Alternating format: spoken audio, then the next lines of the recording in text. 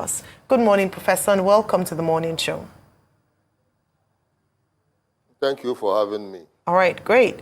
We'll just go straight in. First of all, to give some context to our conversation this morning, can you give us an assessment of what has now been termed certificate racketeering in Nigeria, especially from institutions in Benin Republic as identified in Togo and institutions like that? Because we've seen almost an amassing of honorary degrees, of certificates without any substance to it. Can you give us a picture, paint a picture for us? What is the situation on ground? How bad is it in terms of certificate racketeering in Nigeria?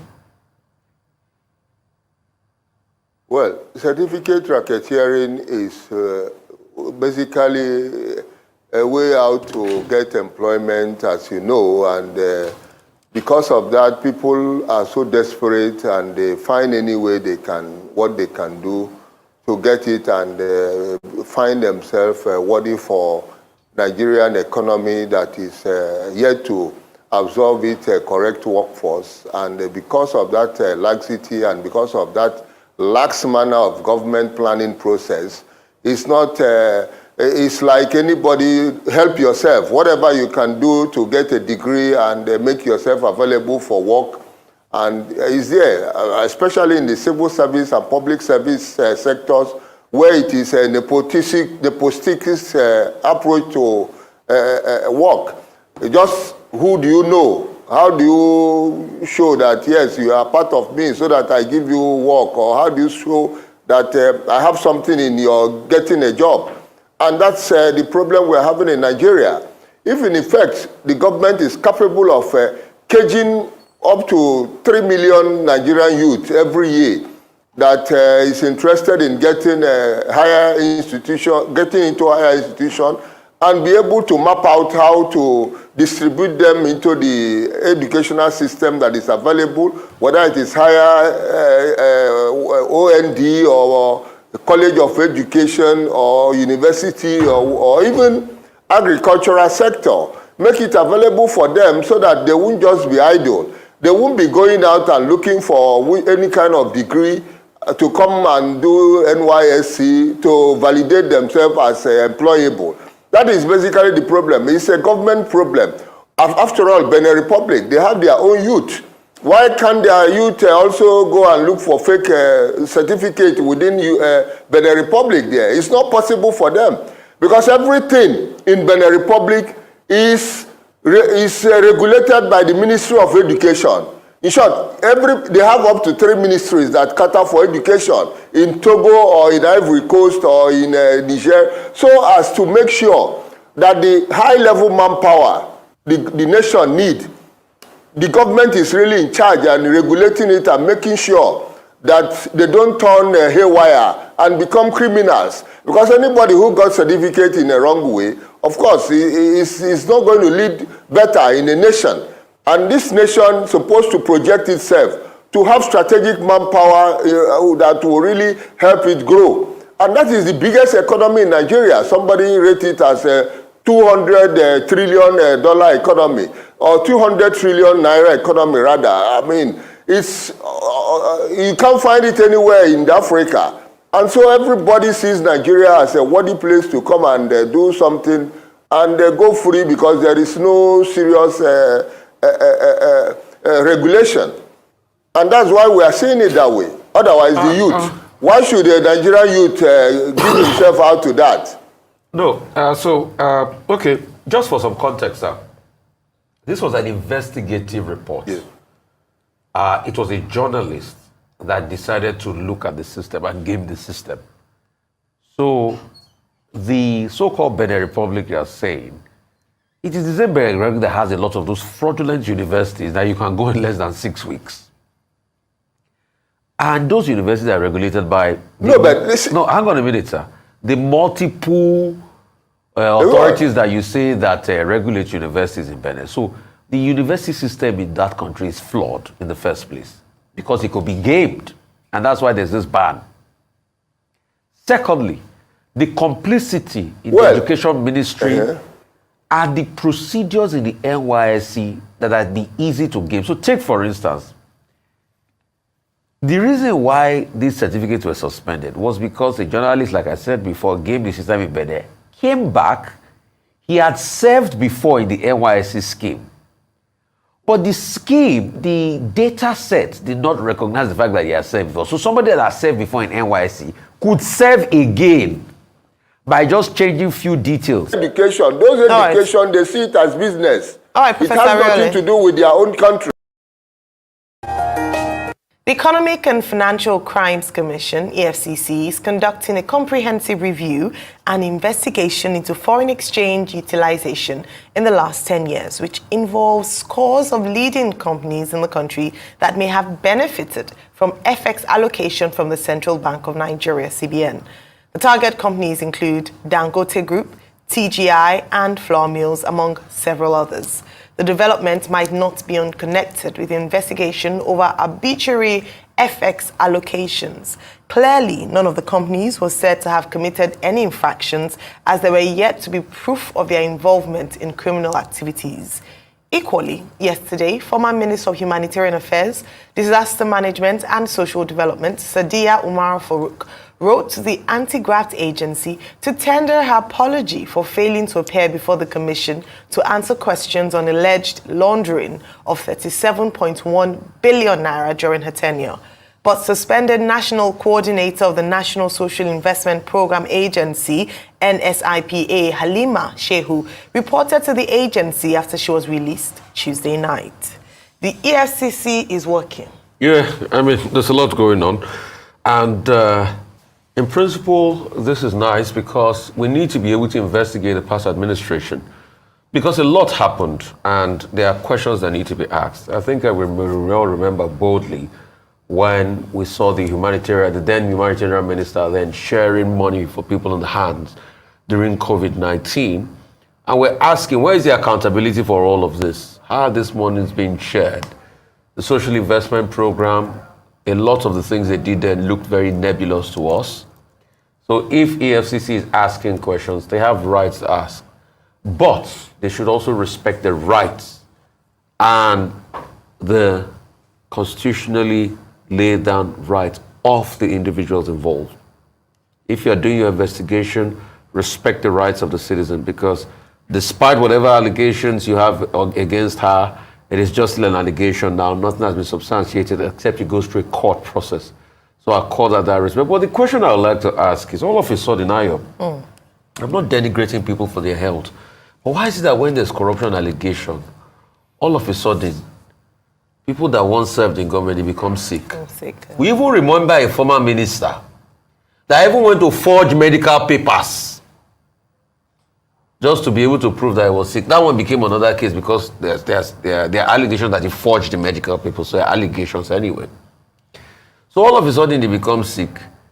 We remember the case of people that were in severe pain. Anyway, that was not a corruption allegation or anything. Remember some senators that fainted and all sorts of things with health. Because when this same person responded to those allegations at first, I mean, she didn't talk about any, but we cannot say about her health. That's just a side comments, that's a side commentary. Fair enough. But it's just very curious to understand why is that all of a sudden when there's an allegation, you have to come and face the authorities, you fall ill. Maybe it's the jitters, I don't know. But it's well within their rights to be able to investigate because a lot of things need to be done as regards the humanitarian ministry. And also, an eye must be put on the humanitarian ministry.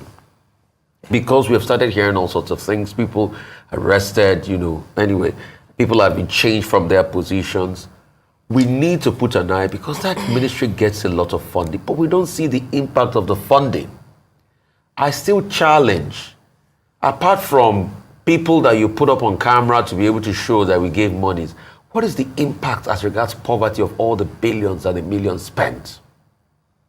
The loan that we took recently to be able to give people in conditional cash transfer, where are the people that money was given to? How has it affected them? How has it changed their lives and prospects? There are many questions we need to ask. And as with other schemes, remember where I would say trader money was vote buying, obviously, and how they led the charge of that. Till today, we've not seen the impact on the market. Because you see, conditional cash transfer, when you look the Brazilian model, Bolsa Familia, is tied to a goal, and that goal lifts people out of poverty. I keep saying the story of Lula. Inácio Lula da Silva, the current president of Brazil, after he left power many years ago, when he came back for re-election, guess the bulk of the young people that voted for him were the people that benefited from conditional cash transfer over 10 years ago. And a lot of them kept on saying, you know what, I'm a doctor today because of the money Lula was given that time to help my parents to see me through school. And those were the bulk of the young people that voted for him. So you can see the effect of that conditional cash transfer. And when it mattered the most, they paid Lula back in votes. When are we going to see that effect in Nigeria? So that's why we need to look at the scheme. Concerning the EFCC also going, I would also put a caveat out there. It must be in respect of the rights of those people and those companies. There's been a lot of talk about, this Forex situation and all of that, what happened in the last administration. Our allocation was given, to groups like Dangote, TGI, and other companies like that. In fact, the Dangote group said they had first submitted the information, so they don't know why the EFCC is going to witch hunt them. In fact, there was another story about the fact that it's another rival business group. But apart from that, the EFCC should be able to do its investigation thoroughly. It's not a case where you harass companies, make them look bad, do the media by trial. Yeah. And I would like the EFCC to stop media by trial. This is from it. Because it is this same EFCC that makes a hula baloo of everything. But when they go to court, there's no substantial evidence. And they lose the case in court.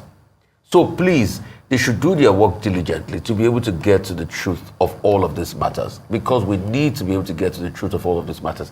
How these monies were spent, how these monies were appropriated, what really happened, who got what, when, and how. That's it. But most importantly, if the government is serious about fighting corruption, like it has shown some signs, and I will give kudos to them, the government needs to audit the NNPC. We believe there's a whole lot more than the NNPC that has not come out. Also, this government needs to audit the NDDC. There was a white paper released, and I challenge this government to release it. There was a white paper released, written as regards the audit of the NDDC. That white paper had been sitting for a year. If this government is ready to fight corruption, they should release the white paper on the NDDC. We challenge them. Let's even know how much, what goes on, what corruption goes on in the NDDC. How much is being spent? Because the government cannot just get a white paper ready as regards recommendations that need to be made, and we are not seeing it in the public. So we even know what happened. How many accounts were in the NDDC? How many accounts did they put around? What was going on in the NDDC all these years? What was the report of the forensic audit? I know it's been written into a white paper. We need to be able to see the end of all of that. Also, we need a proper forensic audit in the NNPC. Let's see what goes on there. What happened in the subsidy, regime? How did NNPC run the subsidy regime? Are they still paying subsidy as we speak today? What's the transparency level in the NNPC? A proper forensic audit is needed. On the money spent hitherto on the refinery till date, a proper forensic audit. If the government does not be mishandled on the NDDC, the NNPC and some other bodies and all of that, all they are doing will be a charade and a walk in the park. I will not believe that we have an anti-corruption back. Because like we were saying yesterday, it is only 2024 this government have to work.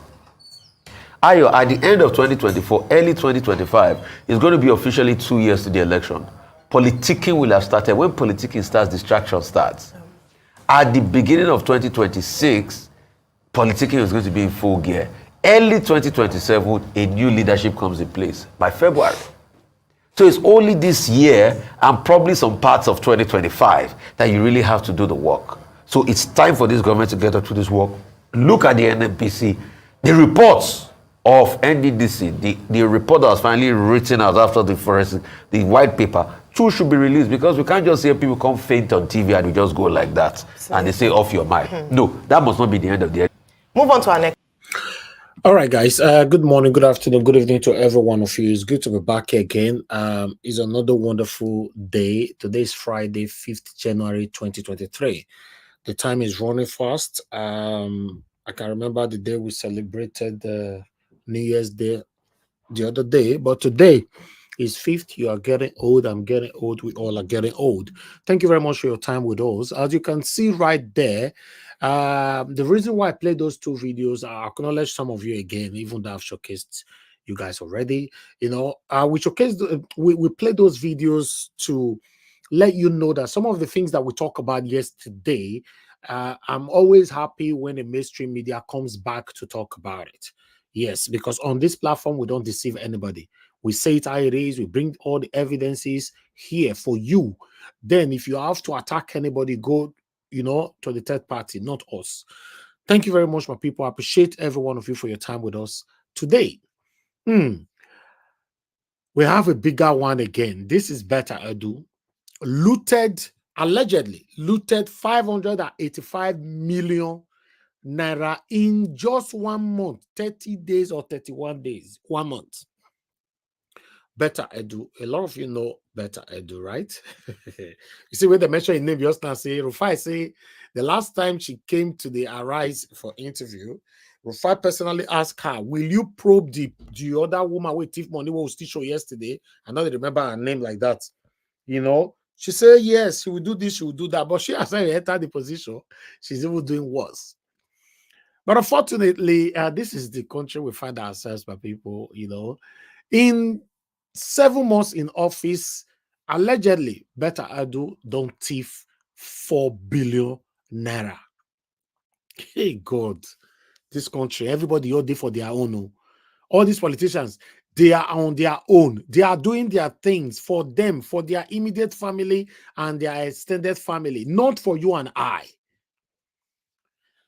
Okay, we are going to take all this. We have evidences for this. Don't worry. Nigeria don't just come here and talk and all that. We don't do that. But before that, I'd like us to divert a little bit, to see other stuff that is happening in other African countries, how their lawmakers are taking decisions and all that, and then to do comparison with our own lawmakers. But before I move on there, I would like to quickly acknowledge those of you that is right here with us.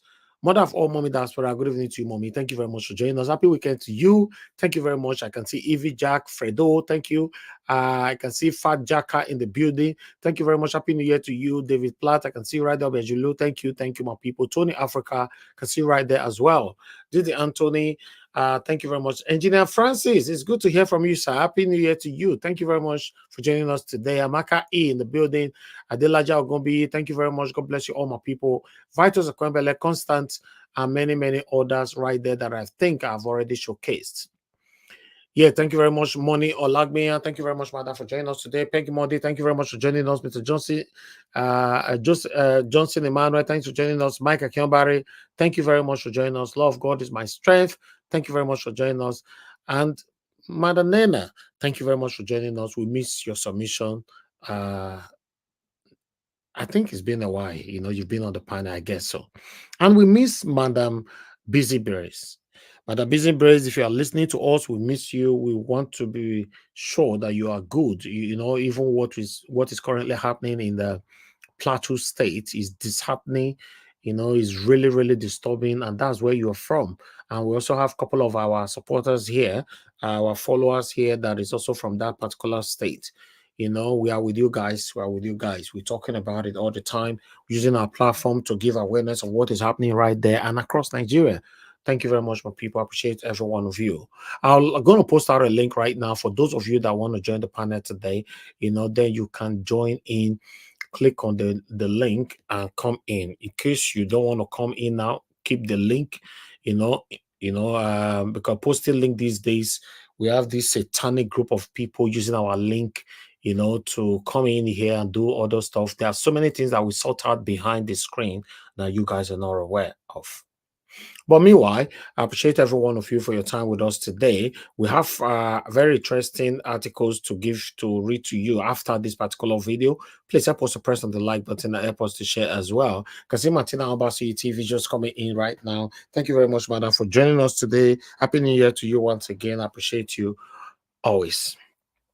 Mark Enely, thanks very much for joining us. Good evening to you. Good evening to every one of you. Please, let's listen to this.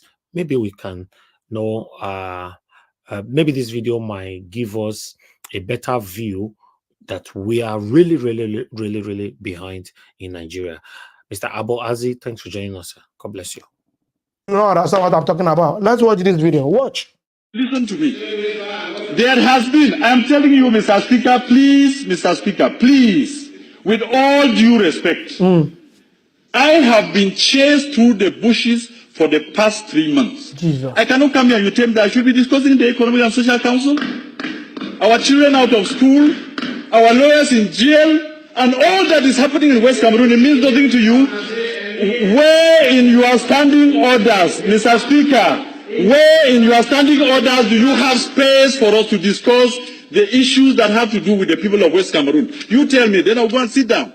Because you don't seem to have an agenda for us. You don't seem to have it. So what are we supposed to do? It is also part of the humiliation. Mr. Speaker, yeah, I am now telling you that the person who ordered for my arrest, tell him I am here. He can come and take me from this National Assembly. And the people of West Cameroon would know that they don't belong here. This guy is stubborn. I am being frank with you. The representatives of the people have the power to say it as it is, Yes. at any time. Yes. And if we come here and you shut us down, you want to kill those people out there. You want to kill those people out there. So what should we do? That is your wish, Mr. Speaker. I should have waited for them to bring my head to you. That is what you would have wanted. I simply say no. Mr. Speaker, can you now, on this floor, give a nation that you call yours, people can do what has been done to our children in West Cameroon? Okay, my people, before I continue with this particular video, when can we ever going to have a lawmaker that will speak like this for the people in Nigeria? When? Because you see, when these guys are clamoring for this office, you know, they portray themselves as, you know, the Messiah, that they're going there to speak for us, to stand for us, to stand against the satanic group of people that have been impoverishing us and all that. But immediately they get there, they start to behave like them. We see other lawmakers speaking. We, you know, remember the other lawmaker we played for, I think that was from the Gambia or something like that. We played the other time here. You know, this is another one now from Cameroon. Let's listen further. I call it West Cameroon because you will never take it out of our mouths again, because that is a territory in which we believe in freedom. To go out on the street and demonstrate is a basic right for us. And that is why we are saying that there are two Cameroons that came together. If you are telling us, like a state minister stood here last year and told us that what happened in Cameroon is like dropping a few cubes of sugar into a basin of water. Who is the sugar and who is the water? I'm asking the government bench of Cameroon, who is that you rape our children? My brother's daughter has been raped in Boya. I swear to you, the government of this country, does the president of this country know that the governors and the DOs and all the administrators you have sent to West Cameroon are out there behaving exactly like an army of occupation? Our people have nowhere to go. We have made all the efforts. Our ancestors and our forefathers trusted you to go into a gentleman's agreement that two people who considered themselves brothers could go to live together. If this is what you show us after 55 years, then those who are saying that we should break Cameroon are right. Jesus. They are correct. The people of West Cameroon cannot be your slaves. The people of West Cameroon are not, you did not conquer them in war. If this is what you are saying that we should live in, I say simply, no, it will not work. How do you have an army that's supposed to protect children, step out there, beat them, and rape some? It is not heard of in any country. This is the 21st century, and anybody who does that, I cannot be willing for his government to pay the price. We will exact it on you, because you are making us believe that we went to the wrong place. What is there to say? I want the world to know and to have it on record that we have made efforts. I have sat with ministers and listened to them talk. The first one was the then Minister of Justice, Amadou Ali, 10 years ago. And I took my time, drove from Como to Yaoundé to tell him something is brewing out there. This thing that people are sending gendarmes to beat people up and say all of these things, there is pain in West Cameroon. And as Minister of Justice, be very careful. What happens there? And he turned around, looked at me, and told me, Mr. Wilbur, it is your people who choose to come here. He is alive. He told me. Last week, I went to see the Minister of Higher Education, Professor Famindango, and I told him, the problems in Cameroon, the problem we have in West Cameroon, is the problem that will bring down Cameroon. If you do not handle it well, you will not know Cameroon as it is in a few months or in a few years. When people have had pent-up anger and pain, humiliation, for over 50 years, when it bursts out, you will never be able to control it. And I told him, and simply what he asked me was, qu'est-ce que vous allez faire? Because you have your army of occupation out in West Cameroon, you believe that when the people will rise, even if you took the whole of the French army and added to yours, you will never bring them down. And we have no need for that. We don't have any need for that in the 21st century. I was one of the believers in a unified Cameroon. And I want to tell this house that what has happened to those children in Buea University and in Bamenda has convinced me that the people who say Cameroon should go in two parts are correct. And there are more and more of us out there who now believe that it is the ultimate end. I listened the other night, an offer of 1,000 jobs, an offer of 2 billion francs for lay schools, and I laughed at myself. Are my people slaves? So you now take them to be your dogs, that you can beat and wound and maim, break their bones, then throw a piece of meat for them to fight over. It has to end. It has to stop. If we, the people of West Cameroon, have to continue doing what we are doing, it is because we believe that the more is always the merrier. When you have more people, you have more chances of surviving in life. If the more people who are the people of East Cameroon have proven to us that our blood means nothing, then it is time for us to say it will soon be over. I want to give you a quote here in this house that I borrowed from the American liberators. When injustice becomes law, resistance becomes a duty. The people of West Cameroon have a duty to resist your oppression. I call it oppression because of what I've seen in the field.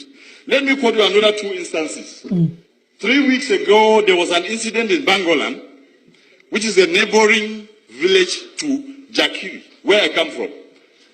And I don't know what it was about, and the Yadam officer was killed. And the forces of law and order under the instructions of the SDO of Ngokitunya move into Jakiri, a neighboring village, and take away 100 men. Just beat them up, break their bones, and then just leave them there. And I went to that place where he took these people and I told him, Mr. SDO, you are going to release my people. He sent soldiers to me, and one of them told me, I said, I am the representative of these people because I'm a parliamentarian. And the guy, young man, turned around and asked me, et puis quoi? On n'est pas ici à Yaoundé. And he drew a line on the ground to tell me, if you cross here, you will see the consequences. Unfortunately for him, I happen to be a descendant of the warriors, so nobody draws a line before me. And I crossed, and I told him, shoot me. No wonder. You are very rugged. I told the SDO, release my people. In 12 hours, he released them. But some are still lying in the hospital. They beat and kicked a woman and she miscarried, a pregnant woman. And nobody can question this. That is the reason in this master plan to finish our culture and our people. You have chosen that every single administrator or every commander of the army is from East Cameroon. That is why they sit there and they can kill the people without remorse. This has to end. Mr. President, Mr. Speaker, I want to repeat this quote. When injustice becomes law, resistance becomes a duty. We, the people of West Cameroon, will resist you, and if you want to take that territory by force, you will kill to the last man before you take it. And you can start from me today. Una dey hear? This one and lawmaker, they talk from Cameroon. Which of our lawmakers in Nigeria can boldly and bravely talk like this? No, could I mention one for comment section if he did? You can start from me. It has to end by force. Duty. We, the people of West Cameroon, will resist you, and if you want to take that territory by force, you will kill to the last man before you take it. And you can start from me today. You can start from me. It has to end. Somebody has to know that this is not how you treat the people. 50 years is too long. 50 years is a very, very long time. And we come here and sit just talking about the budget. You normalize murder. You normalize rape. Mr. Speaker, I am sorry to tell you that this is part of the resistance. You will hear me to the end. When injustice becomes law, resistance becomes a duty. It is my duty to defend my people. You will not stop me because of lack of time. Or if you want to, you can call your brutal gendarmes to come and kill me here. Okay, in case you guys are not getting it, this man where they talk, so this lawmaker, he time don't finish. They say make it come out, make it leave. This man say lie, you know they go anywhere. He want talk. You know, if he not talk finish, he not go leave that podium.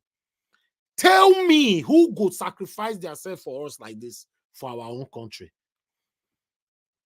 Who? We not get any. I see they look at they try make I wait this man see whether anyone go they comment section. You know, what a shame. It is my duty to defend my people. You will not stop me because of lack of time. Or if you want to, you can call your brutal gendarmes to come and kill me here. I will not. This guy is stubborn. I will not. I want you to hear this, Mr. Speaker. You must hear that it. my people are suffering, and that the cube of sugar that was defined in this house. Are you just angry, Mr. Speaker? That the person you consider your slave, a slave has risen in the master's house, yes, and is asking a question? I have, Mr. Speaker, I'm telling you, this is part of my resistance, and you will hear me to the end. You must Bring hear. the brutal soldiers. My God, see, you must hear me. Even though whatever you guys want to do it right now, but you must hear my voice. If you want to start killing, let the killing start from me. Now, wait till you talk with that now. I'm looking forward to the day we will see a lawmaker that will speak point blank like this for Nigerians. I'm looking forward to that. You know, since they call Mr. Speaker, he even raise his hand. He they look at from back. Let's move on. I have, Mr. Speaker, I'm telling you, this is part of my resistance, and you will hear me to the end. You must Bring hear. the brutal soldiers who raped our daughters to take me out of here. I will say it to my end. I will say it to the end. Guy. There is nothing you can do to me. I'm wondering whether His Excellency the President of the Republic knows that the governors and the DOs are behaving exactly when they are posted to West Cameroon as colonial masters. When they abuse people and insult them and do all they have done, we have to resist, and we have to tell you our people will not be brought down because we came into this union as equal partners. Yes, sir. And I am done. And I am done. And we will resist. And there is nothing you can do to stop us because this is part of our culture that we inherited. You people who fear every administrator and every ruler, we challenge our rulers, we take them to task, and that is why they are accountable. Thank you very much. Imagine we have somebody like this man, too, in our House of Assembly. National House of Assembly. Imagine we have the person like this guy now, 2 in our Senate House. We're not going to get problem. Kudos to this Cameroonian lawmaker from West Cameroon. This guy have boldness. This guy have ruggedity in his mind. In fact, this is a lawmaker. This is the definition of a lawmaker. Imagine we have 2 each in one of our houses, in each of our houses. Things for now they go like this. When somebody go stand and say, "No, President, this will not work." Senate President, no. We say no. We need to change that law. If we get that, everybody want to go for senators now. Oh yes, member. Even the LP, man, don't join them. The Labour Party senators, all of them. Oh yes, sir. Yeah. Yes, I agree with this, my brother, right there. You remember that Barrister Mike, senior advocate of Nigeria, Ozekome, said it the other time that yes, sir, Senate. Yes, sir, Senate. This is let's recap again on what Barrister Mike Ozekome said the other day. I'd like to quickly recapitulate here. Bear with me. Listen to this. 2 weeks ago, the president went to the Senate, to the National Assembly, and said, "I want to borrow $800 million." What's calculated there? 800 million times 760. Can somebody do that? 800 million. 800. They put 60 times 760. That is what the Buhari administration told the Senate 2 weeks ago. They want. Senate said, "Mr. Yes, Senate. Mr. Yes, sir." Senate said, "Approved." To do what with that money? In the twilight of your going, they have just approved over 400 billion. They say payment of judgment debts. Who are the judgment creditors? Have you not seen the judgment creditors in the last 8 years? These are parting gifts for the boys. Nobody is deceived. If everybody is, I am not. Then the same president went to the Senate 3 weeks ago and said, "We want to borrow." Yeah, thank you. Do you know how much that is? $800 million is 608 billion naira. 608 billion naira. With that amount, every state of the 36 states in Nigeria can have a first-class hospital fully equipped that will never allow any Nigerian to leave the shores for treatment abroad. Do you hear me? Are you hearing me? The same federal government 3 weeks ago went to the Senate and said, "Give us 22.7 trillion naira as ways and means loans, ways and means. 22.7 trillion naira. I thought another government is supposed to come in on the 29th of May. Is today not 26? Abi? Is it not on Monday? So, haven't borrowed money for our generations yet unborn. Haven't sold our yesterday. Haven't mortgaged our today. Why are you against selling our tomorrow? Why are you borrowing? What do you mean by ways and means? 22.7 trillion naira. Wait for it. It's not yet ended. It's not yet ended. Again, few weeks ago, the federal government again got approval from the National Assembly to borrow 819.54 billion naira. They call it domestic loan to fix infrastructure. Domestic loan to fix infrastructure. Which infrastructure? When are you going to fix it? I thought you are going in the next few days.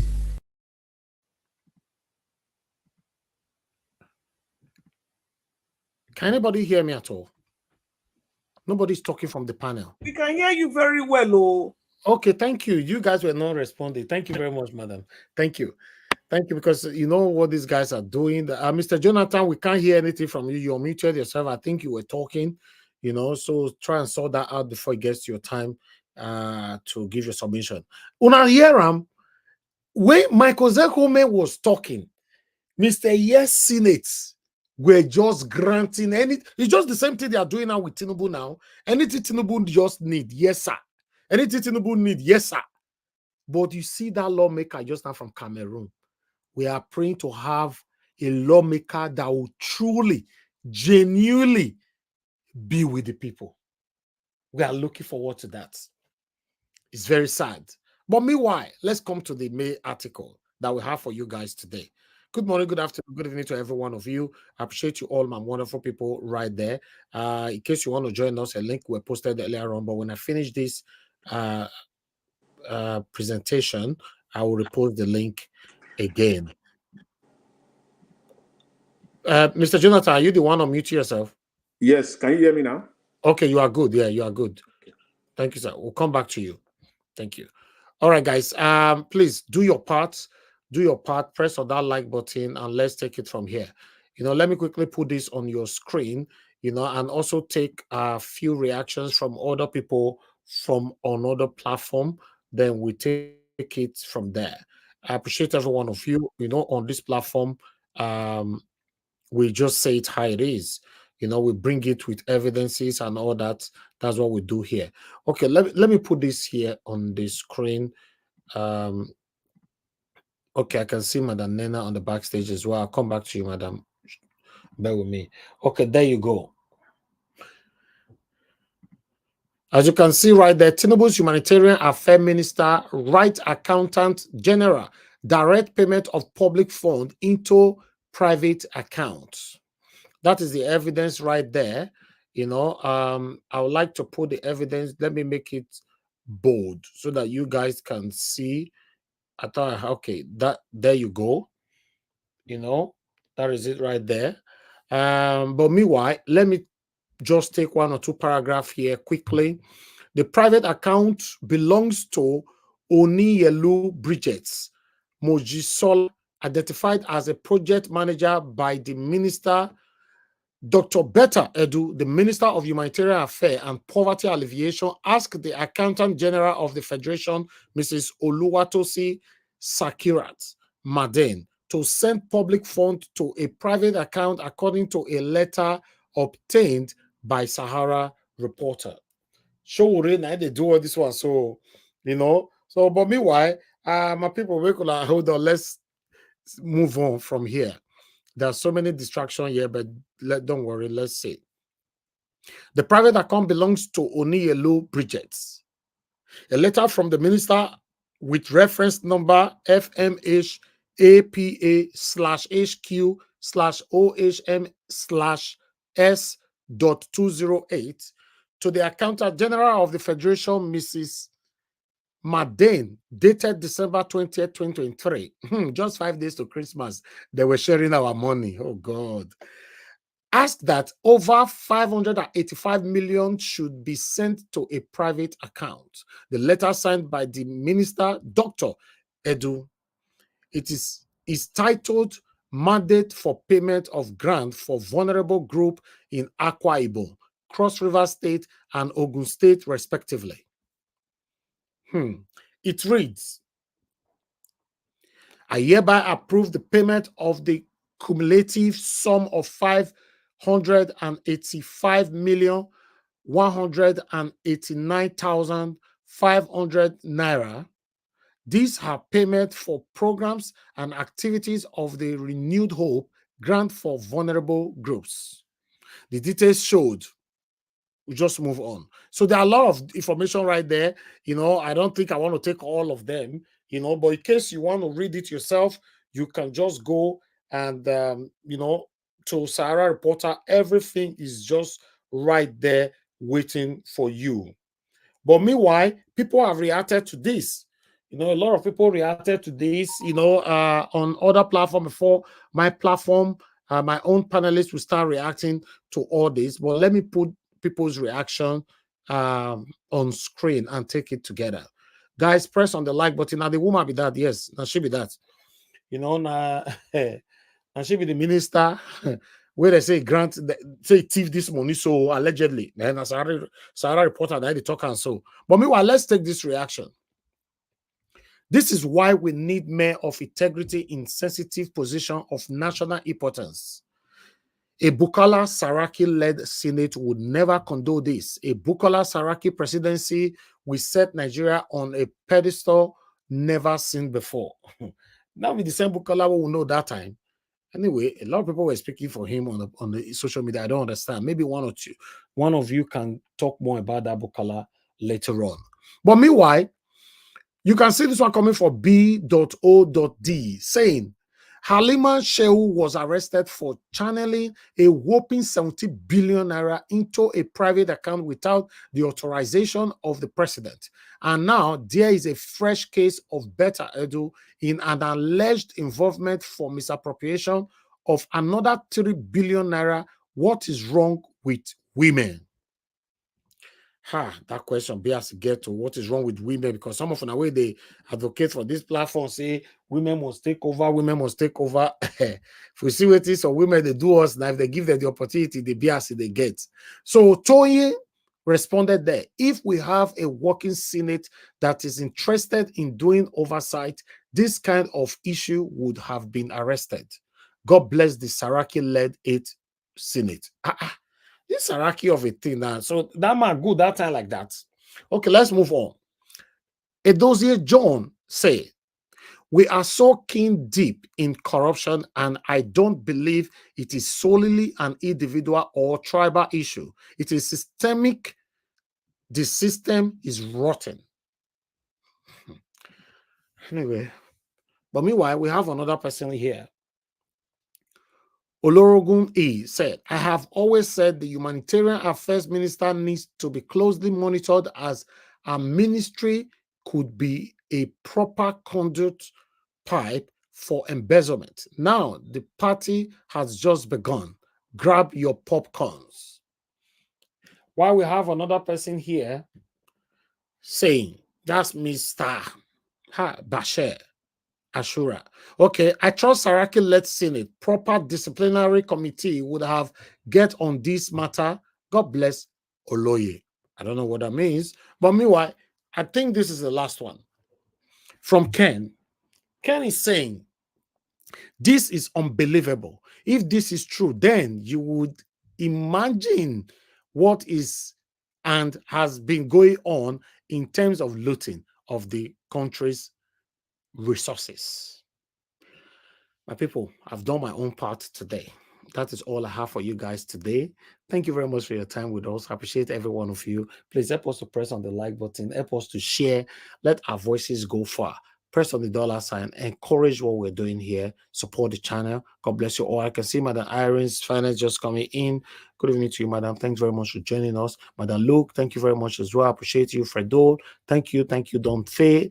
Mr. Ike, Jude, thank you.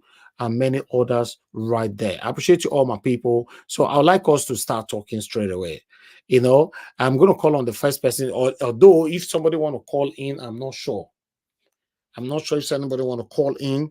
If we're receiving a call, that would be okay. Yeah, we already have a caller here, Madam Origin. She's always, in most of the time, the first caller. Madam Origin, thanks for calling in. Thank you very much, Madam. Please talk to us. Good evening to you. Hello, everyone. God bless you all. Mr. Niger Watch, God bless you. God bless you. God bless you. Thank you for all you do for us. Thank you, our panelists. Thank you, commenters. Mommy Diaspora, I say hello, ma. God bless you. Straight to the point. I just want to say this very quickly. You know, I have there are 2 or 3 comments about women. Please, kleptomania does not have gender. Once a kleptomaniac, they will do what they do. They steal. They have irresistible passion to steal. It does not matter if it is a male or female. Now, I bring to the question you asked, Mr. Niger Watch. It's saying, when are we going to have a representative like this? The guy from Cameroon that was speaking so passionately. I'm going to join it with Professor Victor Ariole, who was lamenting and was talking about how they from top to bottom, there is criminality, there is corruption everywhere. I will summarize it like this. You see, what we are having is a problem with the system that brings these people to governance. And that system is rotten. That system is where the problem is. When we have a gathering of people that have criminal intent, the people I call the lowest of the lows of humanity, and they find themselves at the corridors of power. When the head is rotten, the whole body stinks. It looks like Nigeria is a mess all over. I remember that Professor Victoria was saying, I brought my passport and I want them to endorse it, to comment on it. They said, order from above. That is how bad it is. When are we going to have people like that man from Cameroon? So we are not going to have it, because the system that brings them into power is corrupt, is stinking. We have people like that, but they will never let them take seat of governance. We have the never elected, people of integrity. If Showore is elected, he will speak just like that man. If Mr. Peter Obi is elected, he will find out how to sort out the rottenness. If Ibowo is there, he will speak. If Nnamdi Kanu is there, he will speak. So the system, until they allow the people's voice to be heard, until they allow Nigerians to choose who they want, we will continue to have this problem. But one thing I tell you, my youth, as I say it every day, wake up and find out another way out. You see, I'll prefer you guys do what Sanwo-Olu did when he saw someone running one way. The way out of this situation where a nation is going one way into the wrong direction, since Jesus knows how long, is to borrow this leaf. Interrupt, interject, intercept. That was what he did when he saw those people on that one way. He interrupted them. He stopped them. If he was following them from the back, he will look as though he's also running one way. And that is why the whole world is looking like Nigerians are what these criminals are portraying, because we are following them from the back. You can't chase after them. There has to be a way to stop this nonsense, rottenness, evil that is going on. It's not going to stop until we do something. God bless you all. Thank you, ma. Thank you very much. Wow, Nigeria. We have a long way to go. Okay, let me pick another call. Caller, this is the best time. Some of you watching us behind. That's why you call anytime when people are talking. If you are watching not accurately, this is the best time to receive a call. Okay, nobody's calling in right now. Let me just move on to the next person on the panel. Thank you very much, Mr. Jonathan, for joining us today. Well, before I will go to Mr. Jonathan to speak to us, I want us to watch this, to see the kind of amount that these people are stealing from us, then also for you to see what this kind of money is doing in another country. Okay, Mr. Tony is calling us. Okay, Mr. Tony, Africa, please go ahead, talk to us. Good evening to you. Yes, sir. Yes, sir. Thank you very much, sir.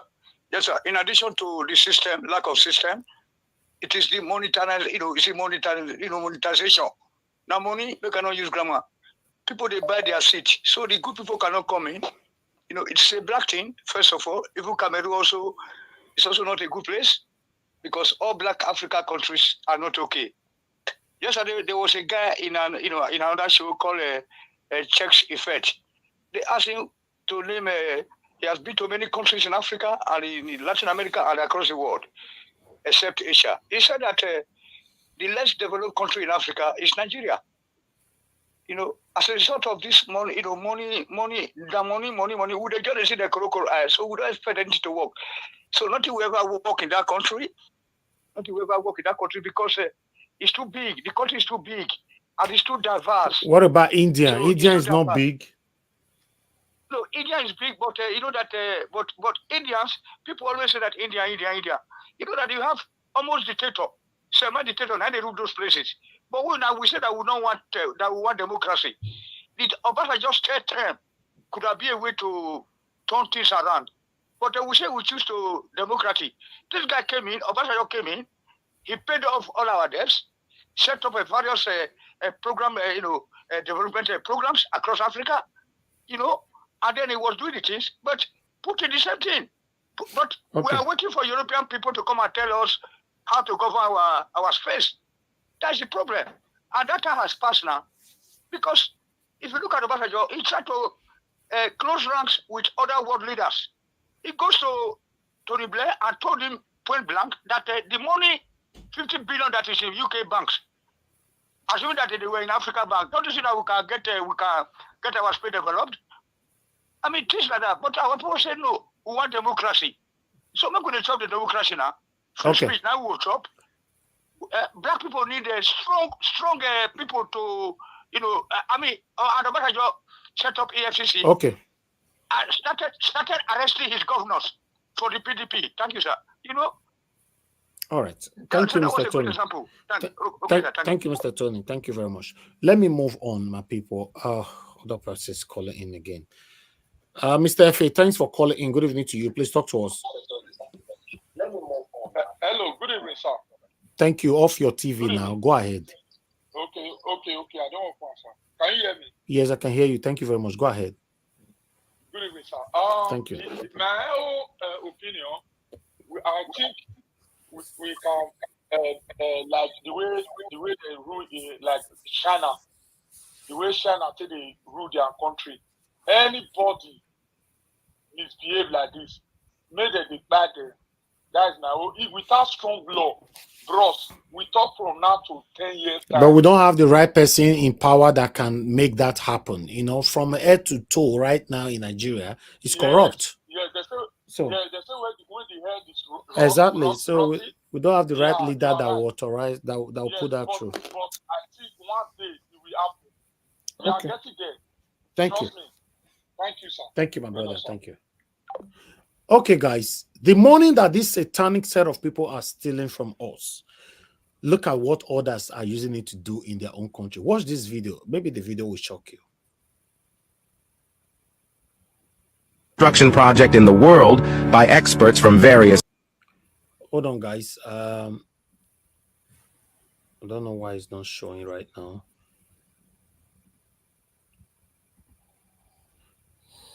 One minute. No, who's that? Who is breathing there? Somebody is breathing, and I thought you were muted. Please, somebody that just breathed, please unmute yourself and mute again. I don't know why. We are hearing you. All right, let me move on. Okay, Madam Patricia, thank you very much. I don't see you already. Let me just bring you in now. Quickly, guys, please bear with me. Oh, who is this? Somebody is yawning. Why am I hearing that person? We are hearing you. What's happening? Please, something is wrong on your end. You're muted. We are still hearing you. What kind of... Yeah, you said what is wrong. We are hearing you. Please leave and come back. It's not normal. Because you are muted. Before we hear how you think they talk to your wife or house. All right, let's move on. Let's watch this video, guys. Construction project in the world by experts from various countries. It is China's Yaxi Expressway.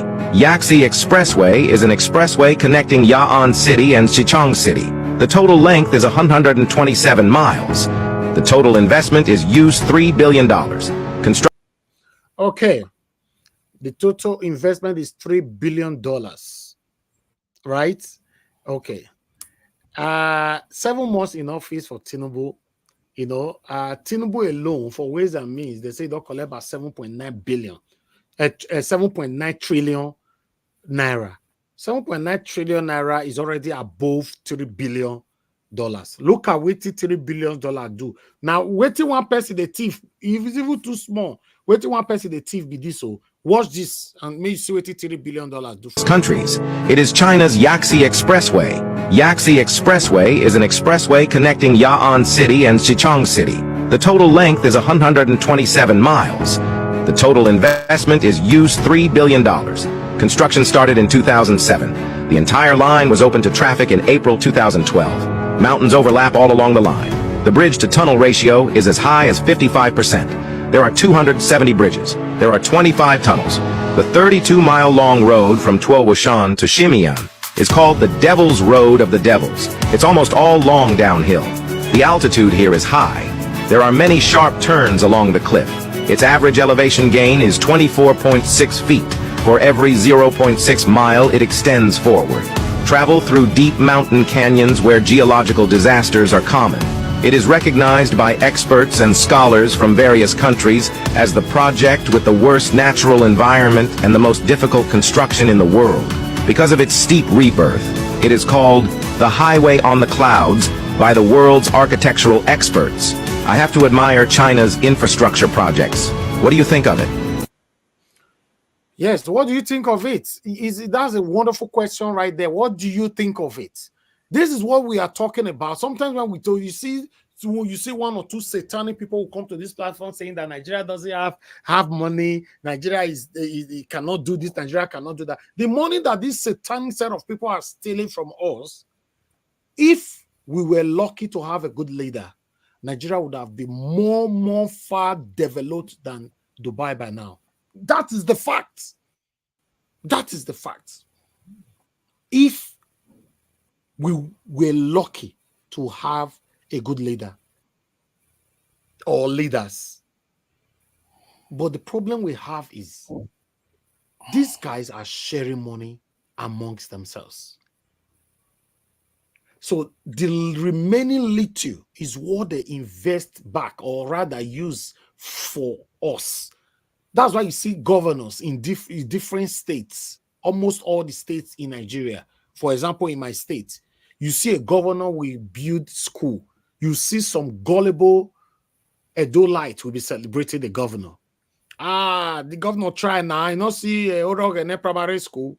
Now he build and I can't put another roof. You know, see he go to primary school. Now he do now he can't put roof. Okay? This is the mentality these guys are subjected us to. For example, now Obaseki I'm diverting a little bit. Obaseki, the Edo State governor, is leaving office this year, anytime soon. You know, election is almost, you know, they are getting there now. 8 years is almost done. If you go to my state today, my people, this is not like you like governor, you don't like governor, you like your state or you don't like your state. Visit my state, Benin City, for example. That's when you will know that these people don't mean well for us. But we have gullible people that will say, no, the governor trial. The governor, your trial. As we are talking right now, cultism are killing almost all the youths in those states. Cultism. Christmas was a bloodshed. New Year was a bloodshed. Even yesterday here, we have a governor. No development. Everywhere is dirty. When we speak, people say, no, you hate Obaseki. When you speak in Nigeria, you hate Nigeria. Or you hate Tinubu. We have a long way to go, my people. You see what $3 billion do just now, right? Just imagine, say, no, all these politicians, we all the thief money, so say they're not the thief money. Imagine how our country go be. Just imagine. You see those police officers with a sack the other day. We see a Netherlands lady, tourist. They will say, what do you bring for us? Money, give me money, money. They say they don't strip them naked, they don't sack them and all that. Normally, if you watch that video, the day where they remove those people from office, those people supposed to be police officers at all. Nepotism and favoritism have eaten us so deep in Nigeria. A position that's supposed to be given to a qualified person You will give it to your brother because it's your brother. And your brother doesn't know what to do. You give it to your wife. You give it to your child. Or to anybody that is close to you.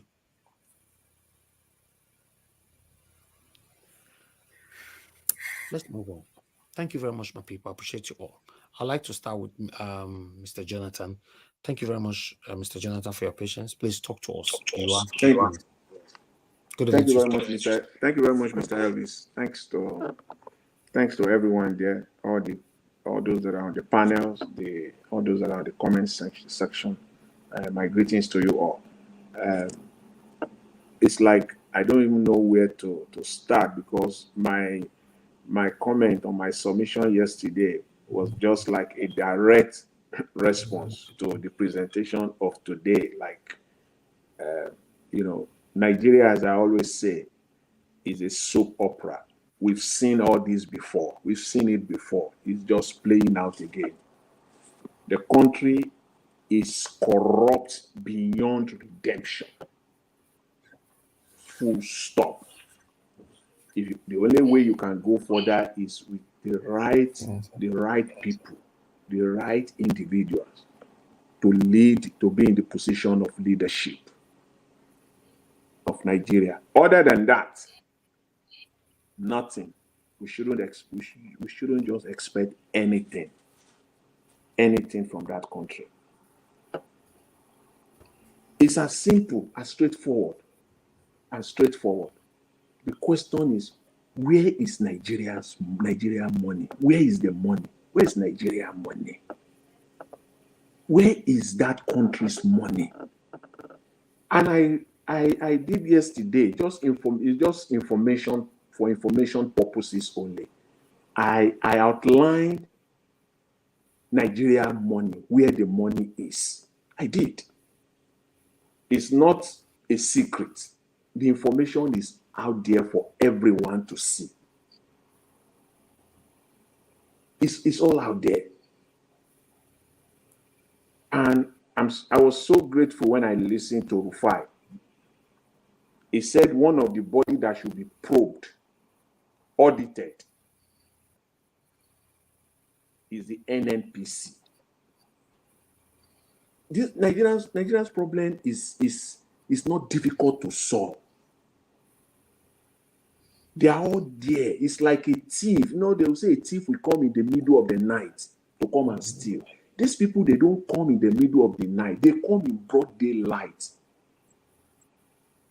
Even terrorists, when they are planning, when they are plotting, they do it secretly. They don't. It is only after the fact, when they have, carry out their works, that you will now see, oh, they've done this. No, they don't do that in Nigeria. They do it in the open. They exhibit it in the open. They plot it in the open. They exhibit it in the open. It's not secret. It's all out there. They just don't care. It's daylight robbery. And it is just calling the bluff of Nigerians. Like, you people are dumb. You people are stupid. And that is what it is, to be honest and to be frank. I'm not being, I'm a Nigerian too, myself. They just know that Nigerians are dumb people. They are stupid people. That is what it is. They are stealing broad daylight. They plot the stealing broad daylight. And they steal broad daylight. Where is the money? Okay.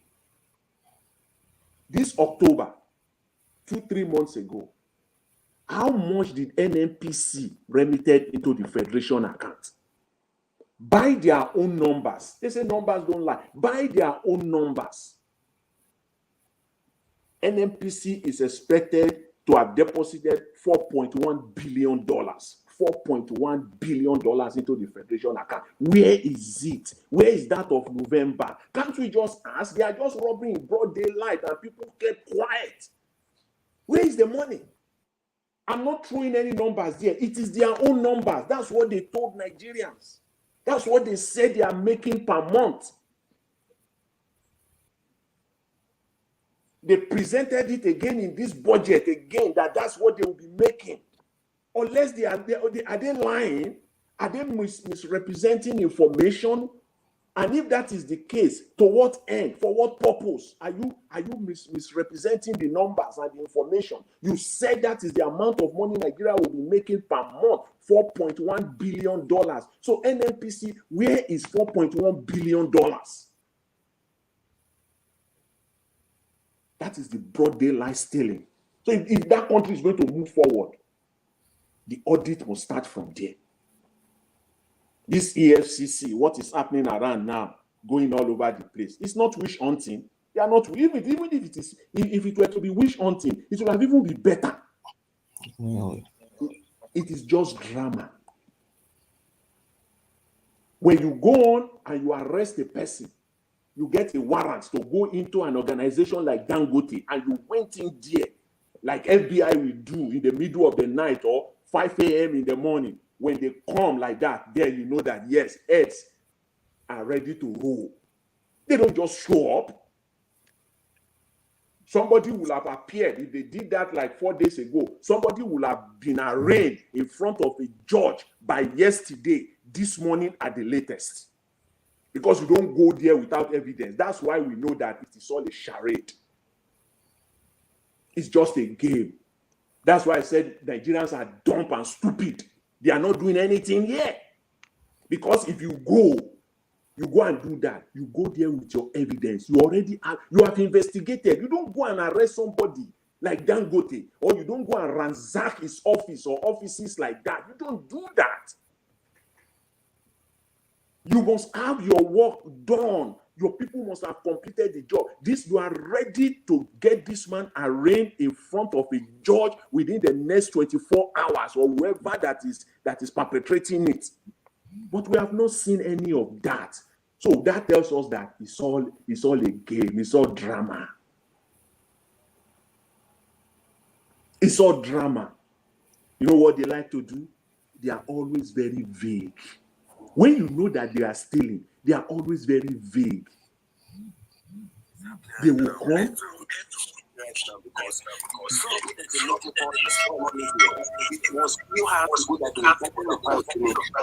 I'm hearing someone. And as for facility on the podium, project the congregation ideas, post a lot, Hello? Today I woke Hello? so well, and then hello? You are hear anything and all of that. So that is what is happening. And you can see the economic crisis in Nigeria. Yet this one, they are monitoring Nigerian money, looking at the interest of the government. We make that to the interest of the government to win the claim that they are saying that they are going to not allow them to rest. There is noise coming from somewhere. There's voice coming from somewhere. This is not me speaking. This is another person. I'm hearing somebody else. That noise was coming from Tune. Yeah, it's Yes. like, are you hearing me, Mr. Elvis? Yeah, I can hear you now. Yes, I was getting some attack. Tune, please And, go yeah, and it was come like back. that must be an attack somewhere, you know. Yes, Yes. Tune, go Yeah. and come back, please. Okay, I should go and come back. No, not you. Tune. Go ahead, sir. Round Okay, up. all right. Yeah, anyway, I don't know if I was communicating in the last 2-3 minutes, so to say. I'm not sure. But Yeah, you were. yeah, okay. What I was just saying was that, see, we all know that what is going on is all a drama. With all these things we're seeing is just all a drama. If it is real, if it were to be real, somebody would have been in front of a judge by today, in front of a judge by today, whether to be, for bail, first of all, whether to grant him bail or he should remain. But we have not seen all of that. So for the fact that we have not seen that, it's a charade, it's a game. And that the game, is the game from their principal. When Mr. Tinubu came out on January 1st, and he came out with all these, all these fine tunes, everything, as if, painting the walls. I said, if we don't see the respective ministers coming out within 48 hours to give us details about what he has outlined, then just know that it is a game. It's all charade. It's all lie. So it's not going, and that has happened now. So we know that it's all lies. It's not going to happen. That is what they do. They never come out. They are always vague. They never come out and give you timelines, give you deliverables, expectations. They will never do that. They will just come and paint the walls with those, they know the fine lines. 150,000 hectares of land will be given out to farmers. Maize cultivation is already is going on, and so on and so forth. But nothing. There will be no definitive timeline and deliverables. 1 minute. They don't do that. The video that we show, Mike Ezekome, he said 819 billion for domestic loans in the last days of Buhari's administration to fix infrastructure. 819 billion naira. As at that time, the official rate for dollar was about 450. That's exactly $2 billion. In fact, their aim, that's exactly $2 billion. Because we don't ask, Nigerians don't ask questions. They just said to fix infrastructure. What infrastructure? No specifics. What is the timeline? What are the deliverables on this? Nothing. They will just come out, they will just throw the numbers out there. So the country is just so corrupt beyond redemption. But yes, it can. Things can be done to solve this. Anyway, okay, Mr. Elvis, let me just leave it at that for now, and then if I have the opportunity, I'll continue. Thank you very much. Thanks to everyone. Thank you very much, Mr. Jonathan. Thank you so much. All right, Mr. Tune, something is wrong with your entry today. I don't know. Please unmute yourself. Let me mute you by myself and see if that noise is still coming in. Okay, let me mute you by myself. Okay, I've muted you. Let me put it back again. Okay, just leave it like that. I think it should be fine by now. I hope so. But meanwhile, let me call on the next person to speak to us. I appreciate every one of you right there. Dr. Alexander Gomez, thank you very much, sir, for joining us today. I appreciate you. Appreciate you all right there. Please help us to press on that like button. Okay, let me call on Madam Luke. Madam Luke, thank you very much for joining us. Good evening to you, man. Please talk to us. 8 minutes. Good evening, Niger watchers. Good evening, panelists. Good evening, commentators. Thank you very much for being here. And we know you come here because of your passion for Nigeria, not because you want to make money, but you want to support our own so that our voices can be heard. Keep up the good work. Thank you very much. Having said that, it's been a whole... Thank you very much. You're welcome. I don't know if it's a Freaky Friday of bad news from Nigeria. I watched your earlier broadcast this morning with Magnus Orakade and a bunch of other people. It was just from one horror story to the other, And then here we are here again with this Beta Edu woman and the looting spree of Nigeria. I don't know what to expect. We don't expect much, because when this is what happens when you use bottom power politics. You actually, I mean, before now, I don't know who all these people were. Beta Edu, I don't know who. I don't even know what they were doing. They were just like a inner party show artists, APC woman leader. They were just doing what they do best within the party. I know other parties have been guilty of this, and I think even the Labour Party in those representatives that took the opportunity to ride on the glory of LP. Now they're coming out in their true colors. They're doing the same thing. Now, it is easy to say that when you are there, you will have a minister or a representative or any government official that will come out and speak like this. Not when you're under a payroll, and then most of the people who have been elected, or I would say elected, who found their way in this kind of offices, these kinds of offices. These people are people who are spiritually poor. They've never seen money. And even if they see money, they don't know what to do with it because it's ill-gotten money. So they're never satisfied. So the only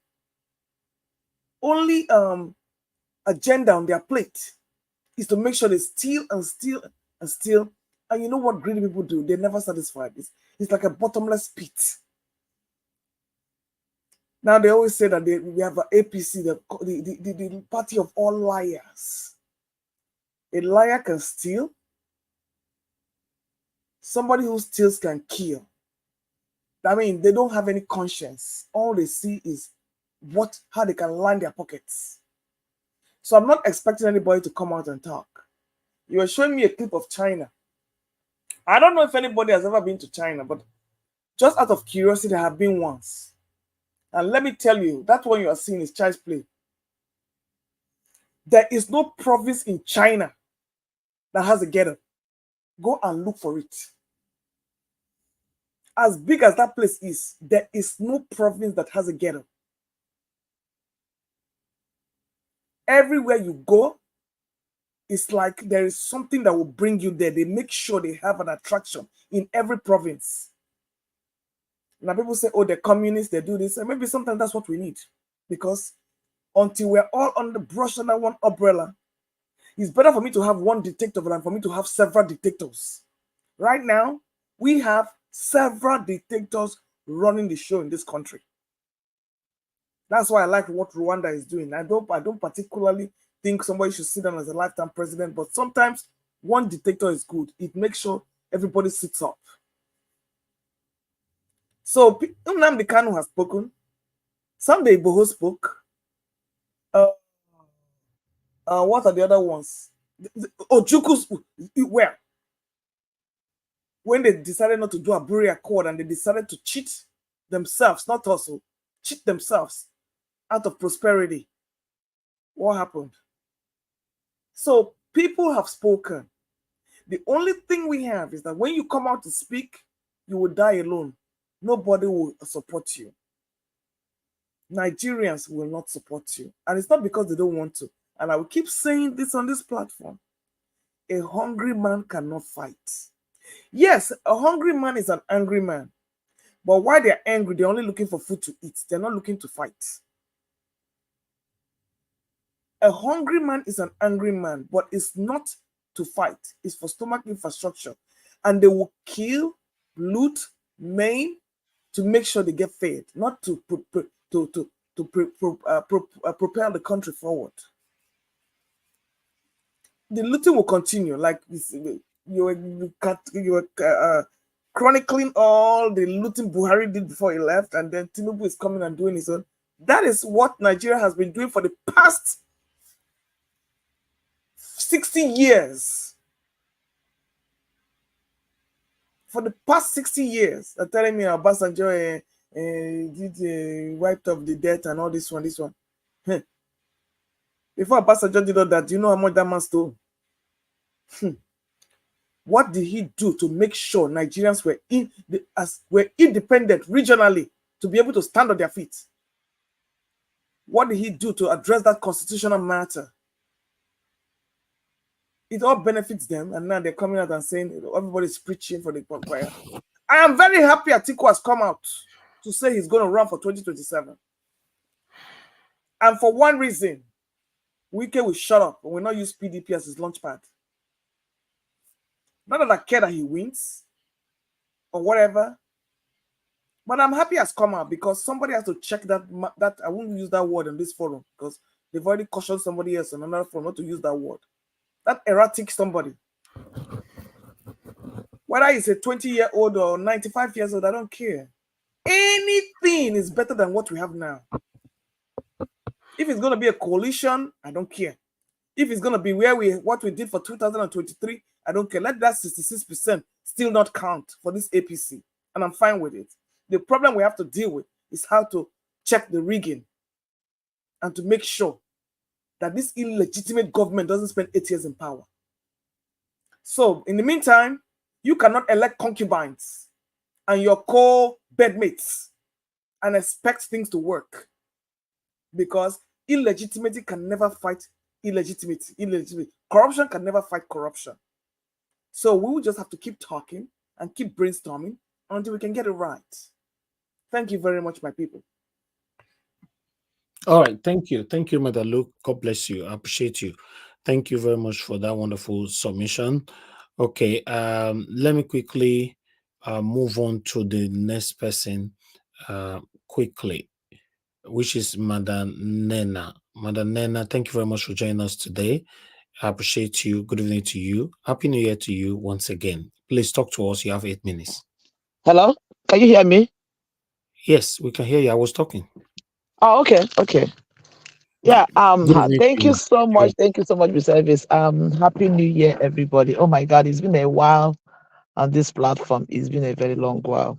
Happy New Year, everyone. Nigeria Watch family. God bless everybody. Thank you so much for this opportunity. I'm privileged to be here today once again. I don't even know where to start. A lot has happened all this while I've not been on the panel. Honestly, I've been listening behind stage and I hear a lot of things, the things that have been happening in Nigeria. And I don't know, it's like the country, I don't even want to say the country is sinking deeper. This country that's called Nigeria has sunk so deep that I don't know what anybody that actually thinks that anything will come out of this present day Nigeria with the present people that are in power at this point, that is pure self-deceit. I'll come to the issue of what is it called? The EFCC. There's something I've come to, that is my own personal conclusion. I don't know, another person can have a different opinion to that. My personal conclusion in Nigeria is that just like myself is, you'll always say, see finish. This our government, they have seen Nigerians, they've seen us so much that they know how to put Nigerians where Nigerians ought to be. They know how to put Nigerians where Nigerians need to be. And one of the things that they found out that they use for Nigerians is this sweet talk and this actions, this drama, like Madam Luke put it, this drama that makes it look as if something is happening, but in the real sense of it, nothing is happening. And once they throw in something like that, a little bit of that, you see people getting excited. Oh, these people are already doing something. They know what to do. They know how to press Nigerians' button, what to do to place Nigerians where they want Nigerians to be. So as far as I'm concerned, this EFCC thing is one of those things that they do to make Nigerians feel like they're doing something and I see it as nothing but distraction, because they will always think like, okay, we have to come up with something to do so that these people don't react, so that people don't do, and so that these people don't protest, or maybe these people don't do something. Just give them the impression that we're doing something, and then they start it, and Nigerians will relax again. When it seems as if, the agitation, when it seems as if the agitation is, as if it's boiling, as if something is going to come up in the air, they throw in something again, and Nigerians will it's a continuous thing that these people have been doing. It's a strategy that they've been using over time to constantly keep Nigerians in that vulnerable position. And until Nigerians get to the point where they realize that these things are all game, they are all gimmicks, they'll keep playing on Nigerians, and Nigerians will continue to remain where they are. This is just the way I see it. This is my own personal interpretation of what is happening. I stand corrected, another person might have something different, but that is just the way I see it. It's just like your child that is always maybe crying or asking for something, then the child will you cut a piece of cookie and give to the child will calm down. Now you realize that this child likes cookie. So this child will do, you try a piece of cookie and give to the child will just calm down again.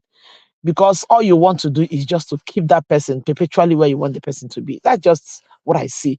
As far as I'm concerned, EFCC is not doing anything. They are not getting anybody arrested. They are not prosecuting nobody. They are not discovering nothing. They are not recovering nothing. They are not doing nothing. That's just the way I see it. If anybody in Nigeria at in this present time will tell you that they want to fight corruption, they want to fight corruption of any type or any kind, and you do not start with Buhari, You do not go after somebody like Mahmoud Yakub and the likes of that. You do not go after these people that Nigerians clearly know. You cannot tell me that the head of EFCC or whoever that person is does not know that Buhari was corrupt. All these people that are fighting under Buhari's regime, Buhari was the lead, was the head of that thing. And you cannot tell me that you are fighting corruption under a leadership that came into power through corrupt means. What are we even talking about? What are we talking about? That somebody like Tinubu is the president of Nigeria. Somebody is telling me that that person is going to fight. This is a man who is corruption personified. So what are we talking about? So as far as I'm concerned, nothing, they're not fighting nothing. They're not doing nothing. All these things are just talks to keep Nigerians where they want Nigerians to be. And now everybody will leave everything they do. Oh, they're trying to recover money. Oh, they're trying. Everybody will calm down. Nothing is happening. Nothing is happening. And now they're talking about stopping fake what is it called? Certification. They thought these things are just some senseless talks that will lead nobody to nowhere. You cannot tell me that you want to fight fake certification and somebody who is a certificate forger is sitting at the helm of affair in Nigeria and you're telling me you're fighting fake certificate. What in the world are we talking about? Who is even deceiving who here? Who is deceiving who? Everything that has to do with Nigeria and the people in power at this point is nothing but fake. And there is no way Nigeria will make any turnaround except the right person sits in the helm of affair. Nothing good will come out except the right person sits in the helm of affair. And the only way that will happen is when Nigerians rise and get this crooks, this bunch of Alibaba 40 thieves that are in Nigeria today, get them out. And if you don't get them out and demand that a better person comes there, nothing will happen, nothing will change. This is just gimmicks. Nothing is going to change. Nothing will happen. The head matters a lot, and the head is corrupt. The head is messed up, and the head of Nigeria has always been messed up. So there is nothing that will come out of this thing except the head gets changed. And then coming to Betedu, I am not surprised. I am not surprised at all. Betedu is a crook. I wish she is hearing me, or anybody that knows Betedu will hear me. Betedu is a crook. She is a criminal. I despise that lady. The day I heard this woman stand in the altar to give testimony of how they manipulated to bring the Speaker of the House, and she was given a gift of $50,000. That was the day I despised this lady. That was the day I know that she is nothing but a crook and a thief. So for anybody telling me that she's not different from any human being, but it's so disappointing to think that an educated woman, a young person like that, who could think, who one would have expected that the ones that will fight and be part of the change that Nigeria needs to have are part of the corrupt system. I am not surprised. Betedu is a thief. She's a criminal. She's a crook. I don't care what anybody says. Oh my God, does anybody even see? Anytime you see Tinubu stand, Betedu is one of the people that stands behind, opening her teeth like some imbecile. She's a crook. She's a thief. All these people are criminals. Nigeria has become a free-for-all. What do you expect? Nigeria has become a free-for-all because we have a free-for-all leadership. Simple and short. So there is no way anybody will expect anything to change in this country with this current people. And it's so unfortunate that even up until this time, Nigerians are still folding their arms. I met a man, a family friend who is one of the top, ranking military in Nigeria. This man came visiting to the US. He's still around at this, telling stories of the kind of things that are happening in Nigeria, the kind of wars, and telling tales of wars and how terrible Nigeria has become and everything. When I heard that, the way Nigeria, sometimes you may not really understand the level of decadence in that country, except you see people, especially people in high places who are well placed, come out to talk about. This person I'm talking about is well placed in Nigeria. And when he was narrating the dirt, the disease that is going on in the country called Nigeria, even at the top, you cannot just but weep for that country. And he said it when he was talking, he ended by saying, he said, whether anybody believe it or not, there is an impending revolution that is about to take up to go on in Nigeria, that is about to happen in Nigeria. That the only thing Nigerians are, that the only thing that is everybody is expecting is when it's going to happen. But as for happening, that is going to happen. When I talk about I'm talking about a top-ranking military man. That's the one of people that sits top in Abuja. You know, and until Nigerians get it that there is no other way that Nigeria can change except Nigerians, because at this point, I heard the other day people were talking about, Maja and whatever. And the question I was asking myself here was, it's just that I wasn't opportunity that day to be in the panel. We are talking about Maja and Maja. Even if you get into Maja, get 10 political parties and put together, who is going to be the umpire of the election? Still Mahmoud Yakub. I still do not believe that anything will come out of it. That is just my opinion. With Yakub Mahmoud still being the umpire of Nigerian election, nothing will happen. It's not possible. So bring 10 political parties and match them together. Nothing will go on. Nothing will happen. The country is messed up. The country has been captured by criminals, by thieves, by rogues, by evil, satanic people. And then brings me to the man from Western Cameroon that was talking. Mr. Evans, we are asking question. When are we going to have people like this? Yes. We cannot have, because the head is terrible. The head is bad. Everybody that went in there, especially the LPP, I use the word especially because these are people we expected that they would have gone in there to follow and stand on the principle of the man through whom, with whose name they got into that place. You see that all of them at this point in time, and they are just there because I don't know what it is. But until we have a head, and that was why Peter B was saying it, when Peter B was campaigning, he used to say something.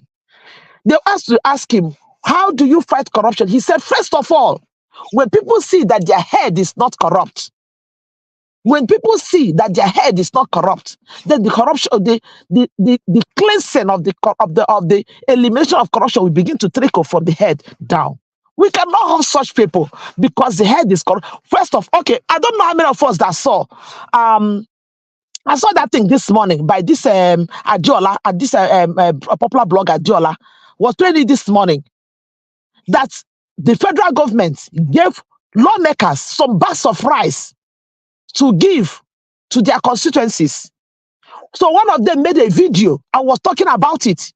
Do you know that after making that video, few hours later, the other members began to, because Adiola wrote it in her page, the other members began to attack him, that he went and exposed them, and he pulled down his video.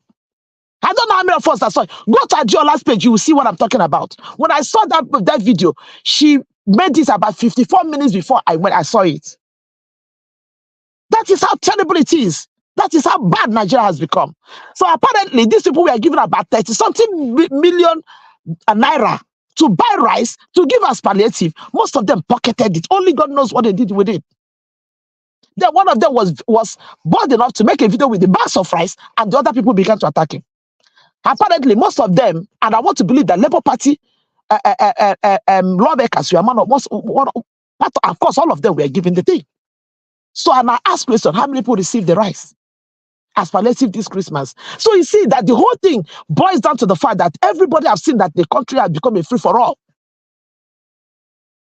It might just be maybe one or two that you can say, okay, but unfortunately, when you have one or two among 100, that one or two cannot be seen, because the corruption of the amount, the number that are corrupt have blanketed the few that are not. The country is messed up, and it begins with the leadership. And there is nothing that can come out of Tinubu because corruption cannot fight corruption. The devil cannot be divided against himself. The thief cannot fight the thief. It's not possible because the man is a thief. Everybody that connects to him is a thief, including the men of the so-called men of God who are their spiritual fathers. They are all criminals. They are all thieves. The country is messed up. So there is no way we can have anything that will come out of these people. It's not possible. That is just my own take at this point. Honestly, the country has gone so bad. So anything anybody is thinking that the EFCC is doing, Dangote, who want to touch that? Who want to do anything? Let them first of all arrest Buhari. Let them. Okay, they're talking about appropriation bill that Buhari took few hours to his leaving office. Sorry. 1 minute, round up. Okay, yes, I'm rounding up. Few hours to his to rounding up infrastructure. So what is that? Where is that money? And what infrastructure did he use it to do within few hours of his? And nobody is talking about that. And you're coming to tell me that the EFCC is doing what? That is all distraction. They just want to make Nigerians get distracted for a few months, maybe January to February and everything. They make Nigerians think that they're doing something. By the time you know, Nigerians will forget that they'll come up with another one. This is just what it is. Nigerians need to look and see beyond what these people are doing until Nigerians rise up and do what other people have done to rescue their country. This country is going nowhere. Thank you so much, Mr. Evis. God bless you. I'll rest my case for now. Thank you. Thank you very much, Madam Nena. God bless you. I appreciate your wonderful submission. Before I call on the next person, I'd like to tally what you just talk about on your own submission to let us know that even our problem is even getting more deeper, right now. It's just coming now that about 100 fake professors uncovered in Nigerian universities. 100, uncovered. And according to, what I have here, because I'm not going to read all of their names, in University of Ibadan, 11 fake professors exposed. And many of them have been there for decades as a professors. That's University of Ibadan. We have Professor Adeyemi, Adegoke, and all that. All of them are there, 11. Covenant University are 4. Obafemi Awolowo University, 8. University of Lagos, 5. University of Nigeria, Isuka, 9. Amadu Bello University, 8. Federal University of Technology, Akure, 9. University of Ilori, 11. University of Port Harcourt, 8. Federal University of Technology, Mina, 9. These numbers I'm giving are fake professors in the states. University of Jos, 8. Bayero University, Kano, they have 20 fake professors there, 20. Ekiti State University, they have 15. Nnamdi Azikiwe University, they have 10 professors, fake. Usmanu Danfodio University, 7. Abubakar Tafawa Balewa University, 7. Federal University of Petroleum Resources, 12. Rivers State University, 11. Michael Okpara University of Agriculture, 11. Federal University of Technology, Owerri, 15. Babcock University, 9. American University of Nigeria, 14. Redeemers University, 9. These are, luckily, we don't have any fake professor in Edo State, because I'm from Edo State. I need to be happy about that, So if you know, say Mr. Evans, yes, don't conclude on that yet. So. Okay. No, for now. For now, we don't have any. So, so now, as you can see, 100 fake professors across Nigeria. Remember the same way we have people collecting salaries and they are not working. In fact, the country is totally finished. The only thing that is working right now in Nigeria, The only thing that is making Nigeria exciting right now is the citizens. Anything you are enjoying right now in Nigeria who is created, or rather was created by the Nigerians, not the satanic government. The country is messed up. Normally, in a country that works, all these people that we are just talking about right now, that, you know, all of them, if I wanted to be reading their names, who sleep here, all of them, they're supposed to go to jail, but nobody will be arrested. Many of them have been professors for more than 2 decades, 3 decades, you know, and they'll be collecting salary, treating students how they like, and they are fake. The same way we have fake armies, fake soldiers, fake police, fake doctors. How about fake judges? Fake judges and all that. So this is crazy. This is crazy. Let me move on to the next person to talk to us. It's crazy. I'll go to Tune. Oga Tune, please unmute yourself, make you talk to us. Good evening to you. It's good to have you here again today. Thank you very much. Okay, good evening, Elvis. Your last thing, I beg, just leave that word alone. Those states too have their own issue. Ekpoma University is the most corrupt university in Nigeria. I know a lot of people have never attended classes, and here they parade their BSc, and we do not know the identity of those people that that's holding the so-called fake professorship, if you want to put it that way. So it's a Nigerian thing. Let's just take ownership that Nigeria is rotten. Okay. I was speaking yesterday. One of the reasons why I came back today is I was speaking yesterday to us. I was trying to let us understand. I was as if I was trying to feed us off with the wrong information. I don't talk too much, but people that know, people that know stuff that is even going on, like the lady that was speaking, is it Nena, that was speaking about the general. People are tired. Where do you want to start? And when you talk too much, they will mark you for the kill. They will eliminate you. They will just find your body, or they said some armed robbers or whatever, neutralize you. So people are just tired. So back to what I was saying. I was saying yesterday that Jonathan was talking about loan, that it was the best loan and all that. That is not the issue. Whether we got it cheap or whether we got it with 0% and all that, that is not the issue. The issue is criminals should not be taking loans in the first place, because when you give a thief a loan, what are they going to do with it? Look at ordinary China that you highlighted as a case study.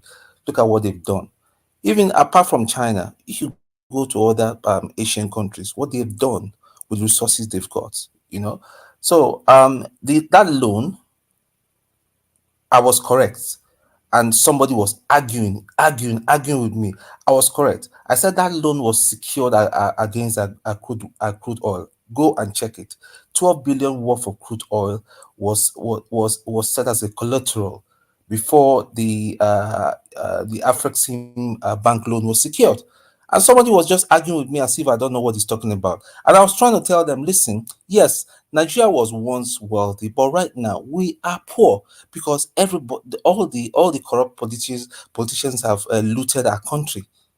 And the looting did not even start from Obasanjo. It started even with IBB. IBB too is a thief. Obasanjo too is a thief. Where did he get his money to build his farm and all that? All of them are thieves. All the generals. Have we forgotten about the general that looted how many millions and all that? That story died. Where do you want to start? So the whole solution is, in fact, right now, I think personally, if you ask me, this is beyond Peter Obi. Peter Obi cannot even sort out this thing. We need someone that does not give, that doesn't care, that is ready to KPAI all of them.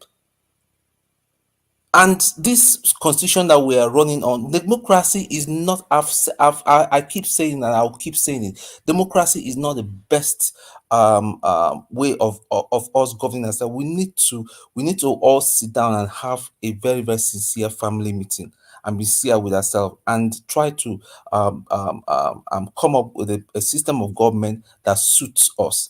If you thief, we'll deal with you accordingly. Because why all these people are getting away with it, because they know that nothing will be done about it. As per Better Edu claims to be a born again Christian. Better Edu goes to Shiloh, and now and again she claimed that the last Shiloh she went was that because Bishop Oyedepo laid hand on her and said "I go, my daughter," and then they made her a minister to go and thief. Better Edu is a career runs girl. There are loads of them that we only know better because she's in the limelight. I know there are loads of them in the corridors of power that are stealing. One or two people that I know personally, I know that these persons who are ladies and all that, they don't do anything. They work for the House of Assembly. They go to they go shopping in Dubai, in the UK and the US and all that, spends dollars. These are people that are not, they are not even they are not even holding office. So if people on their level that are not holding office just because they are pretty ladies and all that, they are spending that kind of money, how much more? So the thing is that when it's state capture, we are in a state capture. Criminals have taken over Nigeria. They are ruling us and all that. They are already planning to reinforce their hold on Nigeria. The only way that can get these people out is KPAI, all of them. Because sometimes here, when there's some kind of ailment, when you go to the doctor, it's not about injection or tablet. It's about major surgery. You have to cut out the affected place. The cancerous part of Nigeria is what it has to be something very, very gory has to happen, so that even the fear of God should be on every other person that is coming to take office. So all these ones that we are doing, we're just wasting our time. Forefathers will now come and be telling us about increasing the size of the army, or increasing the size of the police. That we need to secure ourselves with what? Secure ourselves with corrupt people.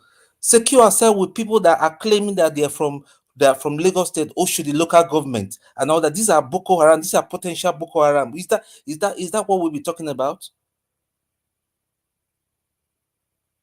And yet, I will see forefathers in the middle of the night. He will be partying with somebody that is a known hater. Is a known hater of the Igbos and all that, and a staunch supporter of Tinubu and all that. You go to his channel. You are very comfortable to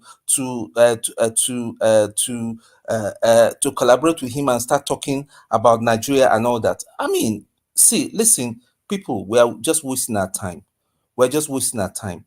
If I wish I got to a place where I have the authority, it's KPAI for all of them. Thank you. See, what even Rollins did will be a child's play. That is just what we need right now. Let's just be real with ourselves. Thank you, Elvis. Thank you very much, Luke. Manda Rita, thank you very much. I can see you on the backstage. Thank you, Mr. Tune, for that submission. God bless you. I will say, Mother Luke. Thank you very much. To be honest, anyway, your submission, I cannot really comment on it. Thank you very much, Lord of God is my strength, for coming in. Good evening to you, man. Please talk to us. Thank you very much. Thank you. Good evening, everyone. Thank Good evening, Madam Nena. Happy New Year. It's been a long time. This is love of God is my strength. Yeah, thank you. I just, the brother I just finished speaking, I just want to correct something that he said. He said Peter Obi is not, cannot be able to take up the job. That he needs somebody that is hard. You have so much noise, distraction on your background, madam. Just stay one place. We are hearing you. We are hearing pot and gari, soup, everything. Okay, go ahead. Can you hear me now? Can you hear me now? Yes, okay. Thank you. So what I just want to say is that we don't do, you cannot get a job. I don't know how to put it. You want somebody that is hard, somebody that can KILL. You don't look at people's ability in their attitude. There are some people, they are very quiet. They don't speak. They are gentle. You think they are not hard. Looking at Peter Obi is not a kick around as everybody's looking at it. He knows himself And when Peter Obi said no, looking at him, he's standing on his no. So let's not look at the way he's talking or the way he's behaving. That might not be able. He will not be able to do this job. Peter Obi is capable in every way to stand up for against anyone. And I want to talk about all this money thing that through this doctor, or whatever they call her, that she started stealing. It's soldier go, soldier come. The one that was there before stole. Yes, she's going there to steal. All of them have been doing it, it's not today. So what are we going to do? The best thing is for us to know how to come. And I always say it, let's take our country back. That is the only thing. Because when we talk today, tomorrow they'll still do another one. We talk tomorrow, somebody else will still come and do the worst. So we come in, we are talking, they'll say, okay, we've given them one, they've seen it. Okay, let's do another one. We'll still continue to do like that until they will still us dry. It's Nigeria, it won't dry now. But we have the money, but it's in the hand of some elements. So what are we going to do? Is to look for a way, as other people are doing, as Madam Nena said, let's do the way other people are doing it to get these people away from our country so that we can get ourselves back and live as other people live in their country. I saw that man in Cameroon, the way he stood up for his people. That is the way our Senate and House of Reps should do, but they just go there to get their money. Even the labor ones, they've joined them. So, Mr. Naija, God will be with all of us. Thank you. Thank you, ma. Thank you. Thank you. Yeah. All right, guys, please permit me to pick just one more call. Then we can move on quickly. Guys, help us to press on the like button and help us to share. The like button needs to go far as well, so that our voices can go far. Good evening to you. Thank you very much, madam, for calling in. Please talk to us quickly. Thank you. My name is Madam Tammy. Happy New Year, sir. Thank you, Madam Tammy. And everybody, Happy New Year, all the panelists and those on the comment section. I'm so happy for all the panelists, the ones that have spoken. Madam Nena, thank you so much. Thank you so much. You spoke my mind. When I sent you that Cameroonian guy's speech, I was so happy, as if I have one person like that in our Senate or in the House of Reps. But I know we will have, but right now we don't have them there. So I just love what he did. One day we'll get somebody like that. And then this lady, Betty, the first day I had her name, I've not had her name before, but I said, no, this woman, if she's a medical doctor, what is she looking for? She have to go to the hospital, work and help, show her love to the people, but she's looking for money. They are the people that carry the ballot boxes. They are the people that exchange figure. They are the people that work. So it's compensation that they give them posts. And she don't even know her portfolio. She don't know the ministerial post they give to her. Our own is just to take the money, amass wealth, go buy expensive things, designers and whatever. And the money they said she stole, nothing, like Madam Nena said, nothing. They're just doing us. The more you look, the less you see. EFCC and no EFCC. Who is the EFCC? Who appoint the EFCC? Is it not the one that is there, that is a bag of criminality upon his head, that the load is saving him? Is it not the one that is the man of the affairs? They just do all that one to say, oh, they are working. At the end of the day, the light is off. Nothing again. So the only thing, right now, I just saw one. In Yobe, Boko Haram went to kill people, kill a pastor, burn a church. In Yobe State, today, 5th. So what is it doing? Nothing. It's doing nothing. It's doing nothing. Even the Labour people that said they went with Labour, because they are jumping from one party to the other. They could not deliver. They all went there, they saw 160 million SUV. They go crazy because they've not seen it before. Poverty have killed them. They went and put their mouth inside the same bucket that we thought they're going to speak. None of them is speaking. Even the Reti that was speaking, she's afraid. She didn't know that this is how it is. We still have people like that man from Cameroon, and the one I had some time ago from South Africa. We have them, but because they will not compromise, that's why they are not Thank you, there. madam. When Peter B is there, those are the people. You are one of them. I'm one of them. Madam Nena is all of us in the panel. We are those kind of people from the man that was speaking from Cameroon and the one that spoke from South Africa. We are those kind of Thank you, people. Madam Because Tammy. we are not ready. For me, I'm not ready to compromise. You are not ready to compromise. We Thank must you. do the right thing, and God will help us. Peter B is my president. God Thank bless you, very man. much. Thank you very much. Thank you. Thank Okay, you. bye-bye. Yeah. Okay. Yes, Bye. sir. Yeah. All right. Let me pick another call. Thank you very much, Mr. Innocent, for calling in. Good evening to you, sir. Talk to us. Okay, good evening, Mr. Elvis and the panel. Glad to come in today. Yes, I listened to some of the postings that you made. You know, the guy that I wanted to talk really about is the Cameroonian guy. Now, everybody is saying this man, you know, we need a senator that will speak like him. You know, it's only not a senator that will speak like him. Each and every one of us have to be speaking like him. We all want a better Nigeria. We want new Nigeria. But can we sacrifice? Look at what the man said. He said, you have to start with me. If you want to start killing, who amongst us will say, come out and say, start with me? None of us will do that. But we talk. Even if there's a senator that is talking like that man, will that senator say, look, I am going out, you know, to defend my people? Mr. Innocent, you can take the lead, though. We will follow. Don't you know that?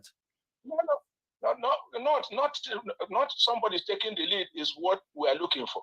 We're not looking for who to take the lead. This is not something that concerns one person. Yeah, but at least somebody needs to start now. Now one person I talk for that video now, Abby. Yes. Do you know Peter B said he is not afraid to die? That's what I'm saying. You can start, sir. Send us a video where you slap a minister. Send that for us, more plan for you, sir. For me, Elvis, I am not afraid to die to fight. I know, but you are in the US. You are not afraid to die.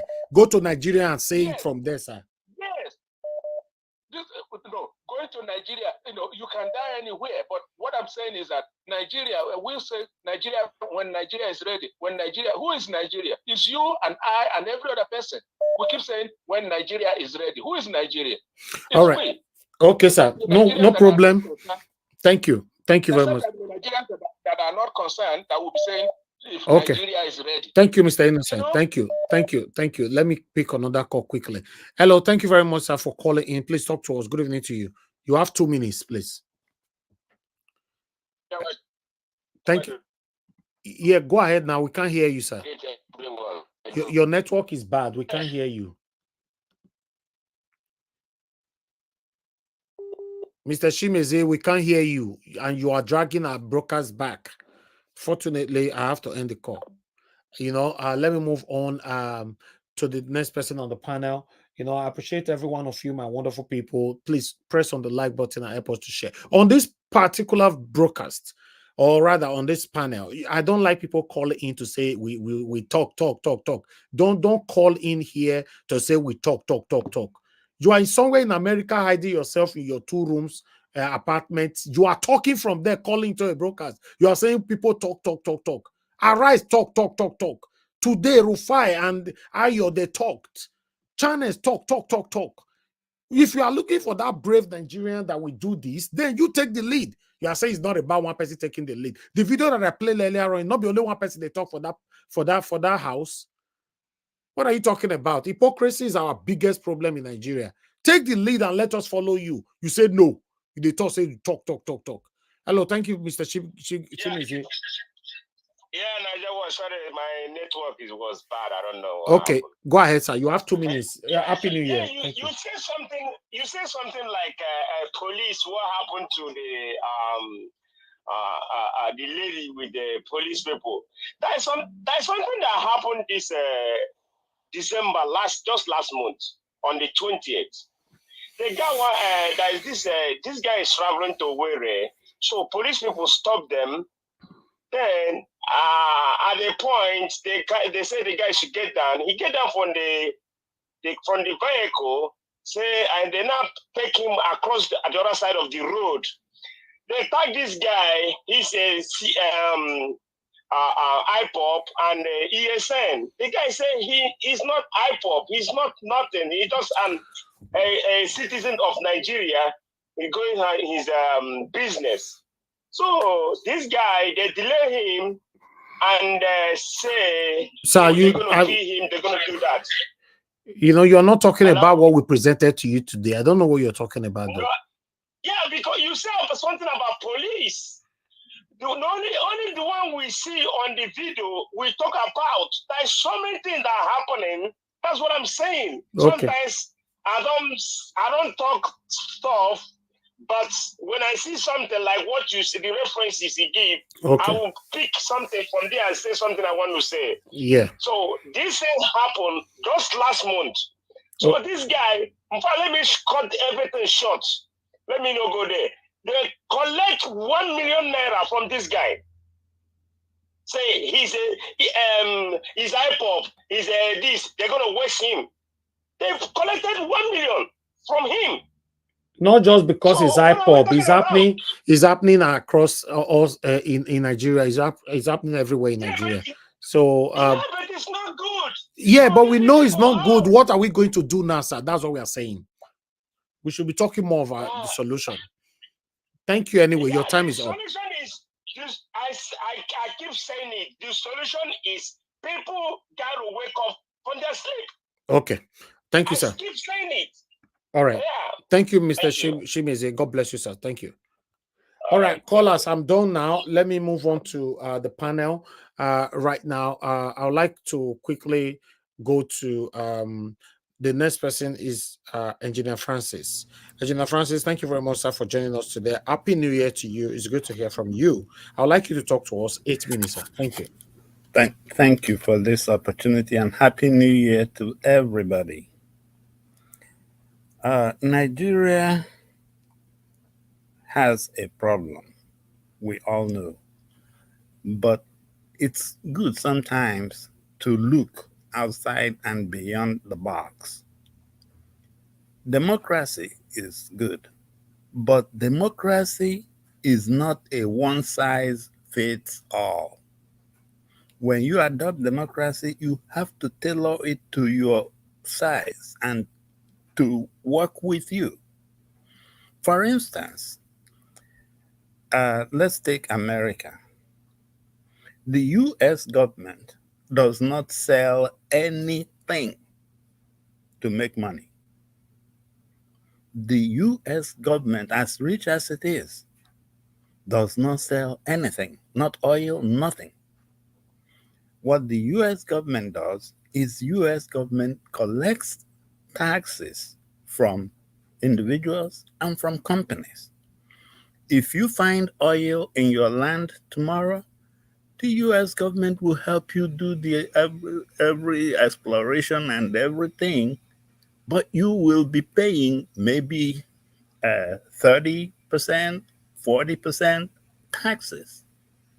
That's how the US government makes its money. From the individuals, workers, every payroll, every time you get your paycheck, you will see the tax deducted from your earnings. That's how the US government makes money. Now, for that reason, the US government is very interested in making sure that everybody is healthy, alive, healthy, and working, because that way you will be making tax payments to them. Now, let's go to Nigeria. Nigerian government depends on oil. The government sells oil. So, for that reason, 200 million of us is a burden to them. If they can go to a Babalawo to make 199 million of us disappear, they will do that. So it will be less mouths to be fed with the oil money. So they don't have any way of feeling anything about us. That way, in fact, the less we will buy and go, the more we will buy and go. If any Babalawo will go to Tinubu tomorrow and tell him that there's an abracadabra he will do to make 210 million Nigerians disappear the next day, he will subscribe to it, because that means less mouths to feed from the oil money. So for that reason, they really don't care about us. And that extends to one other area. When you talk about our money, really? Because that our money is not real like what we do with taxes. We know that nobody pays their fair share of taxes. And the government doesn't even bother about taxes from us. So the tax money is not what they spend, it's the oil money. And because the oil well is not in my backyard, I really don't feel a serious attachment to that oil money. So when they spend it, I just call it figures. If that oil were to be mined from my backyard, and then that money is my money, or maybe the money the government uses, I see it coming out of my paycheck every month as taxes, and that is the only money this government uses to operate. And then a better Edu or whatever her name is goes and funnels a certain amount. I will be so boiling with anger that believe me, all the youths in Nigeria will feel it if they feel a more serious connection with this money that is being spent. Now, how do we handle Nigeria's problems? First, we have a problem with INEC, and we have a bigger problem called 2027. If Mahmoud is in there for 2027, and if the electoral laws are like this by 2027, then we have deceived ourselves all these years. This is what I think.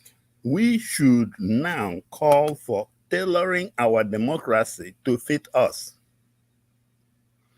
So, what do I suggest?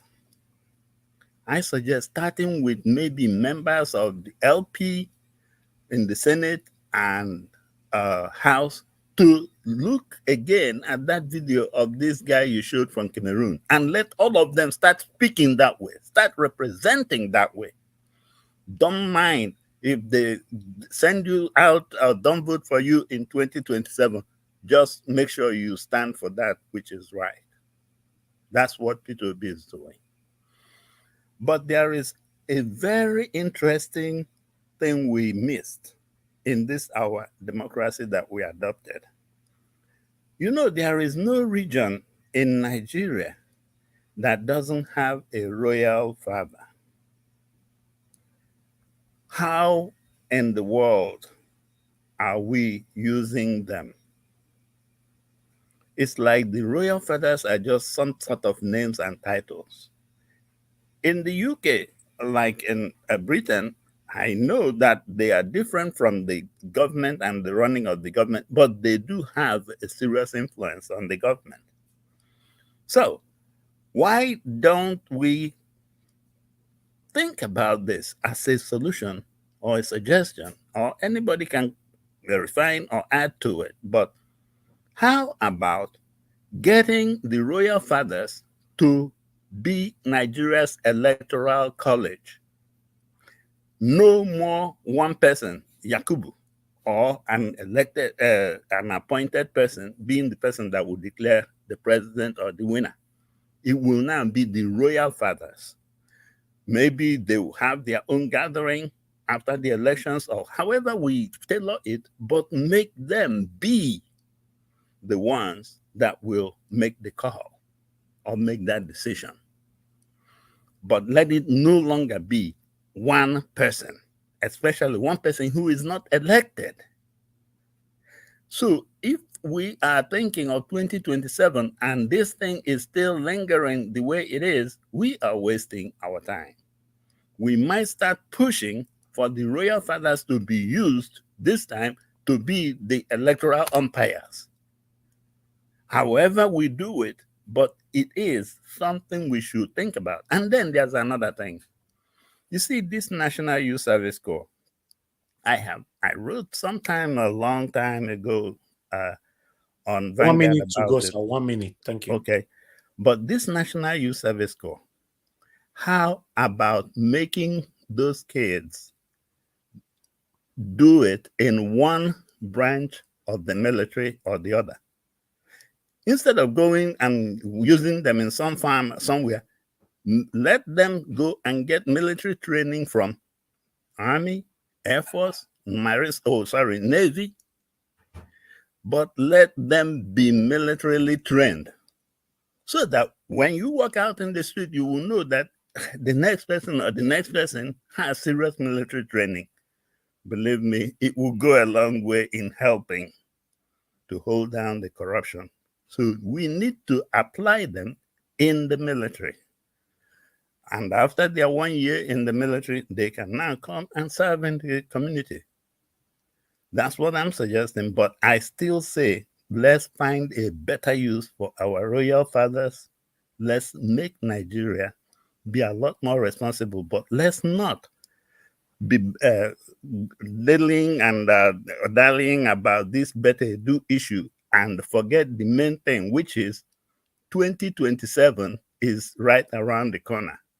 And Yakubu needs not to be the only umpire or the only person that will make that call or that decision.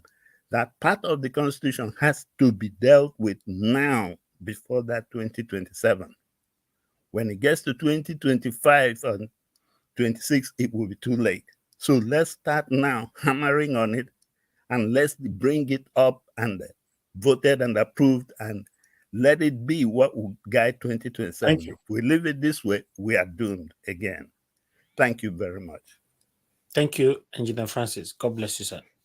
Okay, Tunaja, it's good to have you on the panel. Good evening to you, sir. Please talk to us. You have 8 minutes. Thank you. Yeah, greetings, Nigeria Watch. Thank you for having me. Greetings to everyone on the panel, to the chat, and to the viewers. Tone, how art thou abandoned me in cold violation of our covenant? May you live forever. I don't know what I've done to I'm offend not in you, but covenant with you, forefathers. I will call out anybody. Listen, listen, no, I'm a that was a military joke. man. I That was don't. a If joke. my father is a thief, I will arrest him. Let me Yeah, just I let know, you know. I know. That was a joke. Point is that you are, of course, you are allowed to do whatever, believe what you believe. You know that. So my point is that I do go wherever people are friendly, and okay, even unfriendly. Clearly, a lot of people are friendly here. And I speak my mind. It's just what it is, and because it's not about individuals. It's not about me. It's also about the people, and that's was always what I've been. That's the only consistency I'm here for, and for whatever it's what, I respect other people's opinion, and because everybody's in different places and of awareness. There are things I discovered yesterday that they didn't even know at all of our history. We think we know, we don't. We don't know a lot about our own history even. So regarding the poverty, the corruption that we have been seeing in the country, with the lady that stole so much money in 1 month and 4 billion. This is the nature of the Nigerian space now. Everybody that gets into office is to go and steal money, basically. And if you don't steal money, your family members will be wondering what is wrong with you. I've witnessed it before. I've seen fellow Nigerians insult a civil servant that worked for a former president because he didn't steal. That look at him, he look at him. He's poor now. The family member, they don't respect him. So you can imagine the kind of pressure many Nigerians are facing whenever people get into public office. Like the picture I saw of that lady, she looks like every other person's auntie until she gets into office. Then she starts stealing. This is the name of the game. We say we don't want it, but we keep doing it. We say we don't want a corrupt system, but we keep having people go to Benin Republic to get the certificate. And I think Nigeria just revealed so many fake professors in Nigeria. And we go to church, we pray every day.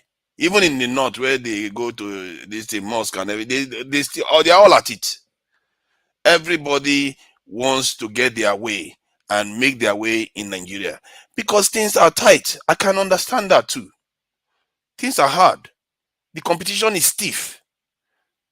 And people are willing to do what, as a matter of fact, that might actually be the minimum wicked thing that they do, because some of them go and take human organs Some of them go and you do human sacrifice, kidnapping, killing.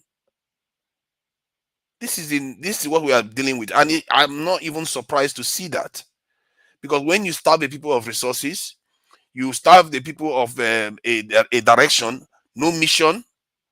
What do you expect? You're going to have this type of behavior. There's no direction. If you have a child and you don't tell the child, this is you need to go to school, you need to be upstanding, you need to be decent human being, you need to take care of your family. If you don't tell your child those things, the child doesn't know anything else, and especially when they see you doing bad things too, that's what they are going to copy too. This is the nature of Nigeria, and I understand it. No matter what I see, people think I condone it, but I am tired of just being angry.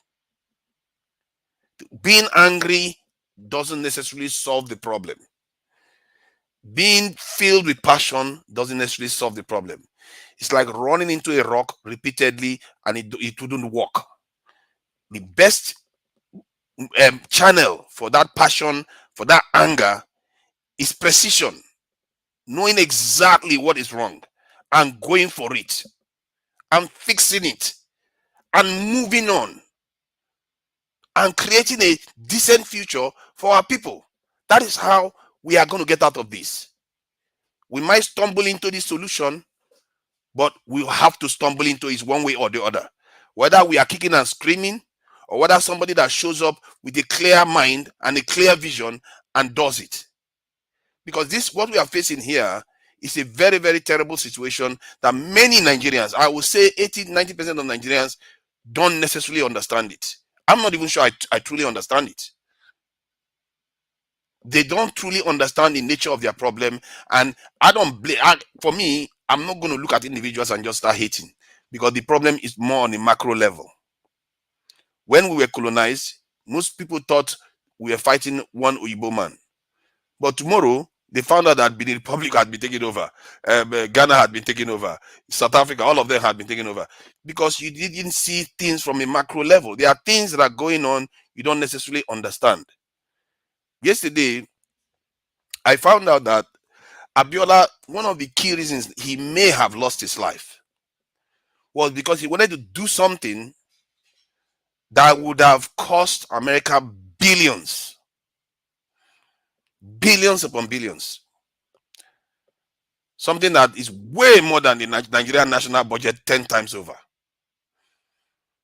And most Nigerians don't know about it, because nobody tells us that side of the story. All we know is that his election was rigged and he did this, he did that.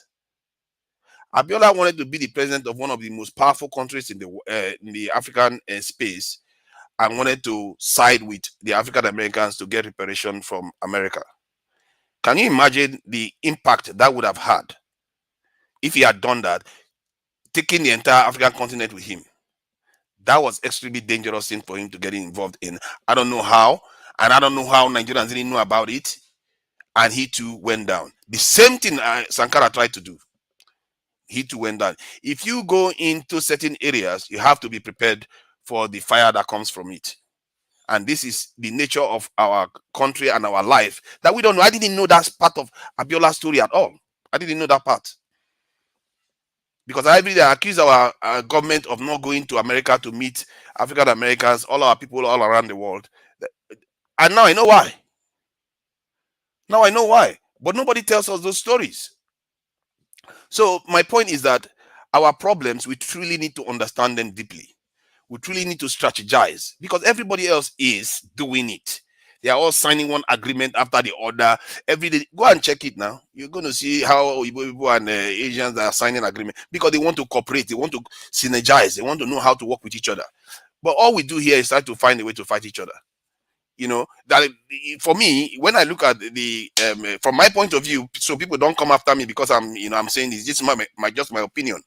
When I look at the video that was played of the Cameroonian, what he was doing, because he was from the southwest of Cameroon, which was the western Cameroon, the Ambazonia area, and the fight they are fighting in Cameroon is basically like what we fight here in Nigeria. We fight north-south, religion, but in reality, who are you fighting for? You're fighting for some other person's religion.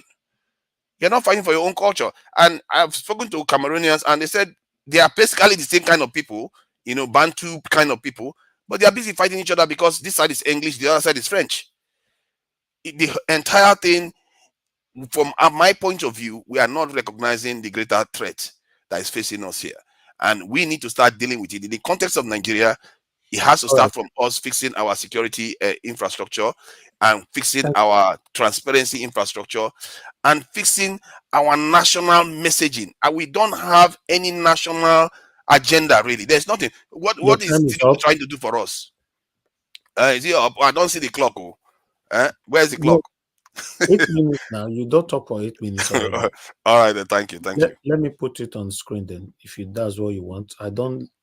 Yeah, because I didn't know. So I should have. Oh my God, this even went over time. Yeah, thank you. Thank you very much. Thank you.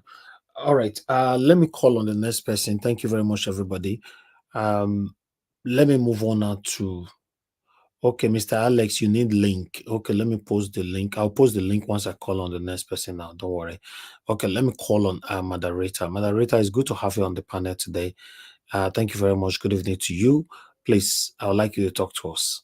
8 minutes. Yeah, good evening, Sir Elvis. Good evening, Mommy Diaspora, everybody in the panel. Madam Nena, Happy New Year. And I'm going to say it every day until Mr. Joseph Orji comes into our show. Mr. Joseph Orji, get well soon. We are missing you here.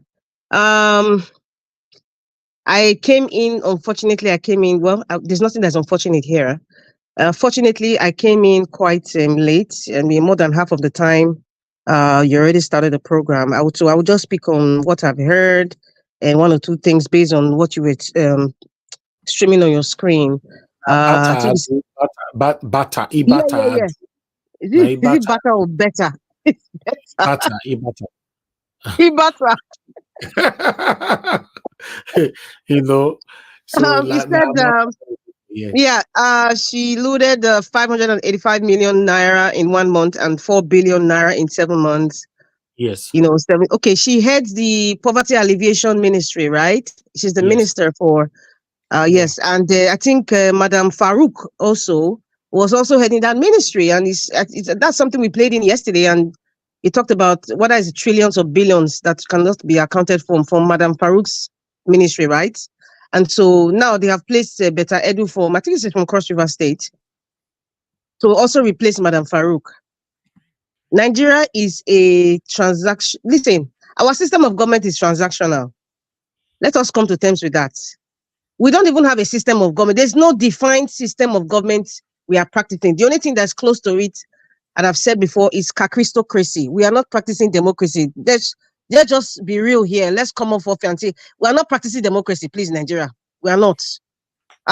So people like Beta Edu placed in that kind of ministry, especially the Poverty Alleviation Ministry, where, you know, they get grants from other countries. You know, you have the suburb, UNESCO, we come, and then we have the US AIDS, you know, just name it, Paris Club, name it. So most of these things go into these ministries, and then you now have people having NGOs. I've said it in this program before. During the regime of Jonathan, there was a significant number of increase of people having NGOs because the NGOs was regarded as an SPV. Now, when Buhari now came, he created a different kind of SPVs. Those NGOs, I remember very well that year when EFCC started going against many people that have NGOs, and they found out that those were used to siphon money, or they were used to be like fronts for, you know, money laundering and all that.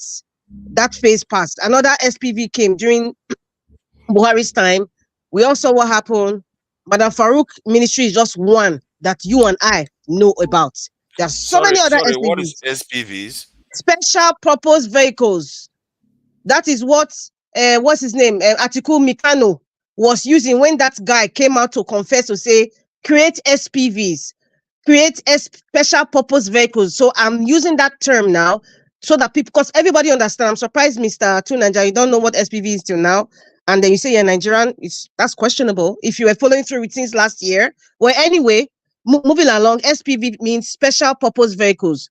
Those is like a metaphor to use to create something like a mini ministry, to make it look like you're working for the government, where they can push money into, launder money into here and there. So I will even say the Poverty Alleviation Ministry. I don't know I don't know which regime created that ministry, whether it's Obasanjo now or Jonathan. I don't know who created that Poverty Alleviation Ministry, but that was also an SPV on its own, just like many others that we don't know. And each of these SPVs, they all have directors, and those ones are either their girlfriends or their brothers or sisters or cousins that's laundering money for them, including most of these celebrities. Let me use allegedly, because it's Nigeria Watch, that are traveling, musicians and all that. They do all these things. We all know that. I'm sure many of us know that. But if many of us want to pretend that we are greenhorns, you don't know. Well, I'm saying it now, so you know. So it's not what you really see that you think is what it is. You see actors, actresses become like, they live like this kind of expensive lifestyle, and then you wonder they are friends of these politicians, even if you don't see them one-on-one. They visit each other. They when they go out to see shows, they're having holidays continuously. How many movies are they acting? How much are they paying them? It's not a blockbuster. It's not Hollywood. Don't tell me we have 200 million people in Nigeria so they can make that money. Hello, it's not 200 million people that watch, that have money to go to the theater every day to make such money. So they know what they're doing, and that's why the influence of this social media and these so-called celebrities in Nigeria, their influences, it created a sort of impact, a kind of impact, and we saw why things are the way they are. You now understand why some of them live the kind of lifestyle that they live, because it's funded by the oppressors of Nigeria. So going to Mr. Beta Edu, it's none of my business, whatever, how she lives her personal life, but I'm going to speak on the fact that she was appointed, right, to be the minister. There's something that I found quite, I did not agree with, and I would honestly say this is kind of is a comment, Mr. Naja, what you placed out there. I just read it very quick, and the last part you said, "What is wrong with women?" I think I think it was on Twitter or something. It said, "What is wrong with women?" And I think that's coming from a male chauvinist, or a man that doesn't understand what is really going on. We're not trying to place gender to, whether you're a man or a woman, you can be a thief. Whether you are a man or woman, you can be a murderer. So it's not about gender. So I don't like when people make those kind of, why are men like this? No, she's a Nigerian, for Christ's sake. She's part of the oppressors. Whether it's a man or a woman, she's part of it. Madam Farouk was part of it. We have women senators in the hollow chambers. They are part of it. Men and women, they are part of it in the hollow chambers. They are making decisions for Nigerians. They are passing laws and passing bills on behalf of Nigerians. What are they doing? Nothing. So it's not about, I don't like it when people make such statements. What's wrong with this woman? Who was the Minister of Petroleum? From after Desani, who was it? Was the woman? Yes. But who was next? Minister of Petroleum was Buhari. It was a man. Who is the Minister of Petroleum now? Prior to Jonathan, who was the Minister of Petroleum? Hello? Please, let's just stop those kind of rhetorics about whether it's a woman or a man. It's quite irritating, and it's not even educating the people on the real issues of what we are fighting for. So let's move that gender issue. So, Beta Edu's thing, she's just an SPV. She's used to siphon money. So this 3 billion, 70 billion and all that, they're using her to move money. She's getting her cuts. That is what is happening. It's not like maybe we're actually attacking. She's doing the bidding because she's part of the oppressor. She's part of the conglomerate. Let me put it that way. She's part of it. And they talk about the 100 fake professors uncovered in Nigeria University. It's quite funny. Even to follow the rule of law is harder than common sense in Nigeria. It's harder. We are dealing with 25% Abuja. What did the courts do? Someone like Mr. Clark, he came on national TV. I'll never forget to talk and say it doesn't matter, just because this hegemonious administration sort of favors him. That's what he said. If they can follow that, listen, most of all these people coming out with EFCC, ICPC, all these agency coming out to talk about, oh, this one has space certificate, or EFCC is going after Dangote, or whatever. All of them should enter house. They should just gather themselves like a bunch of broom, and they should just dump themselves somewhere. They should enter house. Let us not even talk about who is fake now. Start with the man that is the apparition in Aso Rock. He's not even proven to be a Nigerian, for Christ's sake. Just ordinary being a Nigerian, whether by birth or naturalization or whatever. Nothing has been proven. Nothing. Till date. identity, name. Nothing has been proven to date. Now, you're not coming to preach to the majority of Nigerians like, yes, so there are people from Benin Republic or Niger bringing fake certificates. EFCC is going after this. They should enter out. They're disturbing us and they're distracting us with all these things because they are doing damage to us while distracting us with AFCC, Beta Edu, and a fake professor. Listen, the whole system is rotten. We need cleaners, man. We need cleaners. They are disturbing us with all this news. They are disturbing us with all this news. EFCC and all the listen. Bola Ahmed Tinubu and his clowns. Stop disturbing Nigerians with who arrested who is investigating who, because nobody is going to jail. I said it. Nobody is going to jail. From the time of Farouk Lawan, when he brought out what's his name, Odetola and the rest, having all these fake companies and they were giving a fuel subsidy. There was even video of Farouk Lawan even having, is it $2 million that time or $200,000? I can remember. Maybe some of you can remember. Nobody went to jail. That Duje that was putting dollars in his Bavariga, did he go to jail? So nobody's going to jail. So all these are just they're just disturbing Nigerians, poor Nigerians. And then there's something I was talking about, Egina, Francis, sir. Your time is up. Oh my God, my time is up. Okay, I'm going to stop here. Let me follow the rules. Okay, we'll come back to you. Thank you very much. All right, let's quickly move on now to Amashola. Oga Amashola, thank you very much for your time with us. Good evening to you. I'd like you to talk to us then before you. Good evening, Nigeria Watch family. Thank you, sir. Good evening, Nigeria Watch family. Good evening, panel. Good evening, Nigerians. I'm not surprised with what we are seeing. I think on the panel yesterday, someone said the government is just starting. The drama has just started. And what we are seeing now is, first thing, before I heard that, what is wrong with women was what occurred to my head. Yes, when I saw this information.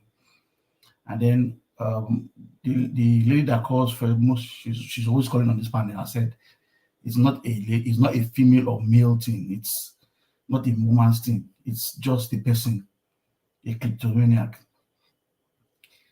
Mr. Evans has showed us a video here. Yesterday, I said Nigeria has money. And I'll keep saying it. Just imagine that's what Mr. Evans showed us is a road from Lagos to Akwa Ibom along the sea, which is a project I think NDDC wants to do. We do not know where that project has gotten to up to now. All they know is to steal.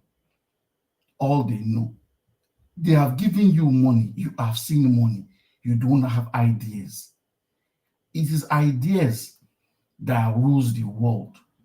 If those Chinese don't have the ideas to do a road from one point to the other, you won't see such projects. We have Nigerians that have ideas, but they are never in the corridors of power. We only have arrogant people, corridors of power. We looked at a senator in Cameroon speaking how it is. There is no Nigerian in that Senate that will be bold to say it the way it is, because they got there in a very funny way. The day we start having private individuals running for election on their own without a political party, that's the day we will see such people in our Senate. Because the people in Senate now like the way Nigeria is, because they are benefiting. And Nigeria will not work because some people are benefiting. And this my brother, I don't know his name, that was talking about buy. Each time I watch these people on video, I have this feeling, I wish I have a gas to just buy them all. That's the only solution for Nigeria. We can talk from now till next year, 2025. The same thing will still going on. The EFCC man that is there now, before you know, another government comes, they will arrest you for something that money is missing. It's just thieves circulating themselves around the government offices that they do not know what they want to do with the cash we have. The painful part is, each time I look about this money they are looting, I keep praying that I hope this money will not finish before Peter Obi comes to government. Because the way they are stealing without thinking of tomorrow. Are they planning to buy Nigeria when you steal such money? I can never forget the $9 billion Tanzania has taken, and yes, they are saying it's alleged. If someone can take 9 billion, this is another one that is taking money left and right. If only we have a compass, just check everywhere in Nigerian government, you will see the amount of money that has been stolen. Everybody is hiding. It's just this woman. Only this woman that is saying this money. By the time you check, in 1 month, she's not the only one that stole the money. Even you will be surprised. The man in charge is involved. Everybody is just sharing money because that's what they care about. The senator that was telling, I heard him saying it's senator, they were giving money to give a bag of rice to their constituents. That one has conscience. That's why he posted it. He still has conscience. But the ones that don't have conscience attacked him because he is also playing along. He can't go against them. Therefore, me, the country is finished. Nigerians, they are listening to me. They will soon increase your fuel price. And if you like it, stay indoors and don't take over your country. Most of us talking here, you listen to us, we don't live in that country. The painful part is that we want to come back. You cannot leave honey and say you want to go and lick salt. We are enjoying ourselves here. We also like you to enjoy. It is not a crime to see a standard road that we drive here in Nigeria. It's not a crime that you stay in Nigeria, you have 24 hours light. It's not a crime you go to the market and you can afford food. There is no crime that you work, you are being paid. Mr. Elvis, those two policemen, I watched a video today, they said they have not been paid. They worked for 3 years and 3 months before they were sacked. They have not been paid. The money they make is what they make on the road. I only wish they could take a lawyer and charge that case to court. Then we'll know where we are. Because when they spoke, they said they are not regular police officers. Nigeria is corrupt. You cannot tell me you are wearing a police uniform and you give yourself a name and say you're not a regular police officer. That means we should be scared when we see a police officer wearing a uniform. Thank you, Mr. Niger Watch. All right. Thank you very much, Mr. Mashallah. Thanks for your submission. Mr. Alex, it's good to have you on the panel today. Happy New Year to you, my lovely brother. I appreciate you. Please talk to us. Yeah, Happy New Year, Mr. Najawash. Thank everybody on the comment section. My dear panelists, thank you for always doing justice to the topic and to the nitty-gritty affecting the one achieves of the society. I want to thank all of you for your time and your energy and your talent. May God bless you, and the Almighty God continue to protect you and provide for your families. You know, I don't like to be, gender ignorant, so I am very gender educated. I know how to balance it because it's part of my training. I refuse to say it's a woman thing. And because Thomas Sankara, who is being celebrated today in Burkina Faso for fighting the colonial powers to a standstill and developing his country to a large extent, who changed the name of that country from Upper Volta to Burkina Faso. Upper Volta means a land close to the sun. Burkina Faso means a land of honest men. From a colonial name to people-oriented name, created a new national anthem, brought Eldorado to his country, had half of his cabinet were women. Half of his cabinet were women. He employed 10% of his people then into agriculture, brought in what we call redevelopment, water to drink, electricity, transportation, security. He was a hero, even if he came in through a military coup. He had half of his cabinet. We had Mommy Fumilayo Ramsey-Kuti, who was the first woman to stand against, who spoke for universal adult suffrage, allowing women and men to vote equally. Mother of democracy, we call her. That's a woman.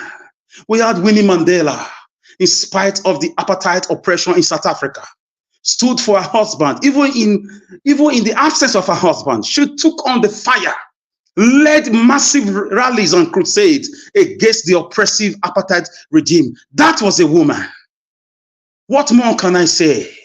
Should I remind you of the Aba Women Riot of 1929 against double taxation that stood against the oppressive and the wicked colonial masters and their oppressive regime of evil policing and double taxation? They died with those men. Many of those colonial masters lost their lives. Those women lost their lives, and they were heroes, and their names were written in the book of history. The Aba Women Riots. Those were women. What more can I say? Ngozi Owela, WTO building chairperson. That's a woman. Chimamanda, one of the most eloquent and one of the most gifted in terms of dexterity and in terms of eloquence and in terms of friction and prose and writing. That's a woman in the whole world. Some of the American institution knows in every area of our dealings. That's a woman. So it's not about gender. It's not about gender. After all, the people killing this country or this way, the Babangidas of this world, who brought this structural adjustment program, whether the fake or the real or the late or the alive allegedly Buhari, is a man. Or Obasanjo, who had the golden opportunity to bring this country to a factory reset. He didn't do it. He was busy feeding his ego. All those years as a military head of state and as a civilian twice. That's a man.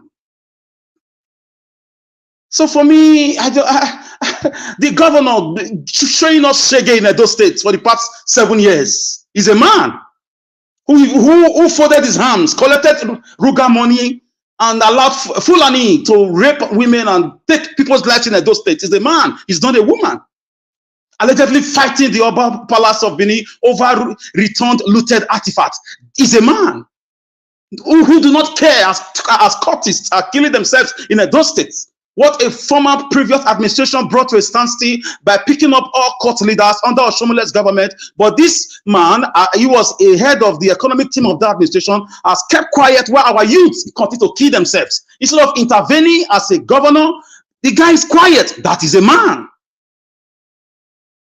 So it's not about gender. When you are convinced, you are convinced. When you are intelligent, you are intelligent.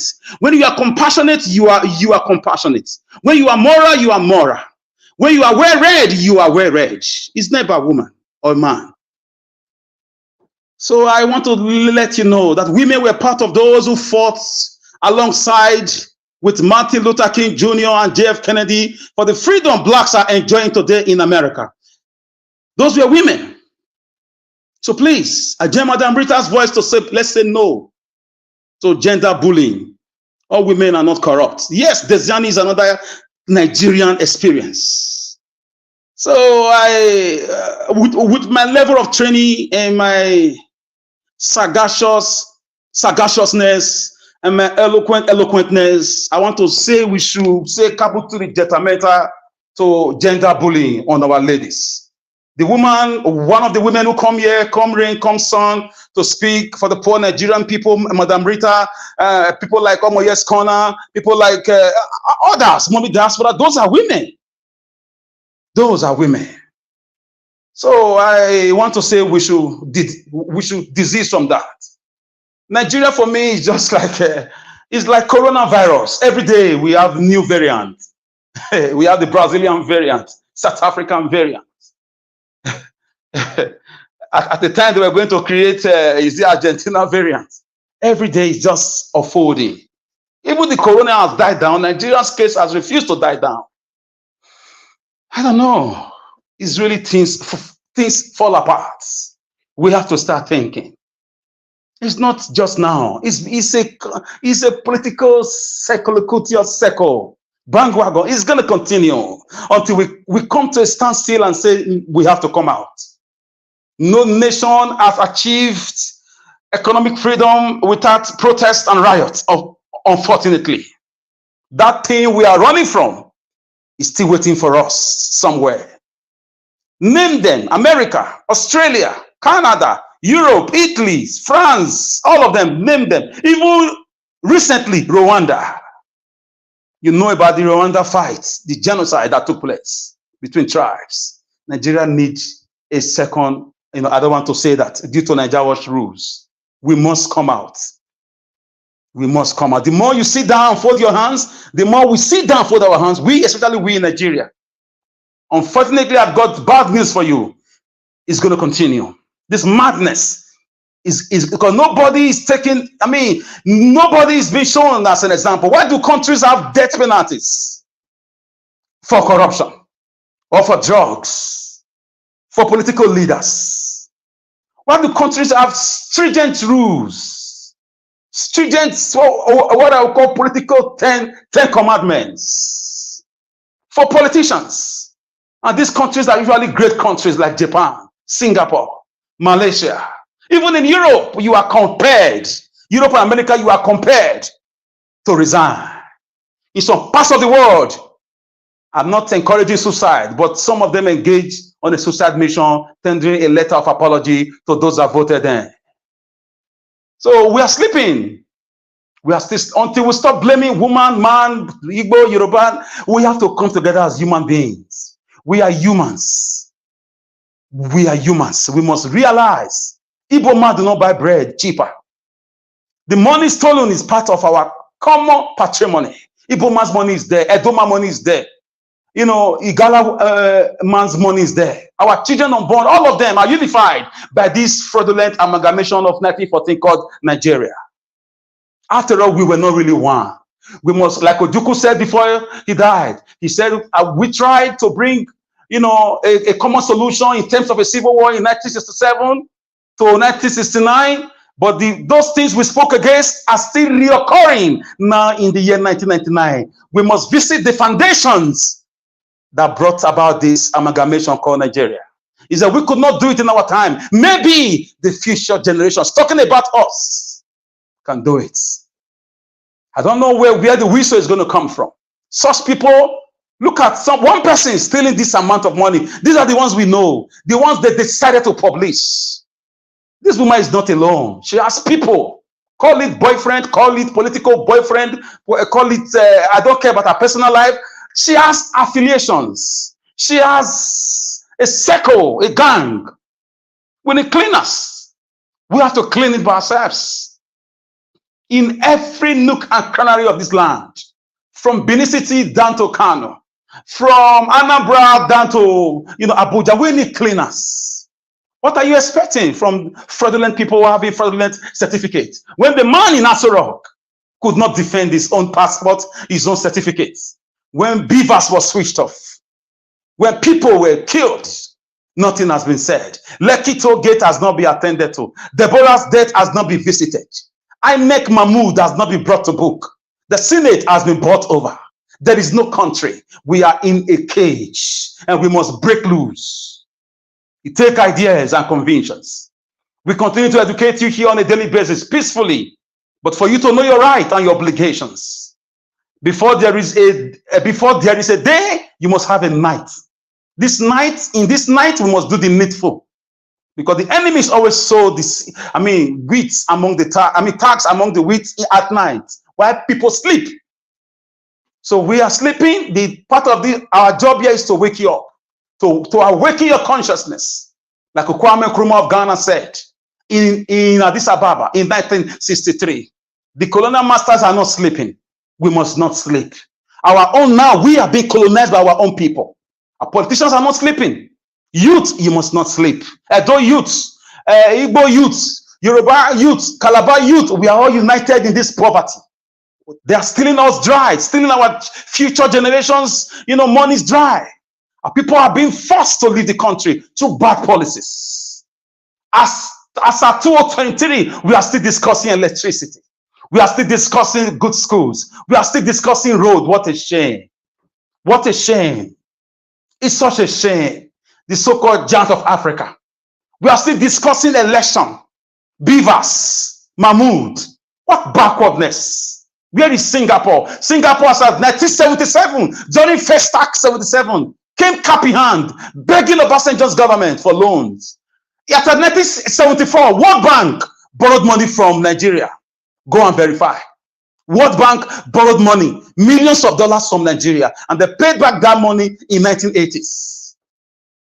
The same Nigeria is on its knees because young people are sleeping. They allow old men continue to manipulate them. After election, they abandon you. Where are they now? The bag of rice they gave you, where is it? The 5,000 naira, where is it? You are suffering under the scorching sun, under the burning, season of this Christmas Harmattan season, with hunger, fuel scarcity, economic instability. We're hearing that they are taking fuel to 1,002. So is it for APC? Is it for Labour? Is it for PDP?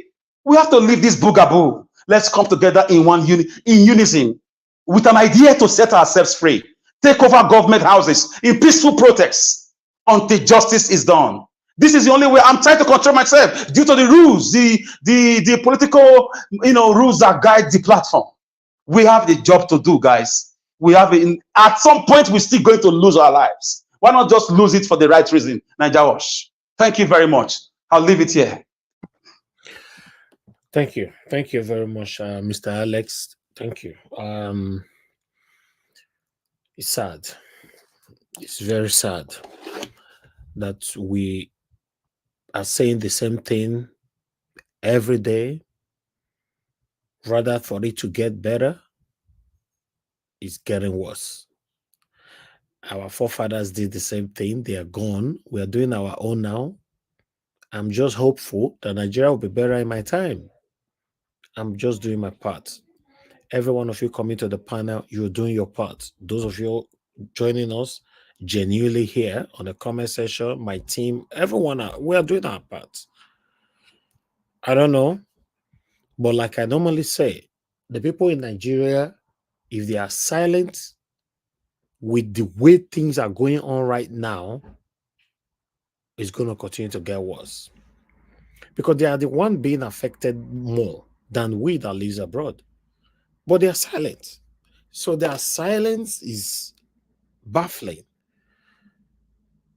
I've tried to ask questions everywhere, but I'm not getting the right answer I want to hear why they are silent.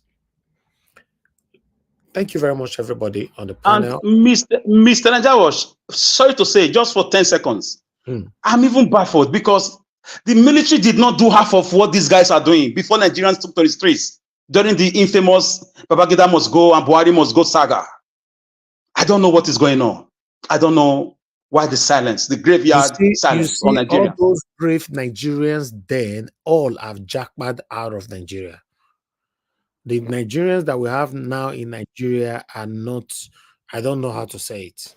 The brave like that was the brave ones are not doing 419. They're all doing 419. They're doing Yahoo Yahoo. Yeah, they're not doing Yahoo Yahoo. Yes. Once they buy Benz, their community people hate them, and that's it. It's crazy. It's really crazy. Let me take this call quickly. Thank you very much, Madam Ola, for calling in. Oh, we lost you there, Madam Ola. Okay, because you're calling back. Hello, madam. Thank you very much for calling in. Good evening to you. Please talk to us. Hello, Nigeria. Hello, everybody on the panel. I've not been able to call all these days. I didn't call yesterday because of work. I just finished work now. I just have one or two things to say, say everything together from all that has been going on. This man, Tinubu, is daring us. That's why he's surrounded himself with all these rogues. They are daring us to say that, come and do. Like, this is a very, very typical example of come and chop. Let us just chop on chop and dare anybody to say anything. Just like you just said, Mr. Elvis, that all the good people that can take to the street and everything, they have jackpot. Some of them have not jackpot. They have been demoralized. Everybody is now just like, what do we do? What do we do? Because until Nigerians get to the stage of saying that I don't even care if I'm pied or not pied, because this is just too much. This is the woman that was standing behind him all the time, that was seeing her smiling, opening all at attitude. I'm sorry to say. And I was looking at her, I'm saying, is she Remi's sister? Is she Remi's friend or whatever? And she's been carrying on things on behalf of Remi. I mean, this is just, I don't even know what to say. It's like they are just throwing rubbish in our faces. That, what can you do?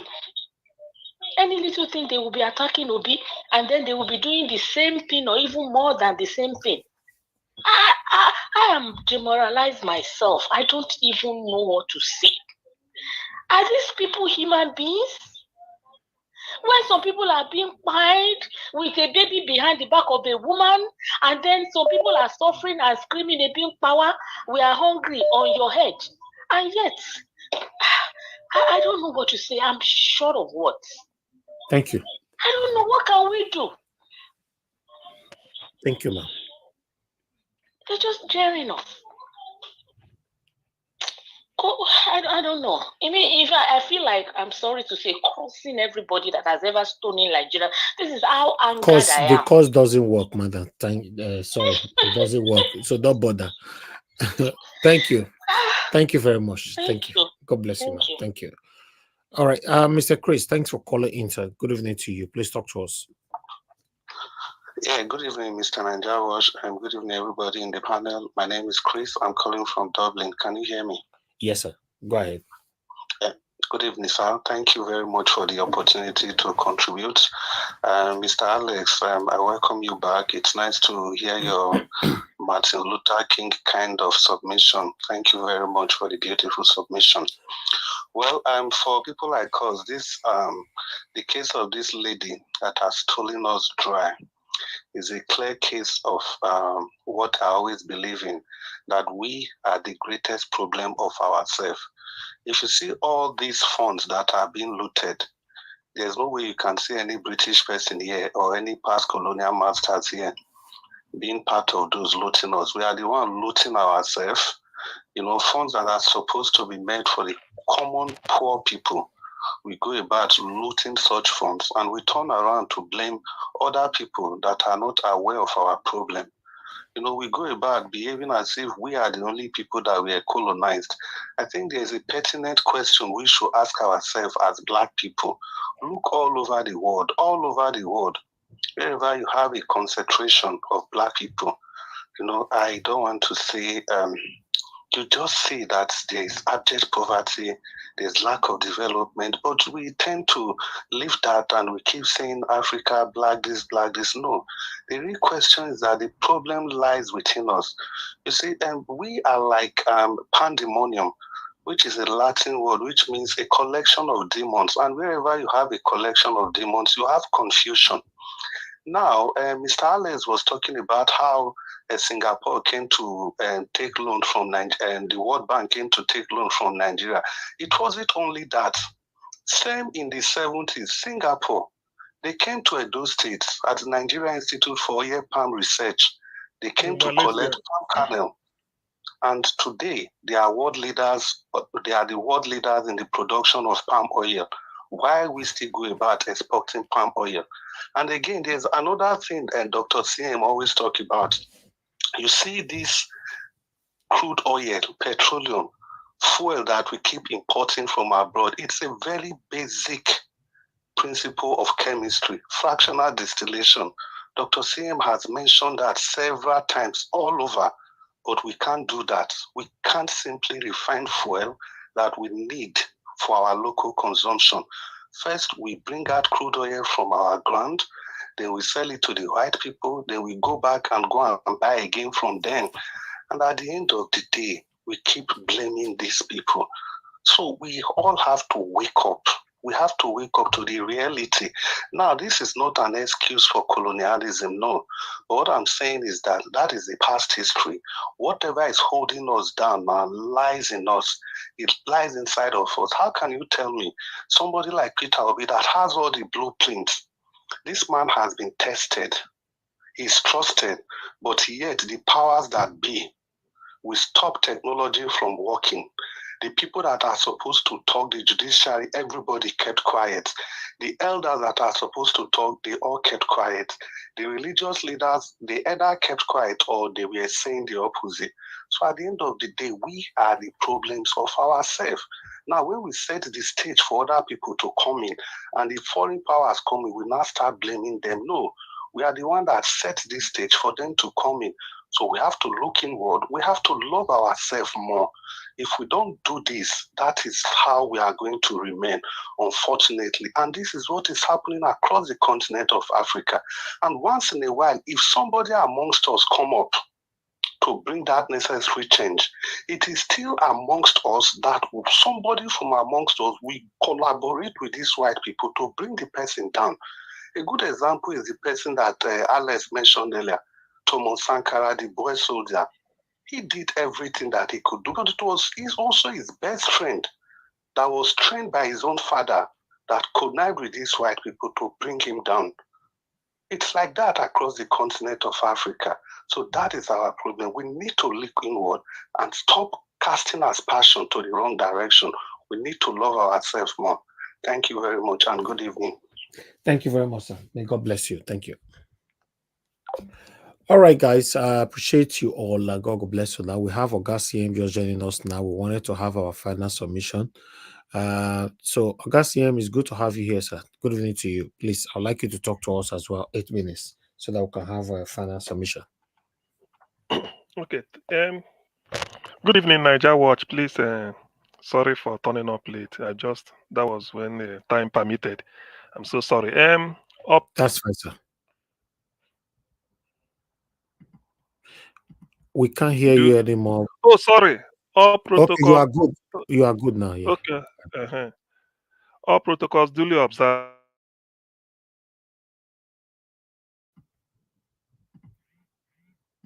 What's happening? Okay, sorry. I don't know. So the headline I saw was the Minister for I think it's humanitarian, the Cross River lady. Bete do allegedly looted 585 million naira in 1 month. In 7 months, she has looted 4 billion. Okay, that is from May. Well, the thing is that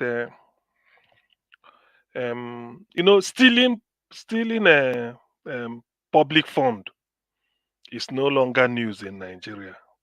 But what will be news is that somebody came in and did not steal money. Or let me put it, we elected a leader who came in, did not steal, and prevented others from stealing. That will be a news. But telling me that okay, better do 585 million in a month. The office of the first lady, illegal office, unconstitutional, 5 billion. Just free, go and take. Because you can't audit it. Because it's not in the constitution, it's illegal. All it requires is that you bring a sign, say maintain your office, maintain the first lady with 5 billion. Meanwhile, 5 billion is the amount captured in the budget for student loan. Loan no means it will be paid back. These are the future of the country. Students are the future. Maybe people within the age of 16, 17 entering university and maybe 25 or at most under 30. These are loans they will pay back because anything loan is not free. Probably with 1% interest or maybe 0% if I know, I don't know. But let me just say 0%, but it must be paid back. 5 billion for the entire country. 15 billion to build a house for the vice president. Another 5 billion to refurbish the one that is living in. So when you look at this type of thing, then you go back to what P2B said when he was interviewed during the campaign. He said, how are we going to tackle corruption? People were waiting for him to say, use EFCC, give them GUN so that they shoot every. No. He said, if I did not steal, I'm not taking money. If I'm not stealing, my wife, my children, those around me, my friends, are not stealing. You've reduced corruption by 70%. And to be honest with you, anything you achieve Any effort you put in that is rated 70% is a good effort. Forget about the 30. This was the answer. So when this type of thing is going on, that is what baffles me. Tell me, how do you rationalize? I want somebody to educate me. 5 billion for the future of the youths, their future. Education, according to Mandela, is what you can use to change the world. Any child that misses out on quality education, no future for the child. Forget about whether you're under the bridge making billion, no future. If you miss out on quality education, is like, that's why in the Scandinavia, education is a right, or in most European countries. They will pay heavy tax, but education, no child left behind. In Nigeria, we still do not think that way. 5 billion for student loan, which, as far as I'm concerned today, I've not seen somebody who said he has accessed it. Then 5 billion for one lady, illegally, just go and take. Then look at the mess that we are hearing. You see, every day I just keep telling Nigerians, I know people do not, people will still speak with both sides of their mouth or this or that. Nothing good, any bad process, any bad procedure, no matter the outcome you produce, it cannot be trusted. When I remember telling them, I just want to dwell on this, just because I know people are listening. I remember when I used to conduct research, I will draw the table, everything, plot the graph. If you see the graphics, the way I do it, use SPSS, everything, Excel. My professor will just be asking me, say, where is the data? I say, where is the raw data? He will look at it and tell me, what procedure? How did you change this? I said, I did it. He said, okay, let's go. Everything about the result is abandoned. We are going back to the lab to go and start checking all those things. Say, so if this is what you did now, you sure? Say yes. But why? Is that the way? That is what he's querying. He's not interested in the result we embellish. He told me that, say, look, if the procedure, no matter what you bring out, so look at the man, fraud. How do we expect something good? What moral justification has the druggie in Aso Rock for this type of, because that's why when people are clapping for him, or maybe to push him in, it's not, they know he's a thief, he's a criminal. So it's only fair for them to push him in, and under him they will get what they want. Let me tell you let me say it here now here and now to whoever is listening. Any right thinking person, even if he's a criminal, they know P2B is God sent. Nigeria has never had somebody like that. Let me say it. They know that if the man is there, Nigerians will now say, yes, we've started. There is nowhere in the Western world you can be here, you messing up, you stealing money here. It can't happen.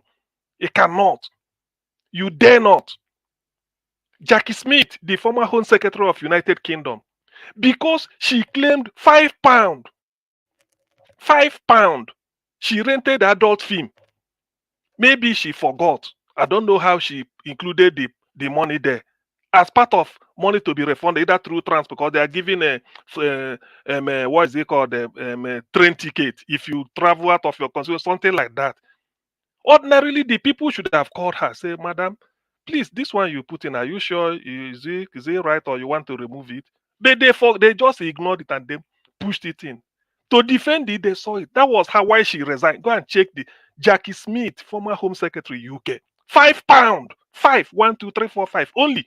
Just like you say, 5 naira. You know what it means? Do you understand? You see, that's why when they're talking of, I still believe that until a leader, because you have to say the moral standard. Otherwise, you haven't started. Nothing good can come out of this government. A government that before us, somebody may say, you do not know his background, the criminal in Aso Rock, you don't know his background. But rather than after choosing Muslim ticket, I said it here. Since that is what you've chosen, why not go to Christian Association of Nigeria? Because of you, they might summon a meeting just for you to address them. You allay the fear that, yes, I've chosen a Muslim ticket, we are running. It doesn't mean that I forget the Christians. Please, that's the way you feed questions. At least you gave them, some of them may not believe you, but at least you respected them. Rather, all you did was to go and chatter about and then wear them cassocks to pretend that they are bishop, and then you start. I mean, all this, you see, these are the signs, but people just, they didn't pick up these signs, or people just ignored it. What is it? Now look at the mess. Look at what we are facing now. Look at the criminals that are now in charge of government. The Senate president did not even buy form to contest for the position of Senate. He wanted to be president. He bought the form for presidential nomination. He felt that I've been a Senate enough. I've been a Senate for 4 years. I've been a minority leader. Maybe I should go higher. Fair enough. Yet, the Supreme Court brought him back and say he's the person that should win. Look at Ahmed Lawan. When some of the things people are just living, I know why I'm trying to say this is that I don't know why people might be surprised. Any procedure that is you can vouch for, it can never produce a good outcome. You can bring anything, but eventually it cannot. That's why you play a football match, you give somebody, say this person won. When they review the procedure, they say no, they deduct 3 points from you. Why? You scored a beautiful goal, but you used ineligible player. That one of the players you used was banned for 3 matches, so he hasn't finished the ban. You put him there. Marion Jones was winning gold in Sydney Olympics in 2000 every time. But when they reviewed it, they said, no, you have to bring it. That is because the procedure is, that's why Peter B is saying, the procedure that brought you to office is more important than you entering there. That is the mess. Until Nigerians, so that is the mess. For okay, they've clapped hand. I think somebody was saying, the petrol they are going to sell for 1,200. It doesn't know tribe. If all of us queue behind waiting to buy petrol from one petrol station, either in Ikeja or in Onisha, or maybe in somewhere like a lorry, the lady selling holding the nozzle doesn't ask you what is the ethnic group. All it tells you is 1,200 naira liter. I say put it. So it doesn't. So all these things, Nigerians should learn it. Now look at the mess. That's why yesterday I said I've looked at everything. The man has no plan. Let him get out. Just resign and go, so that Nigeria will start. There is nothing you are going to do. There is no headway as far as I'm concerned. No head. You'll be seeing headlines like this. These are the type of headlines. Okay, today maybe Nigeria watch. I put a bet between now and next week. You will hear another looting. What are we talking about? So it's just because Nigeria, because of that, their primordial sentiment, coupled with some people will just be talking.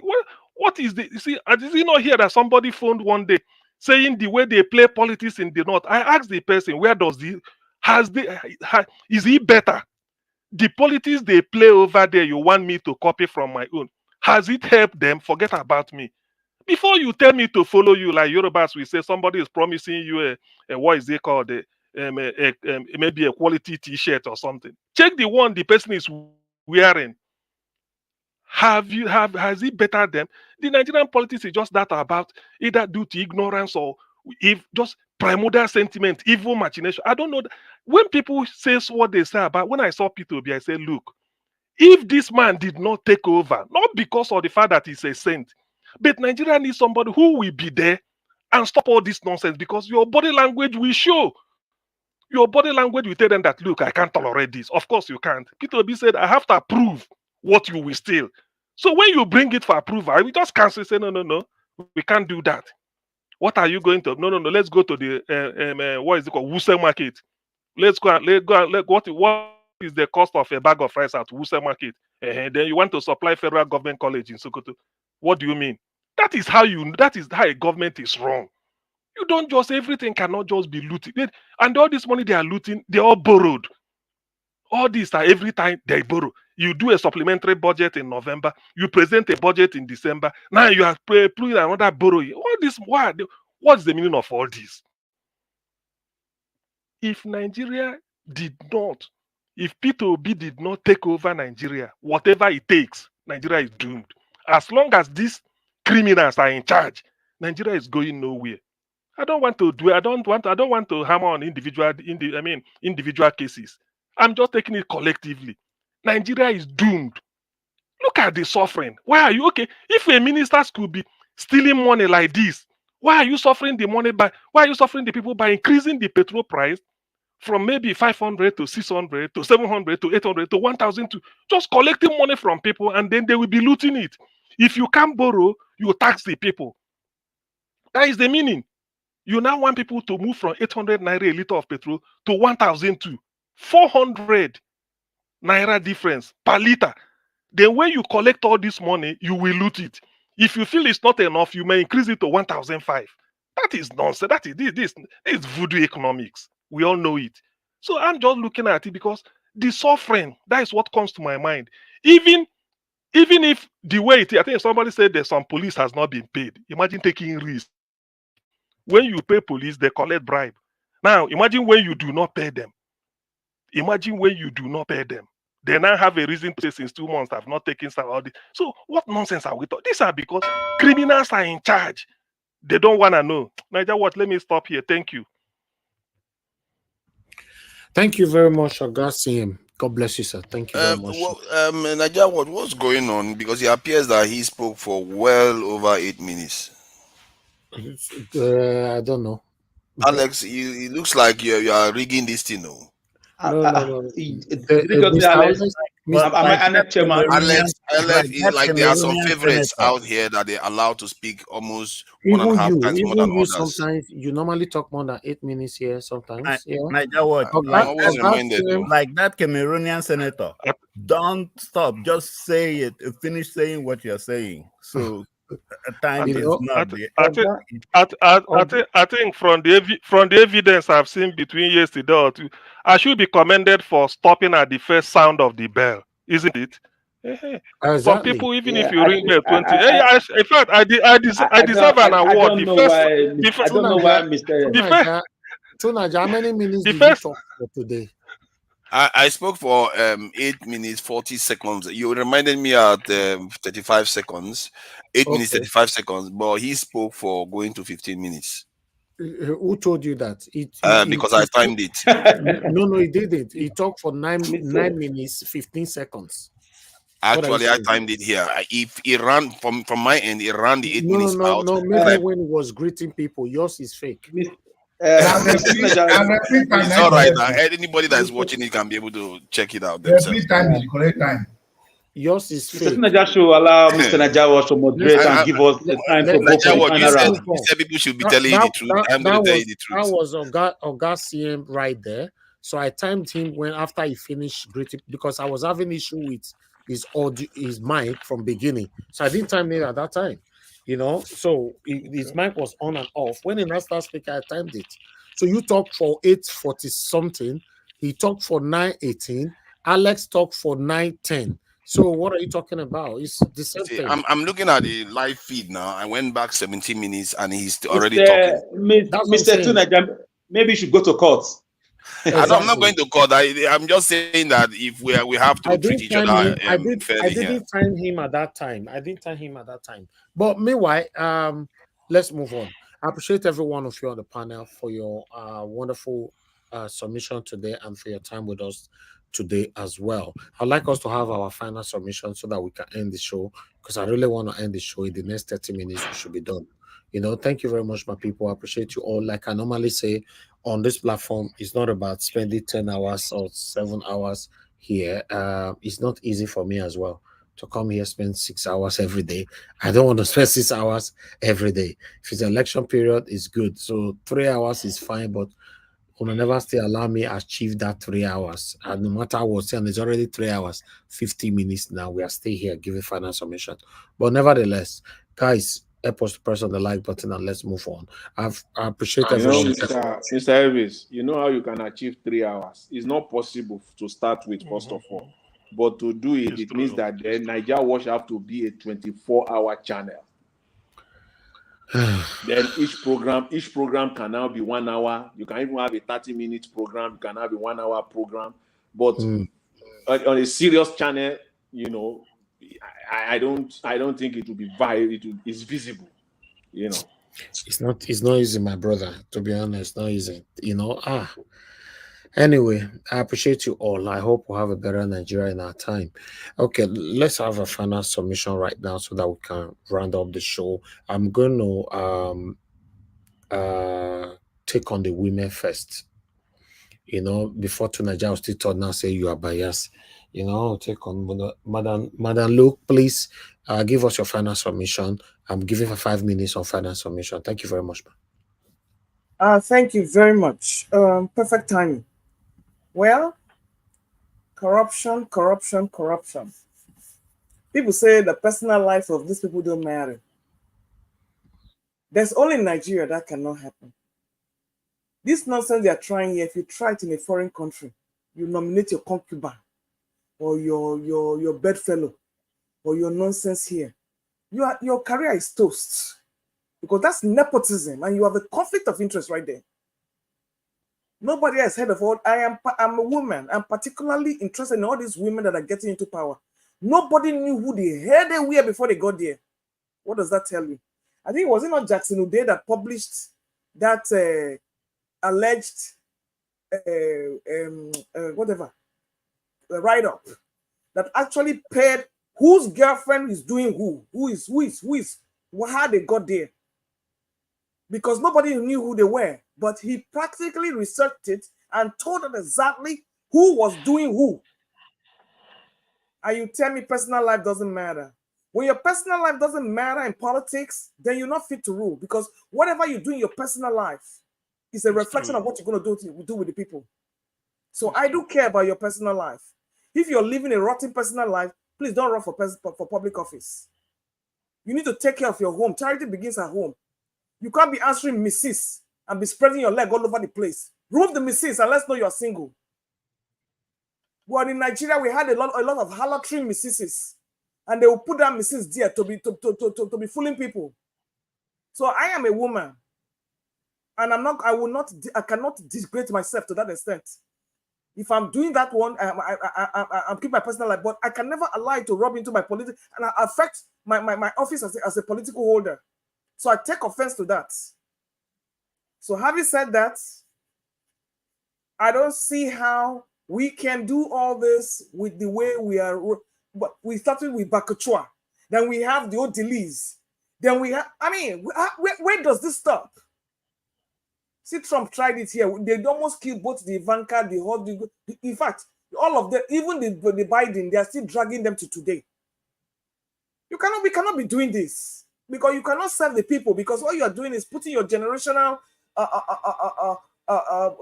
lineage in power to hang on to power, and then you cannot serve the people. We have to have selfless interests. And we are talking about 5 billion. I don't know.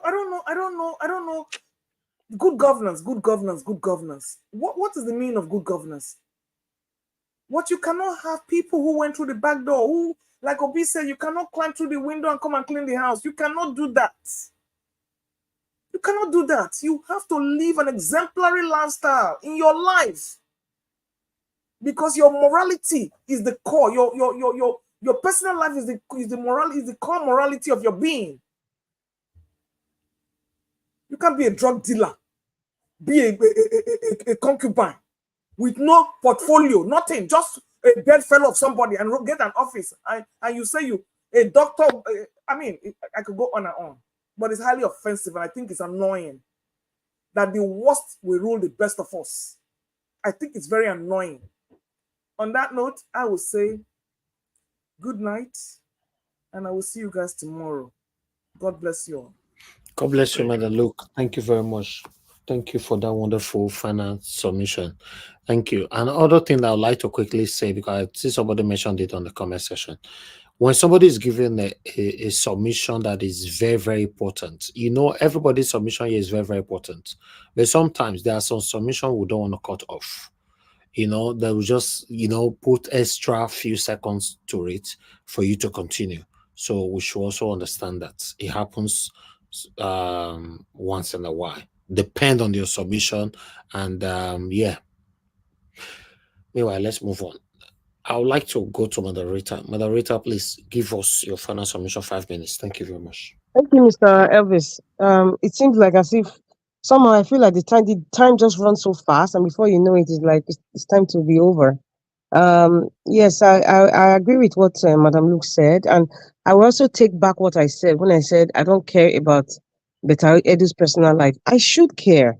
So that's what I'm saying. I take it back and I accept what she's saying, because your personal life as a public holder should reflect on how you're going to work for the people, and that is so true. That is why we scrutinize people's personal life, when they want to go for political office. We scrutinize a lot of things because it's a reflection of the kind of leader you're going to be, or a kind of servant you're going to be for the people. So, I support you 1000%, Madam Luke. Thank you for putting it out there, because people have to learn. So if you want to be in politics, if you know you have a dirty life, please don't be in politics, because you're going to be investigated. Yeah, and then that's how people will look at you as a leader.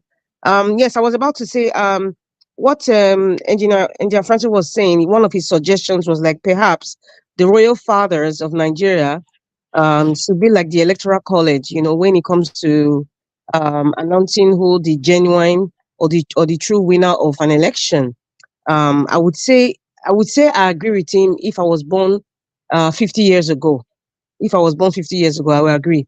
But for now, I disagree with that suggestion. It's just my opinion. And it's very obvious why I disagree. Number one, what we have today, the Constitution.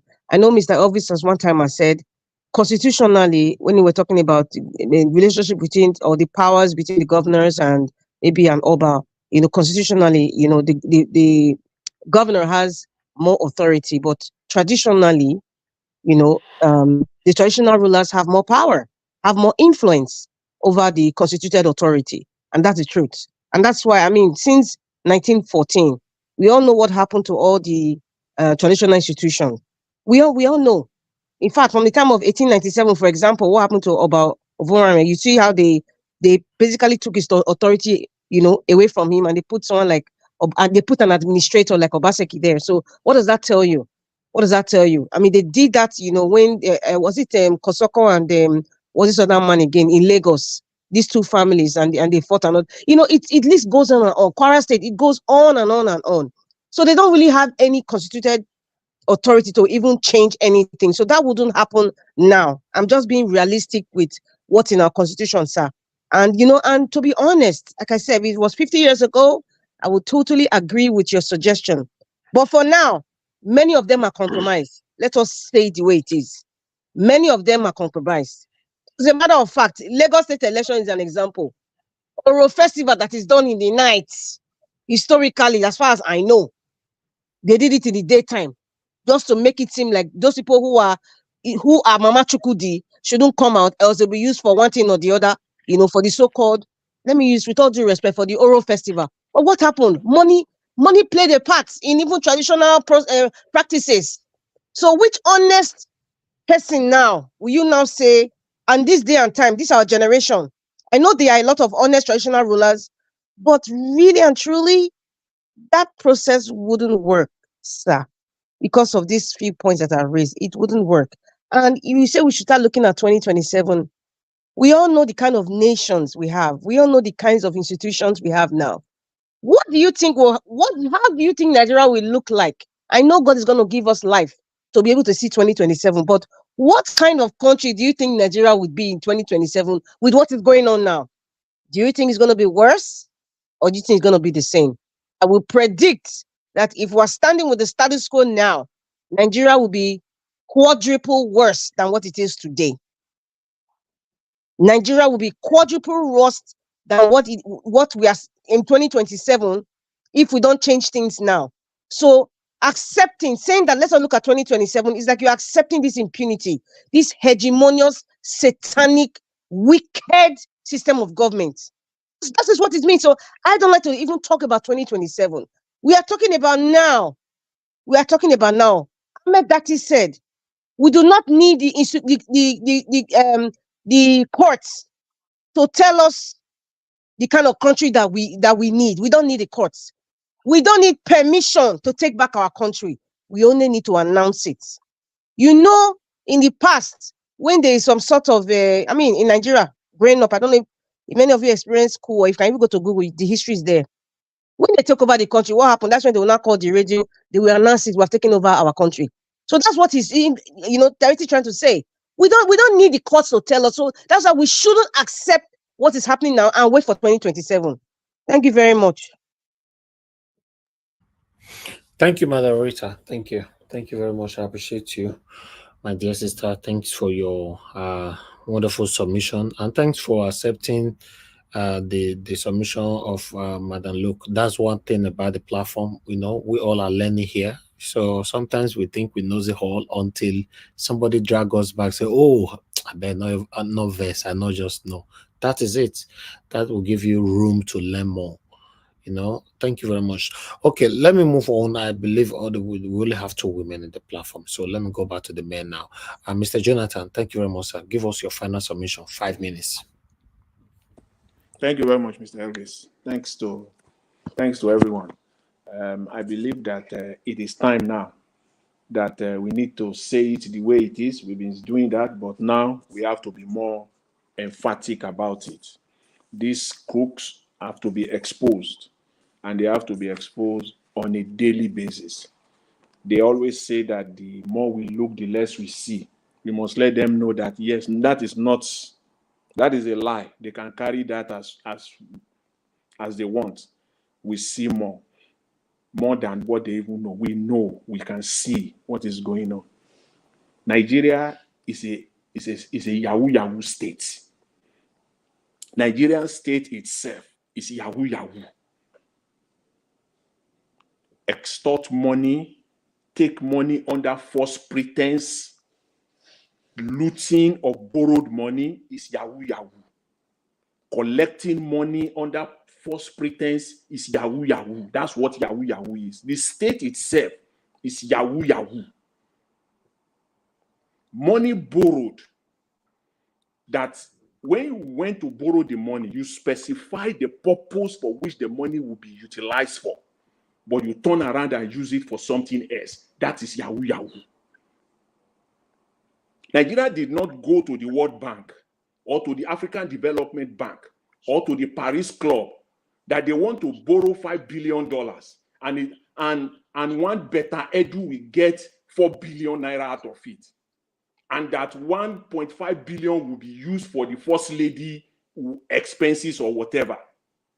Nigeria didn't go to the World Bank or to the African Development Bank or to the Paris Club that 15 billion will be utilized to build the house for the VP.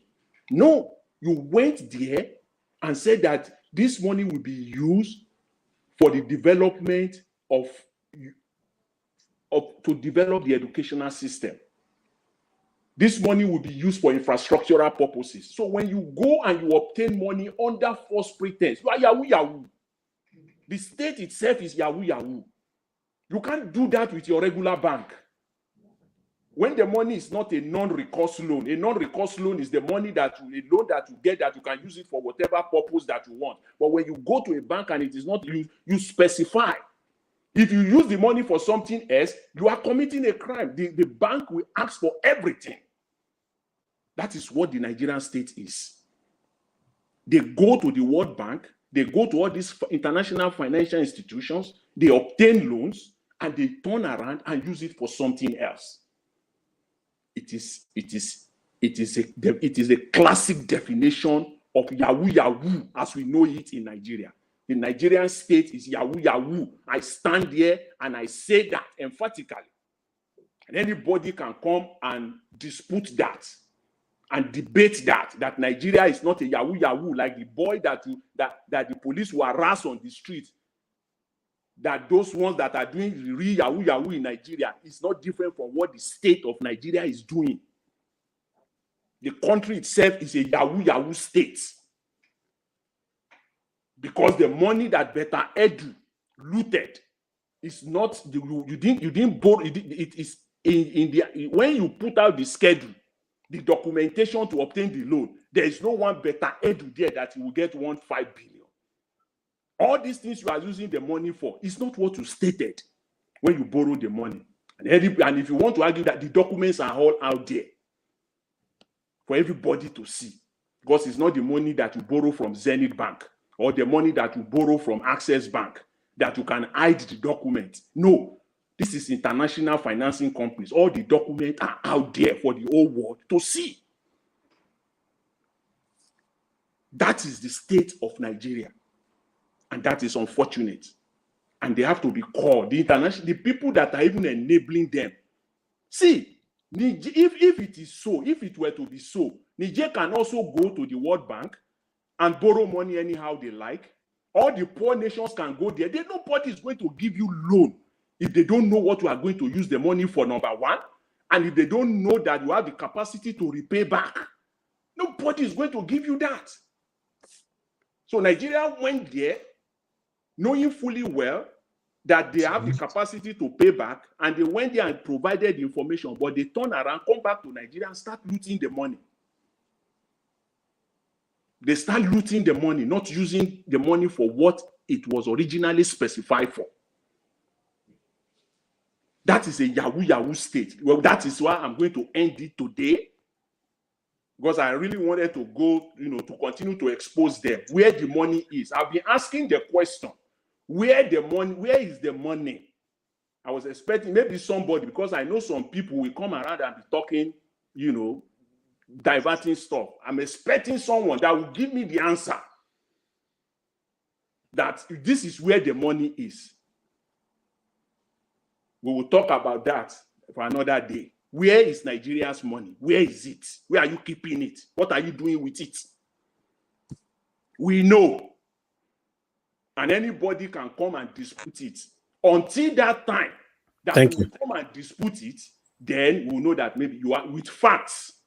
Then we can talk about that. But for now, you are looting it. We know where the money is, and we'll expose it. Thank you very much, Mr. Elvis. Thanks to everyone. I really appreciate it. Thanks for the opportunity. Thank you, Mr. Jonathan. God bless you, sir. Thanks for your submission. Engineer Francis, sir, thank you. Please give us your final submission, 5 minutes. Thank you very much for this final submission opportunity.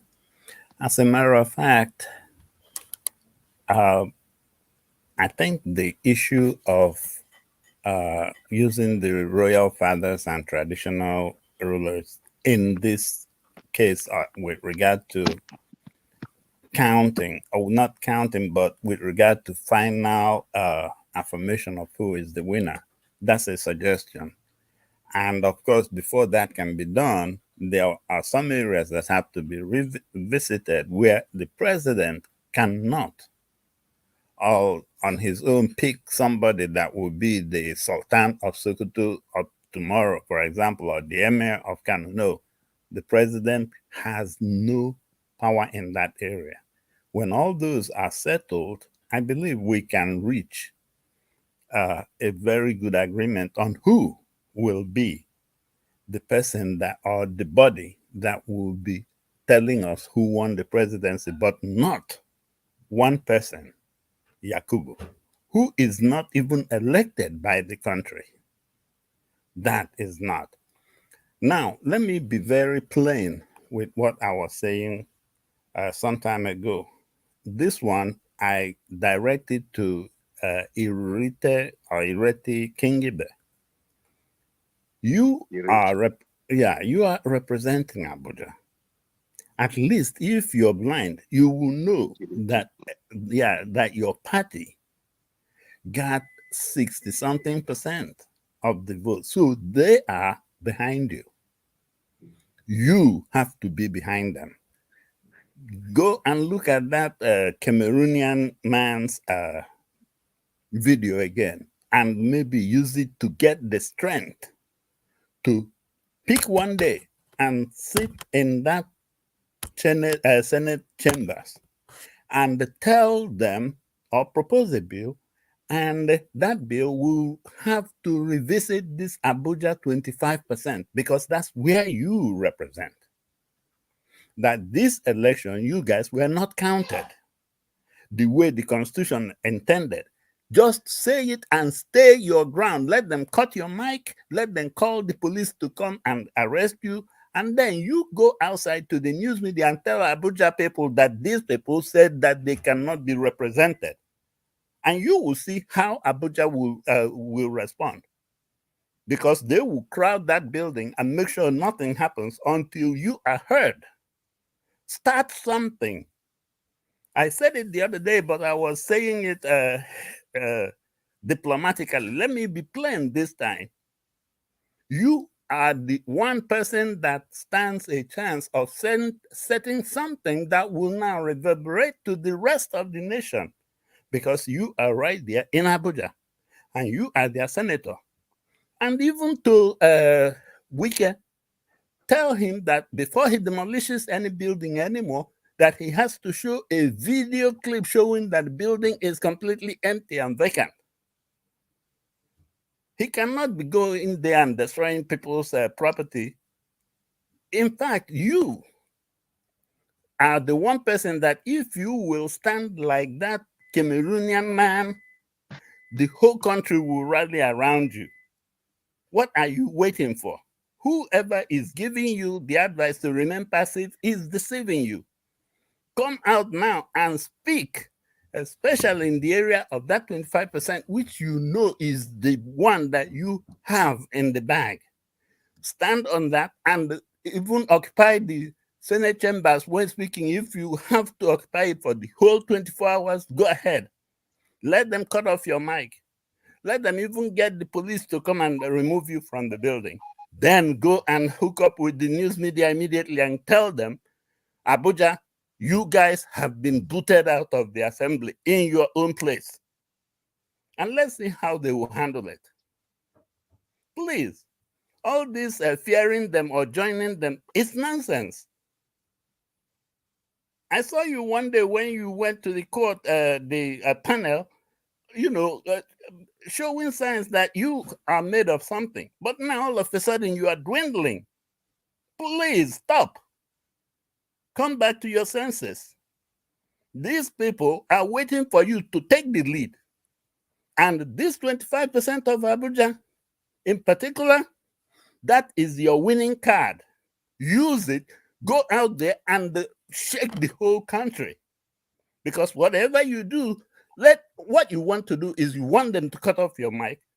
You want them to even use police to remove you. And then when you come outside, tell Abuja people, your people, hey, look at what these people are doing in my building. And you will see exactly what they will do. Thank you very much. Thank you very much, Engineer Francis. God bless you, sir. Thank you. All right, Tunaja, please, you have the floor. Your 5 minutes starts now. Thank you. Yeah, thank you. Thank you for having me. The issues of Nigeria, I guess when we talk about it, it's going to go on for ages, but I will just say what I've always said. What we lost, we have to restore it. And those that understand what I'm saying, they should listen. The ones that don't care for it can focus on other things, because we're all in we have to fix different parts.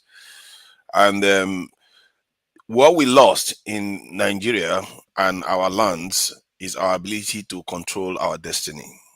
We lost it more than 100 years ago and we never got it back. Maybe it has to take something very tragic to force us to unite. Maybe we'll have to suffer even more. Or maybe some genius leader is going to show up and find a way to unite that country and get things done properly. Because the essential ingredient is unity. Because most nations in the world, it has proven that force, invasions, cataclysmic events is what unites them. Because they don't need to tell the next man what had just happened to them. Everybody sets their differences aside, set religion aside, set their personal animosity and their egos, most importantly, aside. But what we see in our own culture is that we have so much ego all over the place, poisonous ego. And I see that in the work environment. There is a bit of a feedback coming through. I see that in the work environment. I see that in everywhere we go. And even on this panel, you see that. And we ascribe to want rule of law and order. But we see that most of the time when it comes to that, nobody wants to put their head on the parapet when they have broken the rules. They want the rules to be special for them. That is not good enough. System that is supposed to work has to definitely work for everybody equally, period. And if it's not going to work, then let's make peace with the fact that we are suffering a decay and we are going to fade into nothingness within time.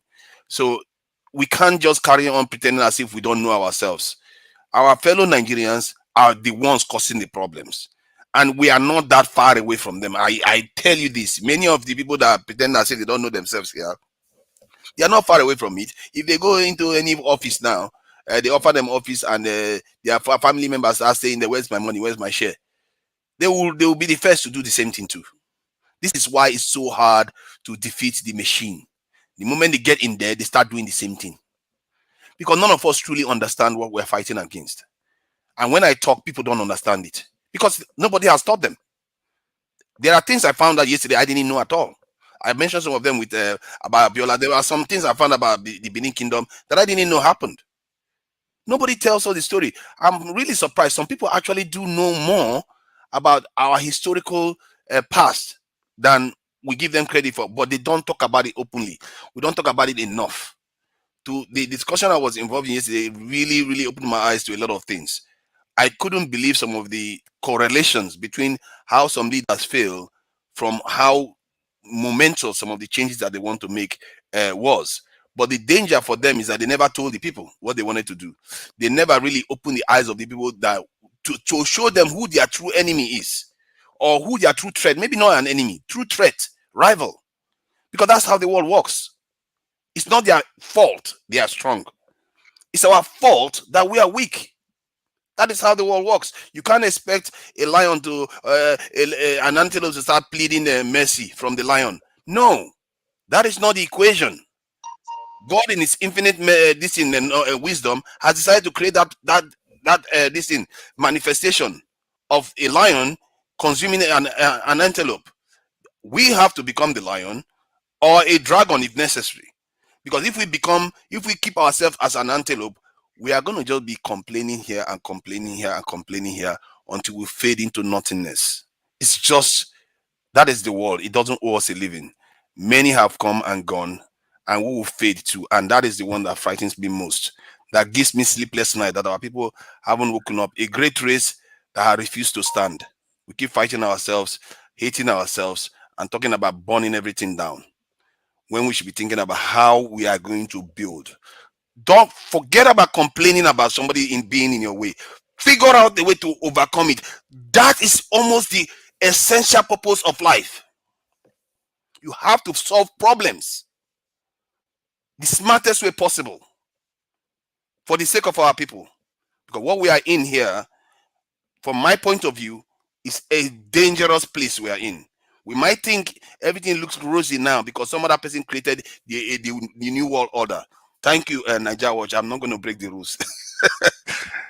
All right. Thank you very much, my brother to Niger. God bless you. Thanks for your submission. Okay, let's hear from Amashala. Amashala, please. Mr. Alex, don't worry, I'll come to you now. Amashala, give us your final submission. Okay. My final submission concerning the fake professors, I'm not surprised. The number of schools you mentioned are all federal schools. Those are not state schools. So we are going to get more by the time they now discover more fake professors in universities. Looking at our fathers being INEC members to declare the results, we are not ripe. We've gone beyond that stage now, because we can't do as it is right now. They are not even speaking out, not to talk about putting them in that position of giving us the final verdict on our election. So, to me, left for me, Nigerians are not ready. I will keep saying it here. The day we know we are ready is the day we see them on the streets protesting. Because if we don't protest, the looting will continue. They will keep discovering and transferring the loot left and right. Because to today, nobody has come to tell us Abacha loot was used for the social project. So we are not ready. Because left for me, people in government don't have us in mind. And we, the citizens, are not ready to do what is what is right because we keep looking at them. They will steal from now till Jesus come. So Nigerians, my advice is take over your country. All you need is 30 days for international bodies to come into Nigeria and help us out. No, if you are going to wait for the next election, there is no hope. So far, we have Tinubu in government and we have Mahmoud Yakubu as the INEC chairman. Tinubu was not a president, he rigged. He's not the president. What do you expect? So the only way out is for a massive protest against all this corruption. We have every reason to protest now. We have every reason to protest. Forget his issue of whether he's fake certificates. He's ruining the country. He's buying the country gradually. They are stealing, you are seeing. They are announcing. It is no more eating. This is open day robbery from government coffers. And the more you sit down and they are looting, you are suffering. You can't feed well. You have depression everywhere. Nigerians, please, in any way, find a way, come together, protest. All you need is 30 days. Thank you, Niger Watch. And good night. Thank you very much, my brother. Mashallah. Good night to you. I appreciate you. Thank you so much. Okay, let me move on to Mr. Alex. Mr. Alex, please give us your final submission, 5 minutes. Thank you. Mr. Naja, Mr. Tunaja, you broke the rules by 7 seconds. You see, you are corrupt also. So that's something I should tell you. You are very corrupt. The moment I was notified, I stopped. On 7 seconds, you broke the rules. You broke, so work on yourself too. You are a corrupt person. So anyways, let me go to the nitty-gritty. For me, we can keep fooling ourselves. We can keep lying. We can keep brainwashing people. Right now, we've done it morally. We've been law-abiding. We voted. We protested like Kitogate. 2023 elections, they stole our mandate, switched up beavers. They are looting the money with impunity.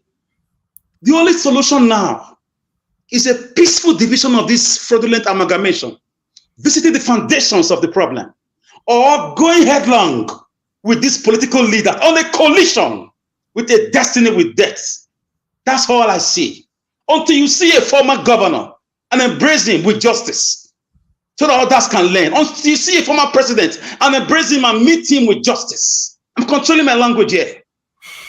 There is no other solution right now. But these guys are these political gaffers.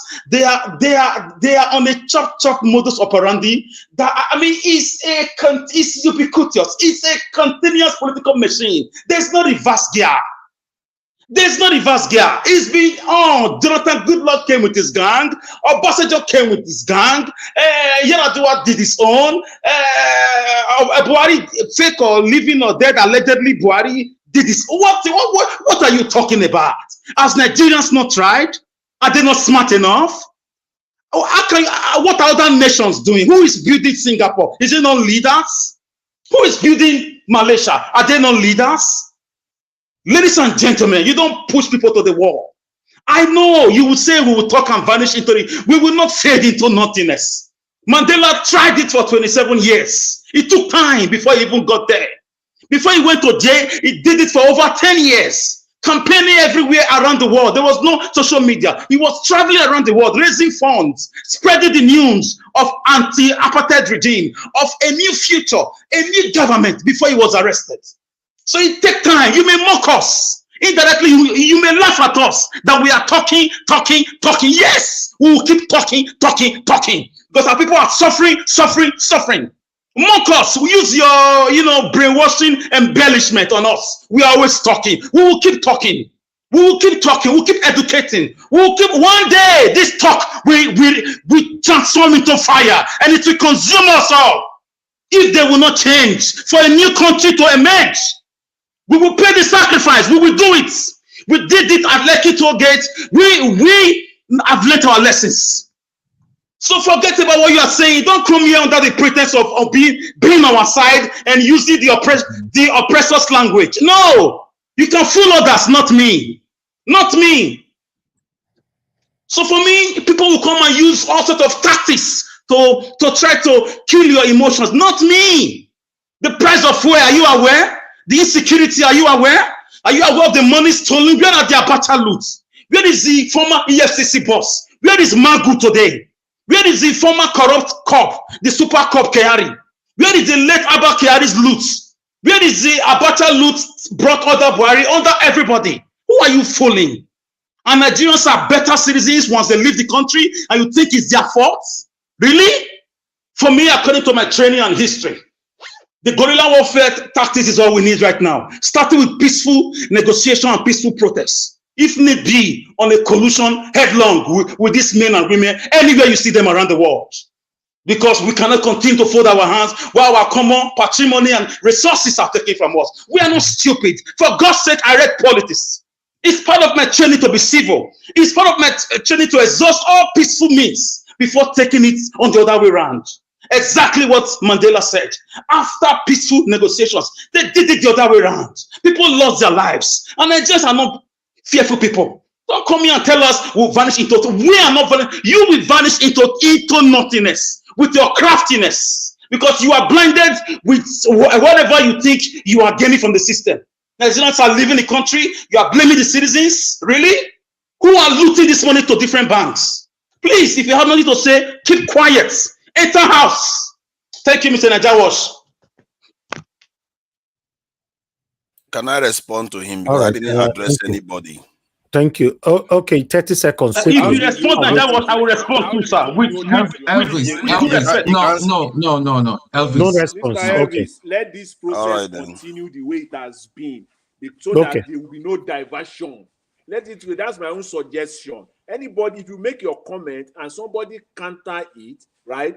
You don't need to say anything. Let it flow, because by allowing because I didn't call him out. All right. That's fine. Anybody can say whatever you are saying. It's okay. Nobody called your name. It's okay, everybody. It's okay now. It is us on this panel that can enable it to filter, to go on. If we just let it flow, anybody can come and post whatever here. Nobody is going to listen to you. You can say whatever you want to say. Mr. When Jonathan, 3 or 4 or 5 people are saying something different, I think. Thank you very much, Mr. Elvis. I'll leave it at that. Thank you very much. Thank you. Let me take this call quickly. You I don't understand. Madam Origin, please talk to us, madam. Thank you very much. Oh, please. Look, I just hope that, like I always say, this platform is hallowed.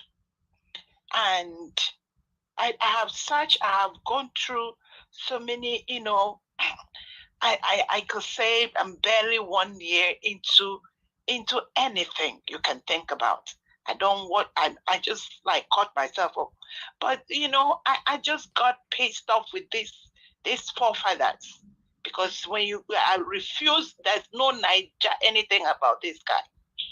So, forefathers, when he wanted to interject Alex, so he knew he is the one that is causing us pain. He know he is the one that is the mole in this place. There has been areas when Madam Rita talked and Madam Lu made a comment. It was an interjection, it was an intercession, but he wasn't he knew. So why would you want to be this person? And I give it to you, that's what Mr. Alex, that nothingness. We Nigerians are living Nigeria in drones.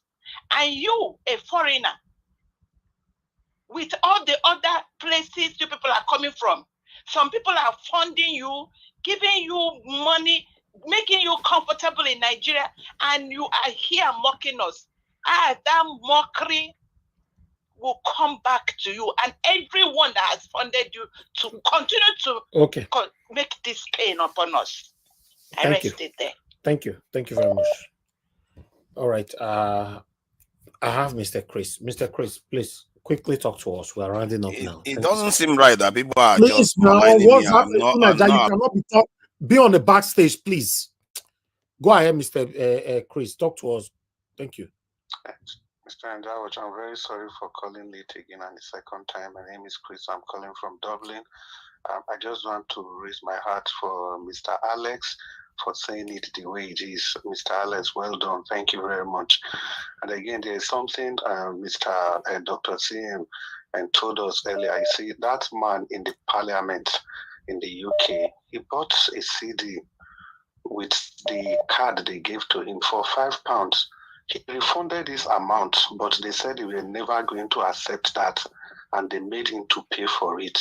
There's another one that used his card to buy coffee, and they caught him, and they made him to pay for it, and he left the parliament. So you see the way people deal with corruption. Now, Alex has asked some very, very pertinent questions, and I think we should make those the focus of one of our discussions. He asked, where are the magus? Where are all the people that EFCC has indicted? Where are all of them? What has happened to these people? We are not talking about these people, but we are looking for who to blame. And Mr. Naija, you were saying yesterday that two Naija who also go by AKA forefathers, that he has not really proven that he is against this movement. That is exactly what he's doing. He knows how to carefully present his cases so that it leaves people confused. You don't really know where he stands, but he knows exactly what he's doing. Like I said, there are enough people, like you have also said, there are enough people to always counter him on this platform. For me, he should continue talking. People will continue countering him as much as we can. Thank you very much for the opportunity. I'm grateful. Yeah. Thank you, sir. Thank you. Please call us. We are done. We are done. You can call in tomorrow by God's grace. Let's move on. Tunaja, you wanted to say something. I give you 30 seconds. Go ahead. 30 seconds is not enough to respond. Maybe a minute will be more sufficient. Yeah, go ahead. I would like to respond if you allow me to, sir. Thank you. Mr. Naija, so no, please, now, Mr. Jonathan. It's okay.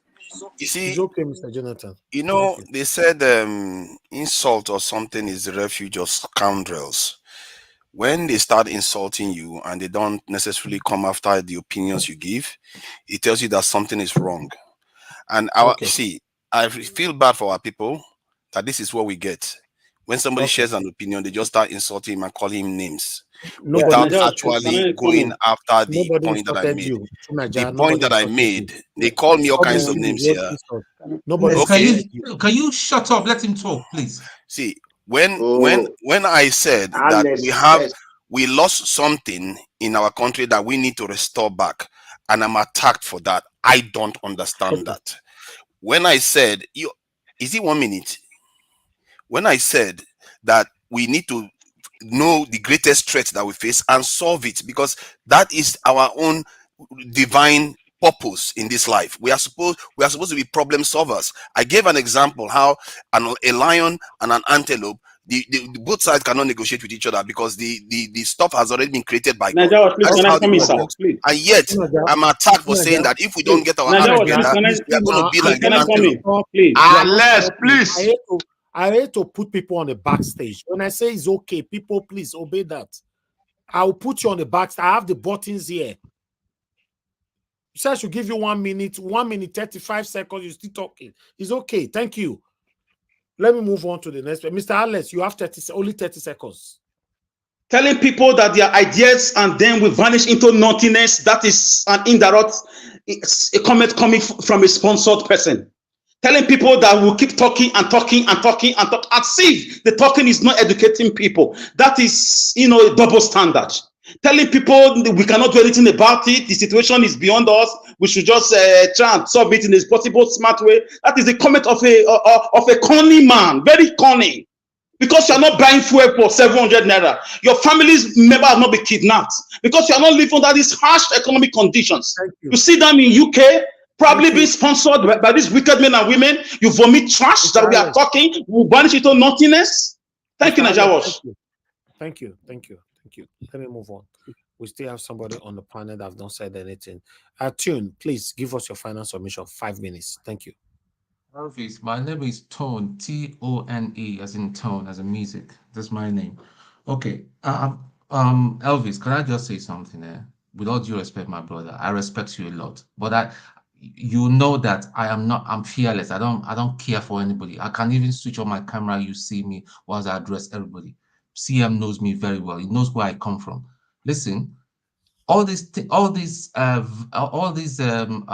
attack on a personality will not take us anywhere. I know Tunaja, the way he postulates sometimes and all that, I don't know where it's coming from. But I think, in fairness, I don't think it's fair for everybody to start attacking him. Alex is there yelling his head off and all that. I don't see anything the man has spoken. They say even when a madman is talking, you can pick sense, you can pick one or two things that is important from You the cannot call my name and call me a madman, my brother. I take exception to that. Just shut up, my friend. Don't talk to me. Shut up your mouth. Who are you? You corrupt man. Who are you? Shut up. You shut up. Unless. Why will you call me a madman? You don't even understand English. He did not call you a madman. madman. And you call my name? He did not call you a madman. He called my name. You're the problem we have in Nigeria. Niger Watch, mute them. You are both sponsored. You are both. It's obvious. You are sponsored. I have to put both of you on the backstage if nobody stop talking right now. Both of you will go on the backstage. Tune, go ahead. He finish jumped your, on me. Then Elvis finish, is the one. go ahead now. Finish your minutes. I am talking. I am talking now. He jumped into my mouth. If he doesn't know how to be civil, to speak to me, you were just yelling and yelling and yelling. So what I'm saying, my brother, is even though he talks his nonsense and all that, please let us listen. All these personal insults, it's just nobody's my insulting him. stupid Don't is use just the word charming. insult. Nobody When he insulted says wait, let me finish, please. Hear me out. When he says something that is contrary and all that, we call him out and we call out respectfully. See, I'm very, very big on self-respect. You ask CM, even on Dr. Damage's platform, and that is why I will never be a part of. You break the rules yesterday, too. You interjected Madam Rita throughout our submission. You didn't allow. She asked me to explain. She asked no. Even when she wants Elvis, you're not being truthful here. She asked me a question, and I was trying to explain. And you people are accusing me that I was breaking the rule. How did I break the rule? No, because you didn't allow her to speak. So you are guilty of what you are preaching. That's what I'm trying to say. Okay. That point taken. I was just trying to explain something. And what I was even explaining today, I mean, the news that came out today had proved that I knew what I was talking. Although you coming today to cement it, that was wonderful though. I like that. Well, I don't come here to speak beer parlor gossip. I'm not into that. I know that. And I don't talk to half-educated people. You know, I'm quite educated. My parents sent me to a good school and all that. I have my brains to deduct something. I say facts. I'm not interested in sentiments. When Tunaja messes up, ask him here. I'll take him to the dry cleaners and I give it to him. And when he says something, that's what people are doing now. They are dry cleaning him. Yeah, but no. Elvis, let's be honest. This is just bordering on personal insult. It's only your own dry cleaning. Even though nobody will tell you, I'm telling you, I don't flow with the crowd. Let's be factual. Yeah, but later you're the owner of this channel. I want you to understand. play it back again and be honest with yourself. You said you're a Christian and all that kind of thing. I'm a Christian as well. Go back. It's not about Christianity. Don't bring religion into this. Okay, that's fine. Why we go back and hear what the man has said. Let me tell you. I listen here. The only person that have insulted anybody here today is you and Alice insulting yourself. That's it. Nobody insulted anybody because he's been he shouldn't jump in my mouth. He's been but that's what I'm saying. I'm not that kind of person. If he thinks I'm too Nigerian, I will keep quiet and take as a snide insult, uncalled insult. I will not take it from him. Okay. Tune, what I'm trying to say, we are not on the same level. Tune, it's just as simple as that. No, you don't use word level. Do you know him? Don't use that word. That is degrading. Well, if he has to talk to me, don't use that word to any human being. Do you know him? Okay. Elvis, you feed him? I took a bullet for Nigeria. Listen, I took a bullet for Nigeria. See, listen. Let me tell you, you guys. I took a bullet for Nigeria. It doesn't matter. You are not better than Nigeria. I know that. As of that time, so you cannot tell me. I know what is going on. Don't use the word. You are not on any level with anybody, my brother. That's wrong. That's degrading, disrespectful. All right, okay. But all I'm just asking, okay, Elvis, I've taken your correction, but all I'm just asking is, could we just be civil with each other? Nobody here is a problem of Nigeria. It is the politicians that are the problem. That's what I'm trying to say. But I allow you guys to counter yourselves. That's it. It's a normal thing. That's why it's called panel. Mr. George, can I come in, sir, please? No, not yet. Thank you. Ogatun, please round up in Yes, please, can I come in, sir? If you allow me, please. No, okay. Elvis, Alex, no. Please, can I come in for 30 seconds, sir, please? No. Thank you for your time. Thank you for your time. But all I'm just going to say is we can postulate and yell and all that. That is not the solution. These people have been taken over. The judiciary, we're talking about the INEC chairman, but we seem to have forgotten about the judiciary. The judiciary itself has been taken over. Okay. Thank you. They've got a hold of the whole country and all that. The only thing is a revolution. Without a revolution, we should just forget it and just kiss the country goodbye. Thank you and good night, everybody. Thank you, Tun. Thank you very much. God bless you. All right. Let me quickly take law of God is my strength. Thank you very much for calling in, madam. Please make it brief. You only have 1 minute. Thank you quickly, yeah. Go ahead. Yeah, please, my brother. The one that the brother just finished speaking now. I don't know your name. Tun. Yesterday, yeah, please, thank you. You know, this platform, we counter each other. Even me to have been countered here, but I don't take offense. That's why we call it panelists. They are there for us to learn, for you to bring your ideas for what you know. And if it's not right, for there to be a counter attack, it's not like we are quarreling. True Nigeria is always used to behaving like that. But brothers, I don't know you before. I think you just started this platform not too long. I don't like the way you talk. I'm sorry to tell you. You talk with too much pride, and it's not nice. I'm a mother, but I'm telling you, please, bring your pride down.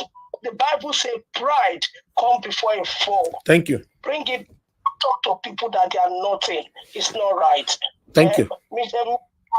Mr. Alex, he always talk his own. He's not a bad person. Please, I'm begging you, don't do that. Let's respect each other. Thank you. Thank you, madam. Thank you very much. Nobody should call in anymore this evening. Please, everybody go and sleep. Thank you. God bless you all. Good night. Have a good, wonderful dream tonight. Okay, Mr. Alex, you wanted to say something. I give you 1 minute. Quickly. You know, it is very hurtful to people who benefit from the wicked oppressors when people with facts and education are speaking. By the grace of God, I'm a trained political scientist for more than 10 years with my master's degree. So I'm civil, educated. I know the principles of rule of law, separation of powers, and democracy. So if you are hurt because your family members or your friends are stealing money in government and we are crying out for justice, embrace your conscience. If you are hurt because we are spilling the truth the way it is, because we live on ground, facing the day-to-day hardship orchestrated by the wicked policies of your siblings and your loved ones in power, should we not suffer for that? Political science is a branch of law. History is a bedrock of law. I speak with historical facts, figures, and dates. What is my offense? For speaking for the poor, for talking about justice, election malpractice, looting. Mr. Alex, please. Thank you. That's fine. That's fine. You know, opposing, each other. Please, who is talking again now? Don't just be unmuting yourself and be talking on this platform. I don't like it. You guys don't push me, please. I'll be addressing one thing I've not done. Someone else will be unmuting themselves again. It's not nice.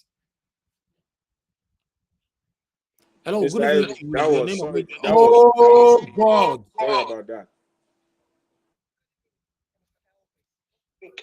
My name is Mark. Just a quick. Go ahead, sir. Thank you. Good evening to you. Yeah. I listen to Tone and tonight, but I'll start with Tone as well. What I don't like he does as well, he tends to speak for forefathers a lot, and he brings in about his family. I have a very decent family as well, and I give you an example now about when people tend to do all these things they do. Where I work, right, I have a company car. In that my company car, it has my name and the registration of my card. I have a card I have to use to buy petrol. So when I go into the petrol station, I use that card. They will look at my number plate and make sure it tallies with the car I've parked outside. And I can use that card to buy petrol on my own private car of my friends. So when people come up and project their families, I don't like showing my favorite car. I come from a Second Republic. I had one of my uncles an ambassador and all that. So when people come up and try to protect their families, it's not nice. And the instance he made about yesterday, what he said today, what the lady was talking about yesterday was about Nigeria being wealthy. So, and when it's just for example, when you go into the bank to go and take loans, Nigeria is taking all these loans with our resources. So when someone comes, the lady was saying Nigeria was wealthy. Yes, Nigeria is wealthy because we have resources on the ground. The government is embezzling. So what Tone came up today to say about the lady that he was right, he wasn't right. They were all just saying the same thing. What the lady was saying that Nigeria is wealthy and the funds and is being looted and being mismanaged by our leaders. So I don't know what Tone is on about. And he gets so emotional as well. When you hear him speak, he becomes too emotional when he talks as well. And also, nobody insulted forefathers. I've been listening. Forefathers come, he knows what he's doing. Forefathers has a platform of his own. Nobody, if Forefathers' ideas are that brilliant, he shouldn't be on your platform or Dr. Dominique's platform every day and some other platform. He should be on his own platform. He has less than, I don't know he has up to 100 people on his platform. He's not on there. So if these ideas he's projecting is that good, he should be on his platform like you are, Mr. Elvis, talking to people. So he comes to different platforms and he tries to deflect on issues. It's annoying. I sit back and listen, and when I listen to these things, it's annoying. So people who comes up and try to tackle him, I can understand them. So when Tone comes up to say, oh, you shouldn't nobody insulted forefathers. It's Tone that is now telling someone to shut up, talking about his family or saying about he took bullet. My father was part of the regional government in Nigeria as well. So that's why. So when he talks about his family, he just calm down. He doesn't know anybody on the platform or what. So he should just come and talk on the issues and on the fact rather than each time he brings up his family or this or this. It makes no sense to me. And also forefathers as well. He knows what he's doing. He comes up here. He's smart. So forefathers is very clever. He knows what he's doing. So what he's doing is trying to confuse the gullible people. Forefathers never called out. The topic was about looting. What is going on in Nigeria. Forefathers never said anything about what's going on in Nigeria. We'll come and talk about irrelevant things to try to deflect issues. All right, then. Thank you, sir. Thank you, my fat checker. Thank you. God bless you. Oh, God bless you too. Bye. Thank you. Yeah. All right. Thank you very much, my people. Before I call on the next person, I want to make you guys understand that here, I'm trying to be neutral. But one thing I will not take from anybody is trying to belittle other person on my platform. You can do that outside somewhere else, in train station, in airport, in car park, not here. You can't belittle anybody on my platform. Please, please, please, please, please. And, when you are countering anybody, Tunaja mentioned earlier on that people insulted him, or Tun said that people insulted Tunaja, please don't use words that you are not sure of. Nobody insulted him. They are countering him. I listen, I play things back. While somebody was talking just now, I have my AirPod with me here. I have to play things back to listen. Nobody is insulting anybody here. Tunaja he doesn't like it that people called him devil. Yes, I called him satanic. You have to be satanic for you to have a stylishly way to protect the satanic group of people that have been impoverishing us. But that doesn't stop me from accepting him into the platform to speak to us. He's one of us. Yes, I will tell him, if you don't want to be satanic, speak for the people. But if you are speaking for the government, the same government that is impoverishing, if he was, both of us live in the United Kingdom, if he was speaking for the United Kingdom government, yes, I won't call him satanic. Cannot be speaking for the satanic people. I brought Better Edu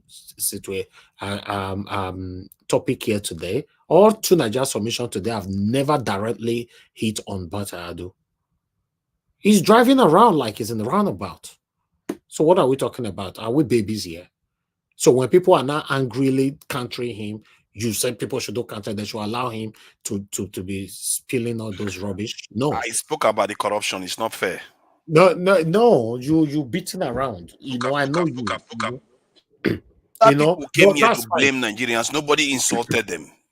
You know, Somebody was blaming Nigerians. Nobody insulted him. But I that spoke about the corruption, I'm still being attacked. And you are allowing it to happen.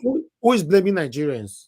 One of your caller said Nigerians are the issues, that we need to start looking at ourselves and all the rest.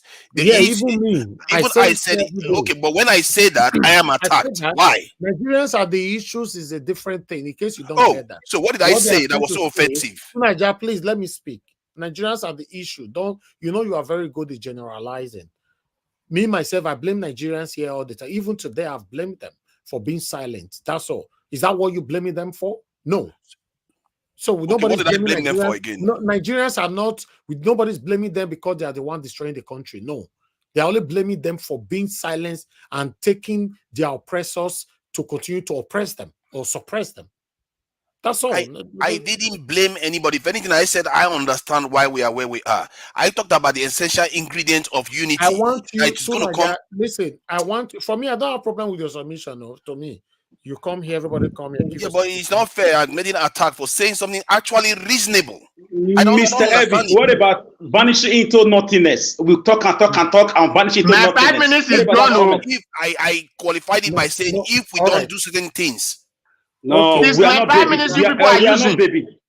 Hold on, please. Tunaja, one thing that you must understand is that with what you are standing for, the invisible thing you are standing for that you think that others don't know, when you continue to portray it here, indirectly, people will always counter you this way. What is it you think I stand for? Yeah, I think you stand for the government. Because by calling them traitors to our people. No. I think that's how I stand for them. I'm not here to debate over that. Is that logical? I'm calling the people that I'm standing for traitors. It doesn't make any difference. You can call them any okay. name. Also call you might not be themselves standing for them. You might be than standing that. for them. But one thing, you must Politicians have the flesh, the skin to take these harsh, strong, penetrating arguments. I do take it, but it's just that it causes a lot of distraction because but everybody's nobody's pulling their hair out because I just said something. Nobody insults you. They're only countering you. That's all. Mr. Elvis, Mr. Elvis, nobody insults you. Mr. Elvis. If you were, even you yourself, you're not breaking the rules of the platform. Thank you very much. Mr. Mr. Jonathan, Elvis. I have somebody that have not spoken though. Mr. Elvis. Yes, go ahead, sir. Please, sir, just 30 seconds. 30 seconds, you go ahead. Thank you very much. See, today, it's not that I've not seen 2 or 3 people that have spoken contrary to my submission, but I didn't counter them. I just allow it to flow. That's how we can go, right? If someone is speaking and then you say he's talking about you, then wait for your time to counter the person, to say something to that. But if the person is speaking and you're not, if I want to do that today, if I really had wanted to do that today, at least you said something contrary to my submission. Mr. Toon says something contrary to my submission. But you know what? In the final analysis, okay, if you come here to say anything contrary, you see, by countering you, thank you, sir. Thank you. Thank you very much, Mr. Elvis. Thank you very much. Thank you. Mr. Odua, thank you very much, sir, for joining us today. Good evening to you. Please, you have 5 minutes. Talk to us. Good evening, everyone. Good evening. Both Niger, to Niger, good evening. Well done. Alex, well done. Now try. I greet everyone in the house. Waiting just carry me on today because this corruption we they talk about. Waiting the video when I see yesterday. Now I want to talk about. I bet maybe we talk about this thing well for Nigeria. They want to recruit people for military. For Lagos, the Northerners can't carry themselves about 7 or 8 people or 9. I don't even know. I don't could remember how many number they be. Go there, constant as the indigene of that place to enter soldier to become a worker in Nigeria, where the people of Lagos are looking for opportunity to work. Now, these are the reasons that we are suffering today. The Southerners should look onto this thing. Edo, my state, Delta, and Imo, whatever state you are. It's good we talk on these things that everybody, Obasanjo have did it before. If you want to become a military man, it must be from the indigene of that place. So not we giving our slot to outsiders to come and become a military of us, whereas our people are looking for opportunity. So that video, I don't know if I can send it to you. I will have do that so that you watch on it and see how we can talk on these things. So these are because these are the hardness of the corruption and oppression and how our people give themselves to oppressions. For person to leave his state to become and bearing Edo state is the agent, whereas you did not know anything about Edo, you can't speak Edo, you can't speak Isan, you can't speak anything in Edo state. You will just come and they will give you certificate as a Edo person. So these are the topic I want you to look onto and bring it for us. So also because this is a place to stop solving our problem. We addressed this yesterday, sir. Okay. Yes, I don't really because I was not aware. You were not so aware. to Nigeria, thank you. You know, say the other day, I tell you, say you they confuse people. You always come here to confuse people, and you are not confusing us here because the thing you said here, we go outside and people will still listen, and the one we are still saying here, we go outside, people will still listen. But if you know, if you are happy that Nigeria is in this condition, then you'll be telling Nigeria that yes, we are happy for you that being in this condition. But if you are not happy that Nigeria is in this condition, you will be dwelling on the topic direct and too practical, because anything practical is what brings solution to something. So by the time you begin to talk of corruption, you are talking of the history that passed, the history of how do they colonize Nigeria. That means you are not in the line with us. What we are facing now is money they borrowed. Who are be eating this money? You will not say, no, it is Obasanjo time, it is Babangida time. That is all these things that you see they are catering your ways. So anyway, my people, I don't want cause fight to. Now good now later I want just from here. Naja was please, can I just say something quickly? Please? No, not yet. We have somebody that is here. Okay. No, somebody is here that is talking now. Please, I cannot be giving you 30 seconds. If I add all the 30 seconds that you guys are collecting, here, it's more than I get that. This will be my last utterance. No, okay, go ahead. See, yesterday I was on this panel. I was being hit and left and right and all, and then I went to another conversation, and I just put my mouth, spoke for within 2 minutes, and somebody was clapping for me. One lady was clapping for what I said, and I was shocked by it because of the hostility I get here. And it tells you that opinions are opinions. Some people actually get it, others don't. And we have to understand that we can't just be attacking each other. It's not healthy. Thank you. Yeah. Now, George, please can I come in, sir? No, Mr. Alex. We cannot be doing that now. We're not in the primary school here. Yes, what you are saying to that, I agree with that. But one thing, like I said before, I cannot control how people will counter your information. It's not my duty to do that. My duty is to make sure that people don't come here and start insulting the government. People don't come here and start insulting and breaking the rules of my platform or the rules of YouTube. Remember, I'm not the owner of YouTube. I'm only subletting one part. It's just like a tenant renting your house. That's what we have here. So we have rules that must be followed. As long as your submission is not against the rules of my platform or YouTube, I don't really have a problem with that. But I believe the remaining panelists on the panel can counter you because we are here to educate the people. So when people think that you are misinforming the people, they have the right to correct you or ask, for you to bring the proof for that. Like some of the proof that you brought yesterday was not tallying what you were passing on. So there's nothing like toxicity. That's another malignment. That's inaccurate. Don't do that. No, That's it was not. No. You said UK. Yeah, no. You Tunaja. Okay, say what I said. Say what I said. Tunaja, make you all done. We they keep everything. No, it is say this platform. We don't just come here and talk we don't have evidence. So this is what you talked about yesterday. He's still here with me. This is what you talk about until I went to put on. He's on the screen right now. Yes, you lied. You said these people did this what they did until we brought it here. It is York Times analyzed one. What I said was that there was corruption. Is this not corruption? No, that's not what you said. Until I brought this. What did I say then? Here. So tell me what I said. I don't have time. You see, you shouldn't do that. That is not honorable. What you are doing just now. You just malign me. No. Because the way I said The way you pass your information was not tallying. But you with still didn't the say what I evidence said brought in. that would have tied to what you just posted. No, you didn't. Anybody that reads what is on the screen and what I actually said will know what I said was true, and you When just you say malign that me. there's corruption in the politicians in the UK, they also Corrupt. they are corrupt and all that. And that is what you just posted. And all that, you know. But meanwhile, let me move on, please. Stop talking. You see Don't that? waste my time. Tunaja, please stop. You are dragging my time, dragging it. I'm not here for that. Thank you. Oga CM, please give us a final submission. 5 minutes. Okay.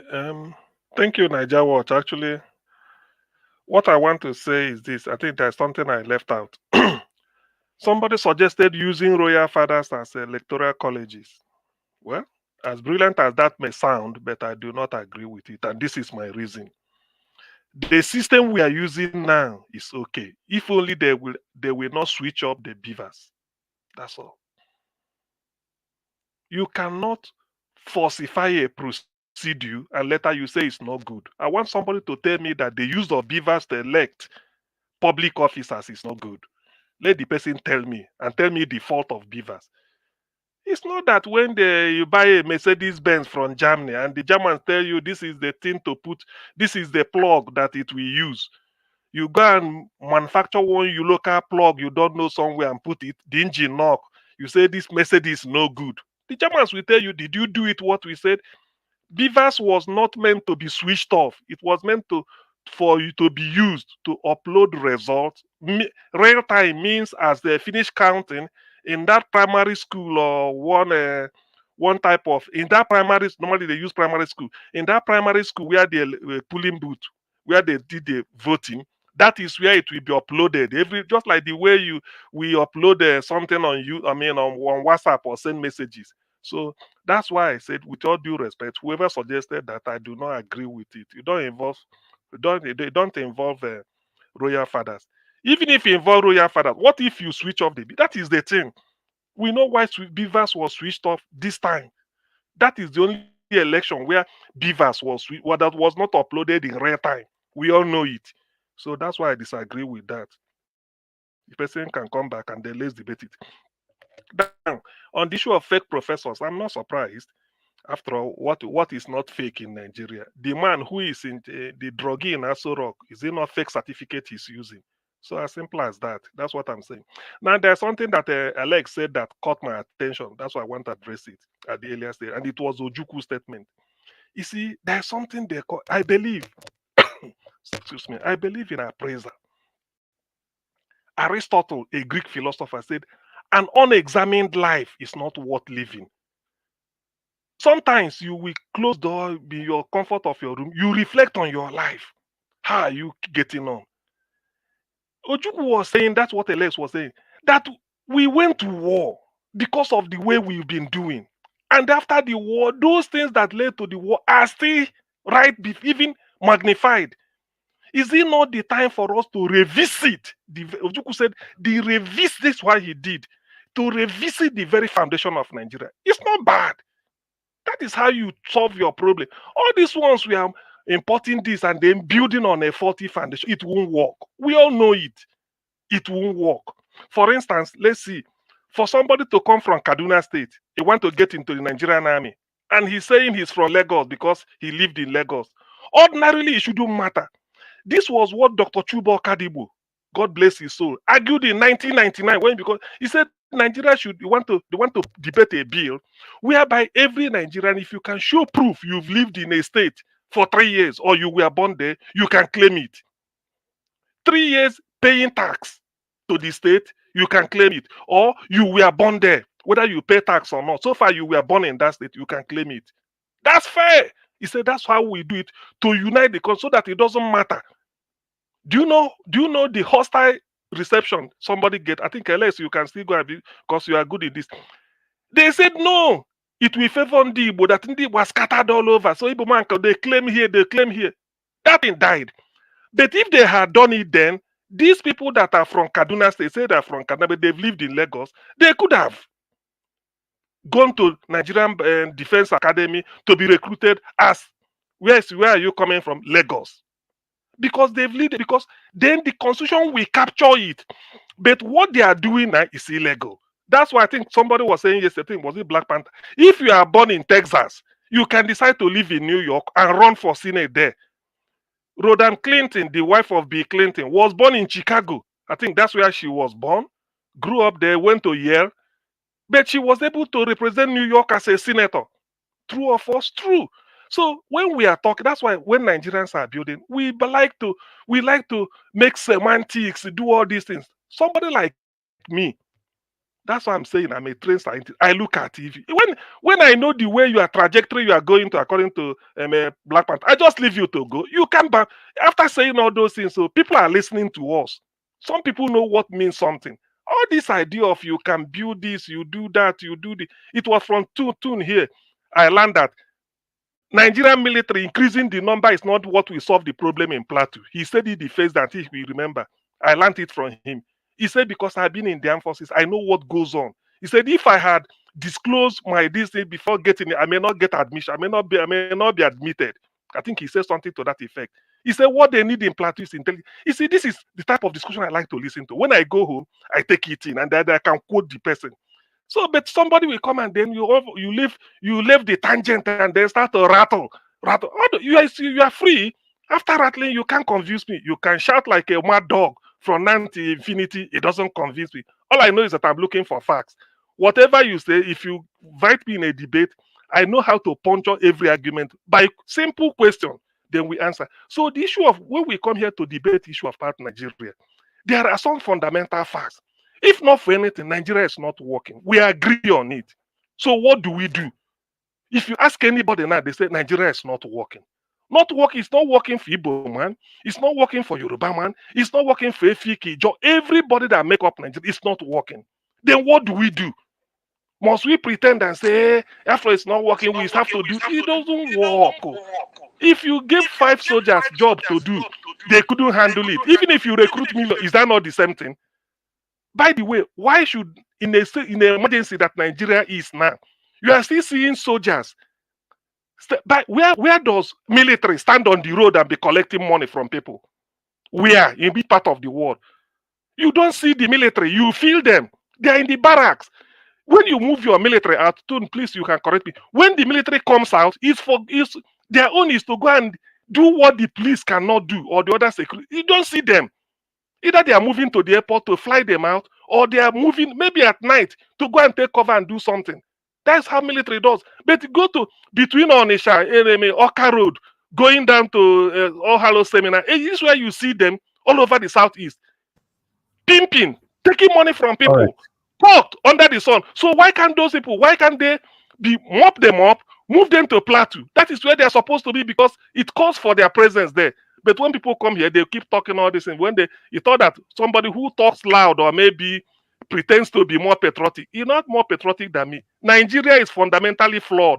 Until we come down to look at the constitution, put certain things in the constitution, it can never work. For instance, recruitment, so that somebody from Kaduna can claim Lagos. If it's in the constitution, he can go. Otherwise, it's illegal. Thank you.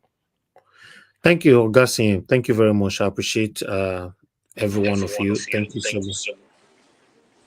Mr. Jonathan, unmute yourself. Let me mute you. I'm hearing myself back.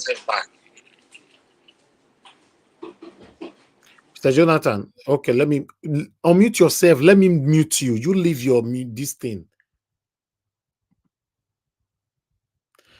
All right. You are just playing with this. Press it once, sir.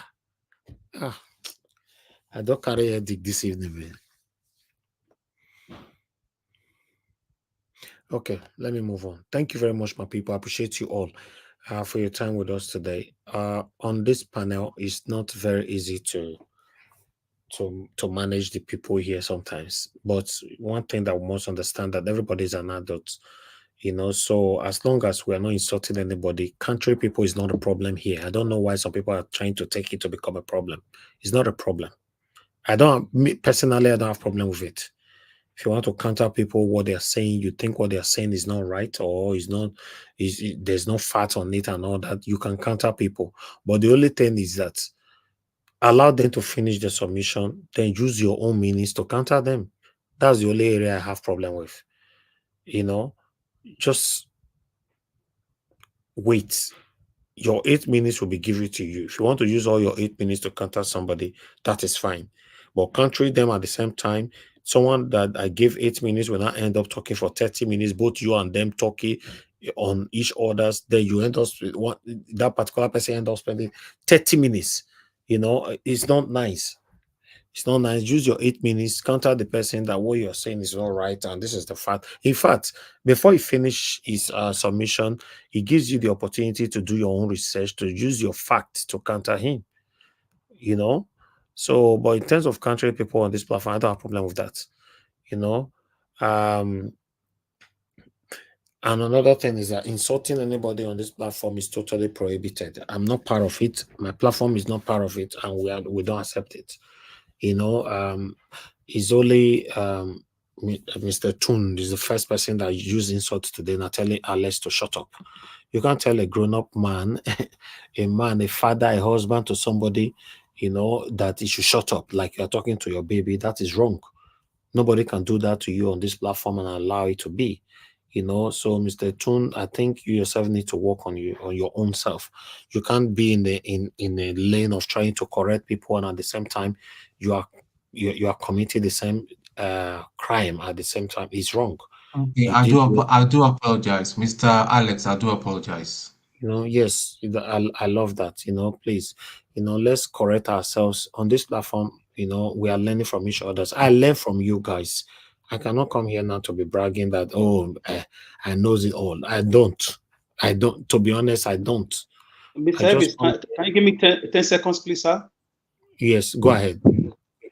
Gentlemen, we are one on this platform. Tunaja is my friend. He's a very good friend of mine. This is what sometimes he comes at me also with facts. I end up apologizing to him most times too. So we are very good friends sometimes. So Tunaja and I tomorrow we still talk and say how far. So this is not the first time we talk on each other. We've done worse things than this. So sometimes I'm really sorry if, yes, Mr. Toon, you got also a backlash from me. This is how I talk. I don't yell on anybody. It's my nature. I try to control it. It's not easy living under these harsh economic problems. So my audience, I want to say my sincere apologia. If you feel a little bit unstable with my verbosity, it's not intentional. So Naija, thank you very much. To Naija, I'm sorry if you feel offended. We are fighting for the people. Sorry, nobody offend them. So in fact, in some panel, in some fiscal panel, in some parliament, they even fight. They raise there. They raise so it's part of the debate. Anyway, for a better country. 2 seconds. 2 seconds. Yeah, Mr. Mashallah, go ahead. You know why I like this panel? This is how our Senate should be like. Where you go into a room and you speak the truth, you quarrel and you settle. Our Senate is not like this. No, it not be like that. So the money involved their own, money not their own. No. This forget money. Money is not everything. But there is everything to these satanic people, my brother. This is how we expect them to be talking in the Senate. Be talking through chair, break table, and they will know you are working for us. It's always like that. It's always like that here. To Nigeria, you say that today, nine people they attack to Nigeria for this platform, right? No, I know it's not be today, but now so people to Nigeria don't receive mass boost for this platform for the past almost 2 years now. So forget. So yeah, for me, we don't have anything against anybody on this platform. I want you guys to know that yes, we're talking about how we can have a better country. It's not funny. It's not funny with the way we are going in Nigeria. Nothing is working. It's seriously affecting us directly, indirectly, psychologically, mentally, anyhow, and otherwise. It's not funny at all. Now they are taking petrol to 1,200 naira. What is that? So it's crazy. So sometimes when we're yelling on each other's here, you know, it's really frustrating, you know. What about me coming out every blessed day to do this? it's not easy at all. All I just want is encouragement for some of you that really cares, because I know there are some satanic people listening to us every day here, waiting for them to fail, you know. So yeah, but those of you that cares, you know, always show that care, you know, write good, something good on the comment section. I can read it. My diarist wrote something just now that, you know, when I said I have headache, I they read all this, they see them, you know, these things I need it sometimes, you know, just put it right there. If you're on the panel, say something good to encourage us to do this, because if I decide not to come out for 3 days, it will affect everybody. I can do that. Or you think I cannot do that? I can do that. That's okay. This whole week I'm not coming out at all, and I don't want any of my admin or anybody to on the broadcast. Turn it off. I can do that, you know. But I'm just trying to keep the consistency on and all that, you know. And those of you also coming here, you know, on the panel and all that, it's not so easy for them. Some of them go to work, they run from work to join the panel. Some of them, they are work, they're joining the panel from the work. Some of them calling from work to give their contribution here. Everybody's just, you know, left and right, collectively fighting how Nigeria can be better, and it's getting worse every day. You're not seeing one better head do tiffin another money. It just didn't get us to be now. Let me give everyone here, you know, in case you have anything you want to say, one minute for the final 1 minute, you know, that yes, 1 minute. Start with you want to start first, Augustine? Well, let me start first. Okay, hold on, Gassiem, hold on. You know, sir, whenever you want to talk now, so the Gingerbread Man, go ahead. You have 1 minute, sir. Thank you. Yes, sir. Good evening to you. Mr. Davis, good evening. Thank you. If I say you have something against me today, right? No, I don't. I don't still offend you already. Don't offend me now. I don't call you since now. When I call, I go announce, don't say go and sleep, stop calling. I bet love this. But why I say you go sleep? Why you not gonna go sleep now? I go sleep. The time is just 5 p.m. How can I sleep at 5? Now 5 p.m. you just sleep. Okay, maybe you talk to us now. Go ahead. Well done. I like what you guys are doing. In fact, this evening was very, very entertaining. Alex and Tone, you understand? I want to tell Tony that Alex does not shout. That's the way he speaks. You understand? Alex is a babatica man. He speaks a lot of grammar and his voice goes high, but he's not shouting. So, but thank you, Mr. Alex. There's something you said today that I really appreciate. You know, you gave me a new language on how we should speak in terms of how to address these politicians. I can't remember how you said it, but I want you to reiterate it later on, how we must confront them. So that, because when you say that, you say you try to be civil. But me, I understand the language you're speaking. I'm with you on that page. And brother, please, I will consult you later. Thank you very much, Naija World. God bless you. Thank you, my brother. God bless you. Thank you so much. Okay. All right. God bless you, all my people. I'd like to quickly appreciate. Oh, yes, I got a super chat from Jesus, my father. Thank you very much. God bless you. My pocket never run dry. Thanks for the support for the channel. And I got a super chat earlier on from Cassava Junction as well. Thank you very much. And Flip, thank you very much. God bless you all. God bless you, all my people. I appreciate you all. All right. Let me move on now to Augustine. Your 1 minute. Okay, yeah. Okay, yeah. Thank you, Naija Watch. I think let me use this 1 minute to invite Tony Africa DPT. What I'm saying now is a combination of all the nonsense you've been saying about me. And I do read it. I call you Tony Wahala out of affection. Just affection. Please, I invite you to a debate. If you present your viewpoint, I present mine. Then we look at it critically with reasons. All this idea of being on the chat and be typing nonsense against CM, I don't like it. It belittles you. Not that I don't see it, but it's been going for weeks or months. But as a person, I overlook certain things. But today, let me throw it open. Those of you here can be my witness. I want intellectually stimulating debate. Present your viewpoint on Nigerian problem and solution. Then I will present mine. I ask you question, you answer. If you ask me a question, I'm going to answer. Then if you ask you, will you answer? Thank you.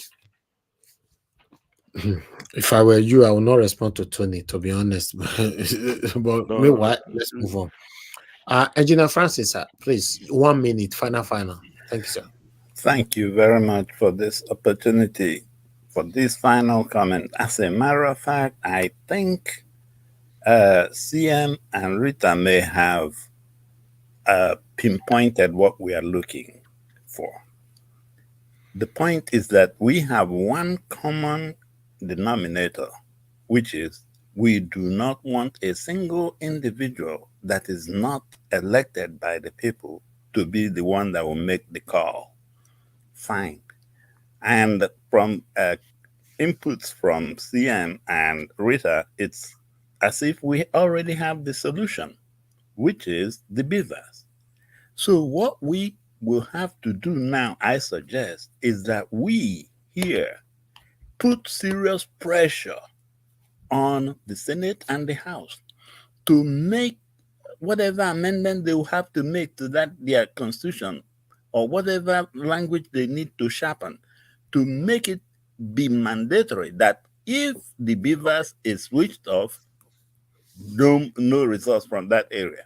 Thank you. In fact, the results will come that same night. If for any reason it's switched off, forget it. Rerun the election. So we need to really be very strict on that point, and that will prevail. Thank you, sir. Thank you very much, Engineer Francis. All right, Mr. Jonathan, 1 minute, sir. Okay, Mr. Jonathan, not there yet, Joseph. Okay, his network is not was not stable earlier on. Okay. Can I use his 1 minute? Okay, yes, you can. Go ahead. No, actually, what I was going to add is this is exactly why I keep hammering on that senator from Abuja. Because Abuja is the one area that if it happens, the whole country will have eyes and everybody will grasp it. She might be the one that will suggest that as part of a bill that she will present that will clarify the Abuja 25%. And then she can get co-sponsors from the PDP and even the other LP guys. But on that day, she will present it, do like that Cameroonian guy. Don't step off that podium until you prevail and finish what you're doing.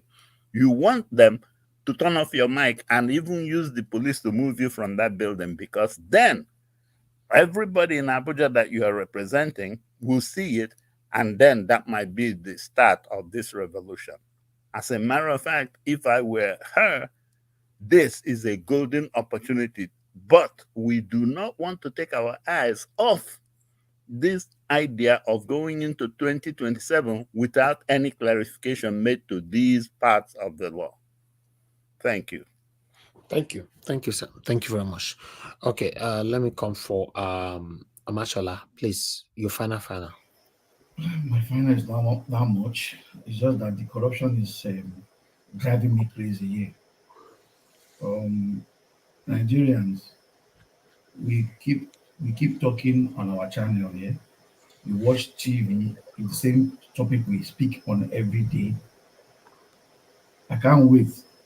I will come 6 o'clock on Nigeria Watch and I'll see Nigerians on protest. I can't wait. That's the only way out left for me. The military will not do it for you. Everything is in your hands. That Ahmed said it. Nigerians, take back your country. You have a certificate forger already in government, and they're cramping down on people with fake certificates. As you can see, Nigerian law is for the rich. The good side is for the rich. The bad side is for the poor. It's high time we all come together and do the right thing. Thank you. Thank you very much, sir. God bless you. Thank you. Mr. Odua, please, your 1 minute. Thank you, sir. Thank you. I will tell Nigeria, please, not continue to the talk. Anybody where you say not talk go vanish into air. There is no talk when they enter inside Bele when you don't talk and come out again. Now people brain in the enter. Now air they pass, they go. Before you go enter people brain. I bet not keep on the talk so that make people they see the good thing, make that they get sense to know the good when they separate them from the bad, when the country will take good. Now that one I advise everybody. Nigerians, not keep on talking. No, not stop. No, not discouraged from talking. One day that will not talk, it go work. It will make the country do okay. for everybody. Thank you. God bless you all. I cannot take another person minute. Thank you very much, sir. Thank you so much. Okay, Ogatun, please talk to us. 1 minute. Okay, hi. Right, okay. Just a quick one, You see, me, I'm not listening to for those calling and saying that Tony is a proud person. I mean, I carry myself with so much confidence, and sometimes comes off as being proud. I'm not a proud person.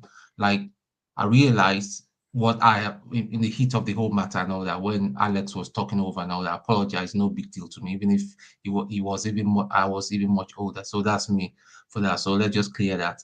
Everybody, we're all passionate about our country. We want our country to be better, whether we're living in Nigeria or living outside Nigeria. I could easily say that, I mean, waiting concern me. I'm here, my family's here, I'm well off, I'm comfortable. But no, we are all here all the time in different platforms, making suggestions and all that. All I'm just simply saying is that we shouldn't just bash ourselves. Let us use that same energy. Let's direct that energy to where we'll make a change. Elvis, you're doing a great job. I want you for us to start taking it to a different level where we'll start empowering people that in Nigeria, so that what we're saying will be will get to them. These messages will go to the people in the village and all that. There are a lot of people that don't have smartphones.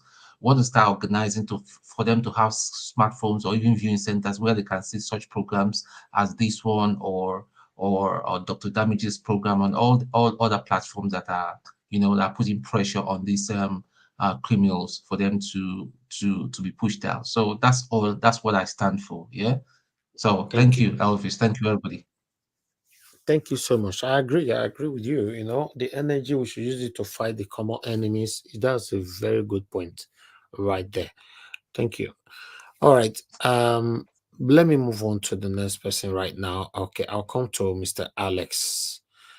Mr. Alex, Thank you, please. Yes, I have no personal vendetta on my political body metabolism, genetics, or DNA. It's not part of my political aficionado voyage. It will be lubricous. It will be counterproductive.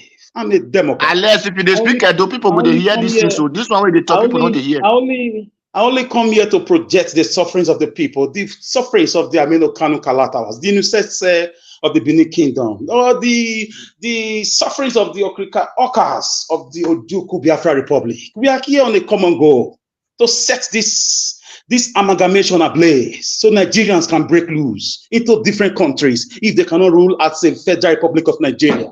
We have no need being together since 1960. We are still discussing infinitesimal issues like electricity, transportation, when nations are going to the moon, back and forth, discovering ways of curing incurable diseases. This is why some of us are motivated to come here on a daily basis, sometimes to make sure that we educate people on their rights and obligations, on the reasons to embrace these people, because we've done it in terms of voting. It didn't work.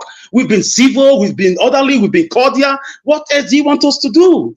This is our passion, because we are inspired by Kwame Nkrumah of Ghana, Nelson Mandela, Luther King Jr., Sankara, and the likes. And we cannot be, silent, because we are too convinced. Our convictions are stronger than corruption, stronger than embezzlement and embellishment. So please, if you find my modus operandi of communication a bit too harsh or a bit too loud, I'm sorry. It's part of my genetics. You have to get used to it. It has nothing personal to do with anyone. Thank you, Mr. Evans. This is my humble logomaki, and I leave it here with that logo apacha. Thank you. Thank you, Mr. Abasha. Thank you. Now, God bless you, my brother. I appreciate every one of you right there. Let me move on now to the next person, which is to Niger. Can deliberately keep him to the last. You can not stay attack him again. Don't use now 1 minute. Make an alarm using 1 minute in peace. To Nigeria, your 1 minute. Nobody's attacked my brother. My brother. So they don't attack me. It's all good. Thank you for that. I agree with what Tone said in terms of leaning forward and actually start doing things to combat these people on the ground. And for me, my overarching view of our society, because somebody has to look at it from that point of view, is that if you have a house, somebody breaks into the house and then they go, you leave the door that they break open and just keep living like that. What will you do is you put burglary proof next time, and you even maybe hire gate man. But we never did that. And now those people that came and steal from you come out, then you go and start asking them for money, and they tell you remove more of the burglary proof you have, remove more of them, and the window that you used to close, leave it open. How that is illogical behavior. That is the way we behave as a people. And when I call for us reinforcing these things that has been broken down, when I say we lost something in the colonization war, that's what I mean. We don't have control of our environment. Nigeria is a blessed country that can be extremely rich and powerful. We have a massive market in West Africa. We have a massive market in Africa. If we get our act together, we can generate a lot. First, we have to secure our territories. Trump is in America talking about how he wants to protect the border. That's making him very popular. But in Nigeria, we don't seem to take those things seriously. We think that somewhere along the line, one man is going to be able to defend 1,000 people. That is not fair. How is that fair to the man that is barely paid anything? Okay. Thank you. Your 1 minute don't finish to Nigeria. Go Thank sleep. you. You don't late for UK. Now UK, they don't have any excuse to say 5 p.m. It's 12 o'clock now. Go to bed, my friend. Go and sleep. Thank you, Nigeria. Thank you. Give us a man. They mean understand though. Were you passing by? You mistakenly jumped into this platform now, or because I don't understand. We are closing and you just coming in. Please, can you explain to us, sir? Okay, thank God. Say in network. They don't even have to teach key. They don't jump window now. No. Now it bless that window in jump, but in network never good. They don't give her the key now. They don't give her the key to the jump window. It's just coming into the panel now. So it's unusual. But the thing not even clear. Say for now, let's say not even the America again, say because for the past couple of since when entered the 2024, now in network not the good again. Let's say now Kenyan network they use or something like that. But nevertheless, I appreciate every one of you that came into the panel today. You say? Can you hear me? Can you hear We me? hear you now. We asked you a question just now. Were you passing by and you are just branching, or you came to the panel? How you take come? What was the plan? I waka come now. They no carry me come. Okay. I waka come. Thank you. We'll give you 2 minutes. Maybe to give you submission. We are closing right now. Well, I mean, you get us to be my brother. Maybe I go explain to you later. Good evening to the panelists, people in the comment section, all Nigerians. Greetings to everyone. Thank you for allowing me, Mr. Elvis. Say we talk here. I tell Nigerians say the first name of these people not to loot. Their second name not to loot. Their third name not to loot. Their fourth name not to loot. They loot, and loot. How many months this lady don't spend for office? 7 months. 7 months, okay. Now, there was one video that Shehu Kuti did, right? Although I don't believe all the content of that video, because he himself now one of the people that did not support the good person that came out. Now, these guys, they steal so much money. Now, if you look at this 4 billion naira now, if you do a calculation of this 4 billion, maybe better do, maybe she's 40 years old now, possibly. Now, do a maths of maybe, for example, if she lives 70 years, then the next 30 years, she has maybe make a calculation. How much does she need to steal to be able to remain relevant in the eyes of people? And so they loot money that ordinarily will blow your mind. Now, going back to what we said yesterday, ever since I've been on this channel, or maybe in the history of maybe in the last 5 years, even Boris Johnson, I didn't hear that he stole money from UK, right? There was somebody that was actually sent out of the house here because I think it's about $20 or $100 vote buying. They send him out of the house. This is the problem we talk about corruption. Dino Melayo is in Dubai. You guys need to see what the guy is doing. Why? stolen wealth taken to another country on the basis of the fact that the country is run down by criminals. Their first name is criminal, their last name is criminal, their agenda is to loot and loot and loot and loot. In less than 7 months, somebody has stolen about 4 billion naira. Now, that means for the next 4 years, if you do a math of this, she's going to run in the trillions. This is where we had Nigerians. Now, you remember the last time they played the video of people in Kogi? I told you guys that video was a scam, because the face of those women in that video doesn't match the amount they gave them. Those women, they were too pretty to live on 20,000 naira per month. That is this money, this 4 billion, now part of that money. And Better Edu will come out tomorrow and tell you that they are working. Yes, they are working now because they are looting, and people are crying. Ẹ̀yin tẹ́ ẹ sowọ́pọ̀ tẹ́ ẹ gbé Tinubu wọlé tẹ́lẹ̀ ní ọmọ yín lẹ́jọ́ kó ṣe tí ìjìyà Okay. una go soon suffer. So, my brother, their first name is to loot, their last name is to loot, their middle name is to loot. They will loot and loot and loot and loot until they loot the country that. Now, we said yesterday, Nigeria is not rich. Where did she get this money from? Maybe she went to get it from France. I don't know, but we'll be here. Thank you very much for allowing Mr. Elvis. Appreciate you, sir. God bless you, my brother. Thank you so much. We have someone that's just coming in right now. Mama Esho, is that really you on the backstage? If not you, may you still collect your 2 minutes, please. May I see your camera? You know, so this impersonator with the careful, okay, Mama Esho. Okay, thank you very much for joining us, Mama Esho. But this time we go take us, so we don't understand. Good evening to you, Mama Esho. Happy New Year to you. Happy New Year, everybody. I've been listening to you guys while I'm on my laptop, but the thing is, you guys should just forget this quarrel this year. Let's find solution to our problem. Because it's so painful that we are not supposed to, none of us supposed to be here, going by what God has blessed us with. And going by the looting. In fact, the looting, when you hear them these days, before it was a million thousands you used to hear. But these days now, million, billion, trillion. And people are suffering. So how can we be so blessed and we are suffering? Huh? How can we be so blessed and we are suffering? I just saw a video now from where they scatter in Plateau. And the person was showing some minerals which are thin. So the purpose of all this bombing is because there are minerals in those environments and they have to displace the people so that they can get there without them making account to the nation. This has to stop. Why will God bless us so much and we are suffering? When we say the Western world are coming to mine those things, but they can't do it without us helping out.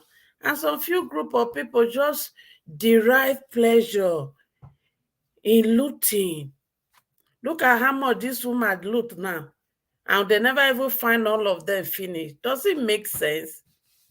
And that money was supposed to be given to people who were suffering. And somebody just save it all out there to live life.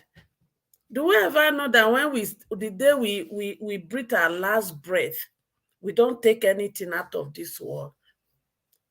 For how long? Tinubu, yes, you still mandate to come in. But if you must be sincere with yourself, can you just recover all this money and use it for the common man? Look at our children, look at our youth, look at what we've turned them to. And we think if we continue to turn them to this, they will let us sleep well? Never. I think that, I don't know if it is in this platform or somewhere, that one person was saying that in the next 2 months, if the government did not do anything, they will enter the street to begin to rob. Yes, that was yesterday or the first day. I showcased it here. So that's to tell you I follow. So if they enter the street to rob, who is going to suffer it? Like I heard now in Lagos, if your car break down, you are in trouble. You will pay money for your car breaking down. So the nuisance is going to affect everybody. To the politician, most of you came as a governor to become senator. Most of you have become senator for a long time. So you've made enough money. Stop. Because I don't know. Gone are the days where parents say, I want my child to be better than me. Is that not what parents used to say before? But now, no. The parents want to continue to loot and loot. They don't care what happened. Your children will drive those roads that these boys are now, when your car breaks down, they hold you. A time will come that car does not need to break down for them to hold because they are hungry. And right now, the school system, they are not investing anything on it. So many children are dropping out of primary school, dropping out of secondary school. And those who manage to go to university, they finish, there is no job. And they have this energy. Because the human capital, that is the age they are. They are supposed to be the wealth of the nation. But we are training them, preparing them to become the problem of the nation. And for how long are we going to do it? For how long? Okay, I don't know where I saw it, where some trailers of rice were given for constituencies to distribute to their people. Did they do it? Those are senators. And I was even thinking, I don't know how we are going to survive till 2027. Can most of you who are here, who have seen the good thing, some should begin to see how they can begin to vie for the position of the Senate and the House of Rep. Because it's not everybody that will become president, but majority of you can go there and make this change. Like this guy is the guy that talked today from this other neighboring country that they asked to shut up, and he said, no, I have to speak. We need people there, more than one or two, that will hold the senator president to account that no, we can't stand this. It does not benefit the people. Because the truth is, we can't be so blessed and we are here under the code. You must walk. Whereas we continue to help them to maintain their country while our own is being destroyed. Can we stop fighting? Oh, Tunaja didn't talk well, or this one didn't talk well, or this. Let's leave that. Let us not come into this forum and begin to pick what somebody didn't talk well, what opinion was not right. Let us focus on solution. We know our problem. But what we agree on our problem. We don't have issue. We don't fight when it comes to our problem. We only fight when we want to consider solution for the problem. And that is what they want us to continue to do. And the more we continue to do that, they will continue to use our head, the head of the unborn generation, to borrow money. Instead of putting it in production, they put it in consumption. Look at the budget. How much of it was apportioned to education? How much went to this security we are talking about? All right. This is a food for thought for all of us. Thank you. Mama H.O., thank you very much. It's good to hear from you today. God bless you, ma. Thank you very much. All of you too. Mama H.O., it's been a month of Sunday. It's been donkey days. We've not heard from you. Hope you are fine, ma. Well, but I'm fine by His grace. And I listen to you people every time. So my mama, in 5 days, we have not heard from you. Not only donkey, I'm monkey days. They are not Vespa for me. Just be He just be skeptical now. He's be sarcastic, Mama. Don't mind him.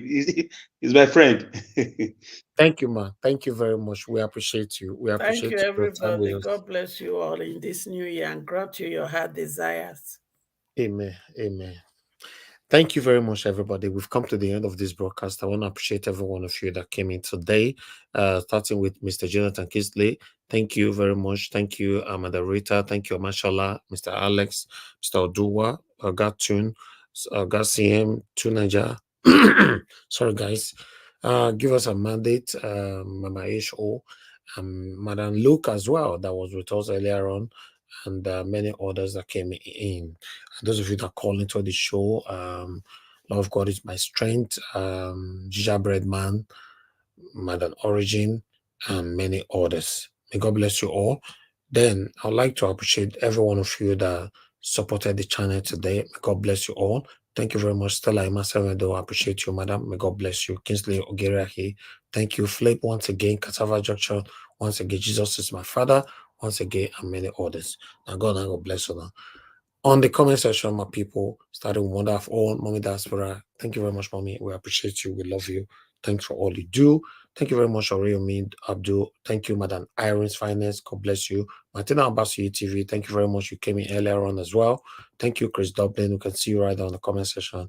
To Nigeria, thank you very much, but I don't know what you're doing on the comment section. You are here on the panel. Thank you very much, Black Panther. Black Panther, will miss you today because we block everywhere. We close door, we close the window. I can't say more put color for all the windows. We not find anywhere you go past enter. I make you not enter house today. But you know, see everything blocked now. I was still able to come in. So no, that your own. Me not know. We'll investigate how you take come in tomorrow. No worry. Your matter will your carry and wait for tomorrow. Thank you very much, Equity Fairness. Thank you very much. Mr. Ajawa, he came in through Benin Republic certificate as I came in. Yeah, that's good. That's good. Thank you very much. Thank you, Madam Rita, as well. Thank you for your time with us today. Thank you very much. Thank you. I appreciate you, Mr. Abu Azi. Thank you. I appreciate every one of you right there. Please do your part before you leave. If you know you have not hit on that like button, just do that before you go. And also, please subscribe to our channel. Hit the notification bell to be notified whenever we are here so that you can join us live. Let's continue to stand for what is right, my people. We are not a perfect people. We don't portray ourselves on this platform to be a perfect person. But please, just do your part. Do your part. Do the right thing. We have one life to live. It's unfortunate that we are very unlucky to come from a country where we don't have good leaders. But Nigeria is still one of the best countries in the world when it comes to the citizens. Yes, I will prove that to you guys. Maybe tomorrow or the next broadcast, you get to understand that we, the citizens, we should be proud of ourselves. Everything that we are enjoying today in Nigeria, we created it by ourselves. Everything.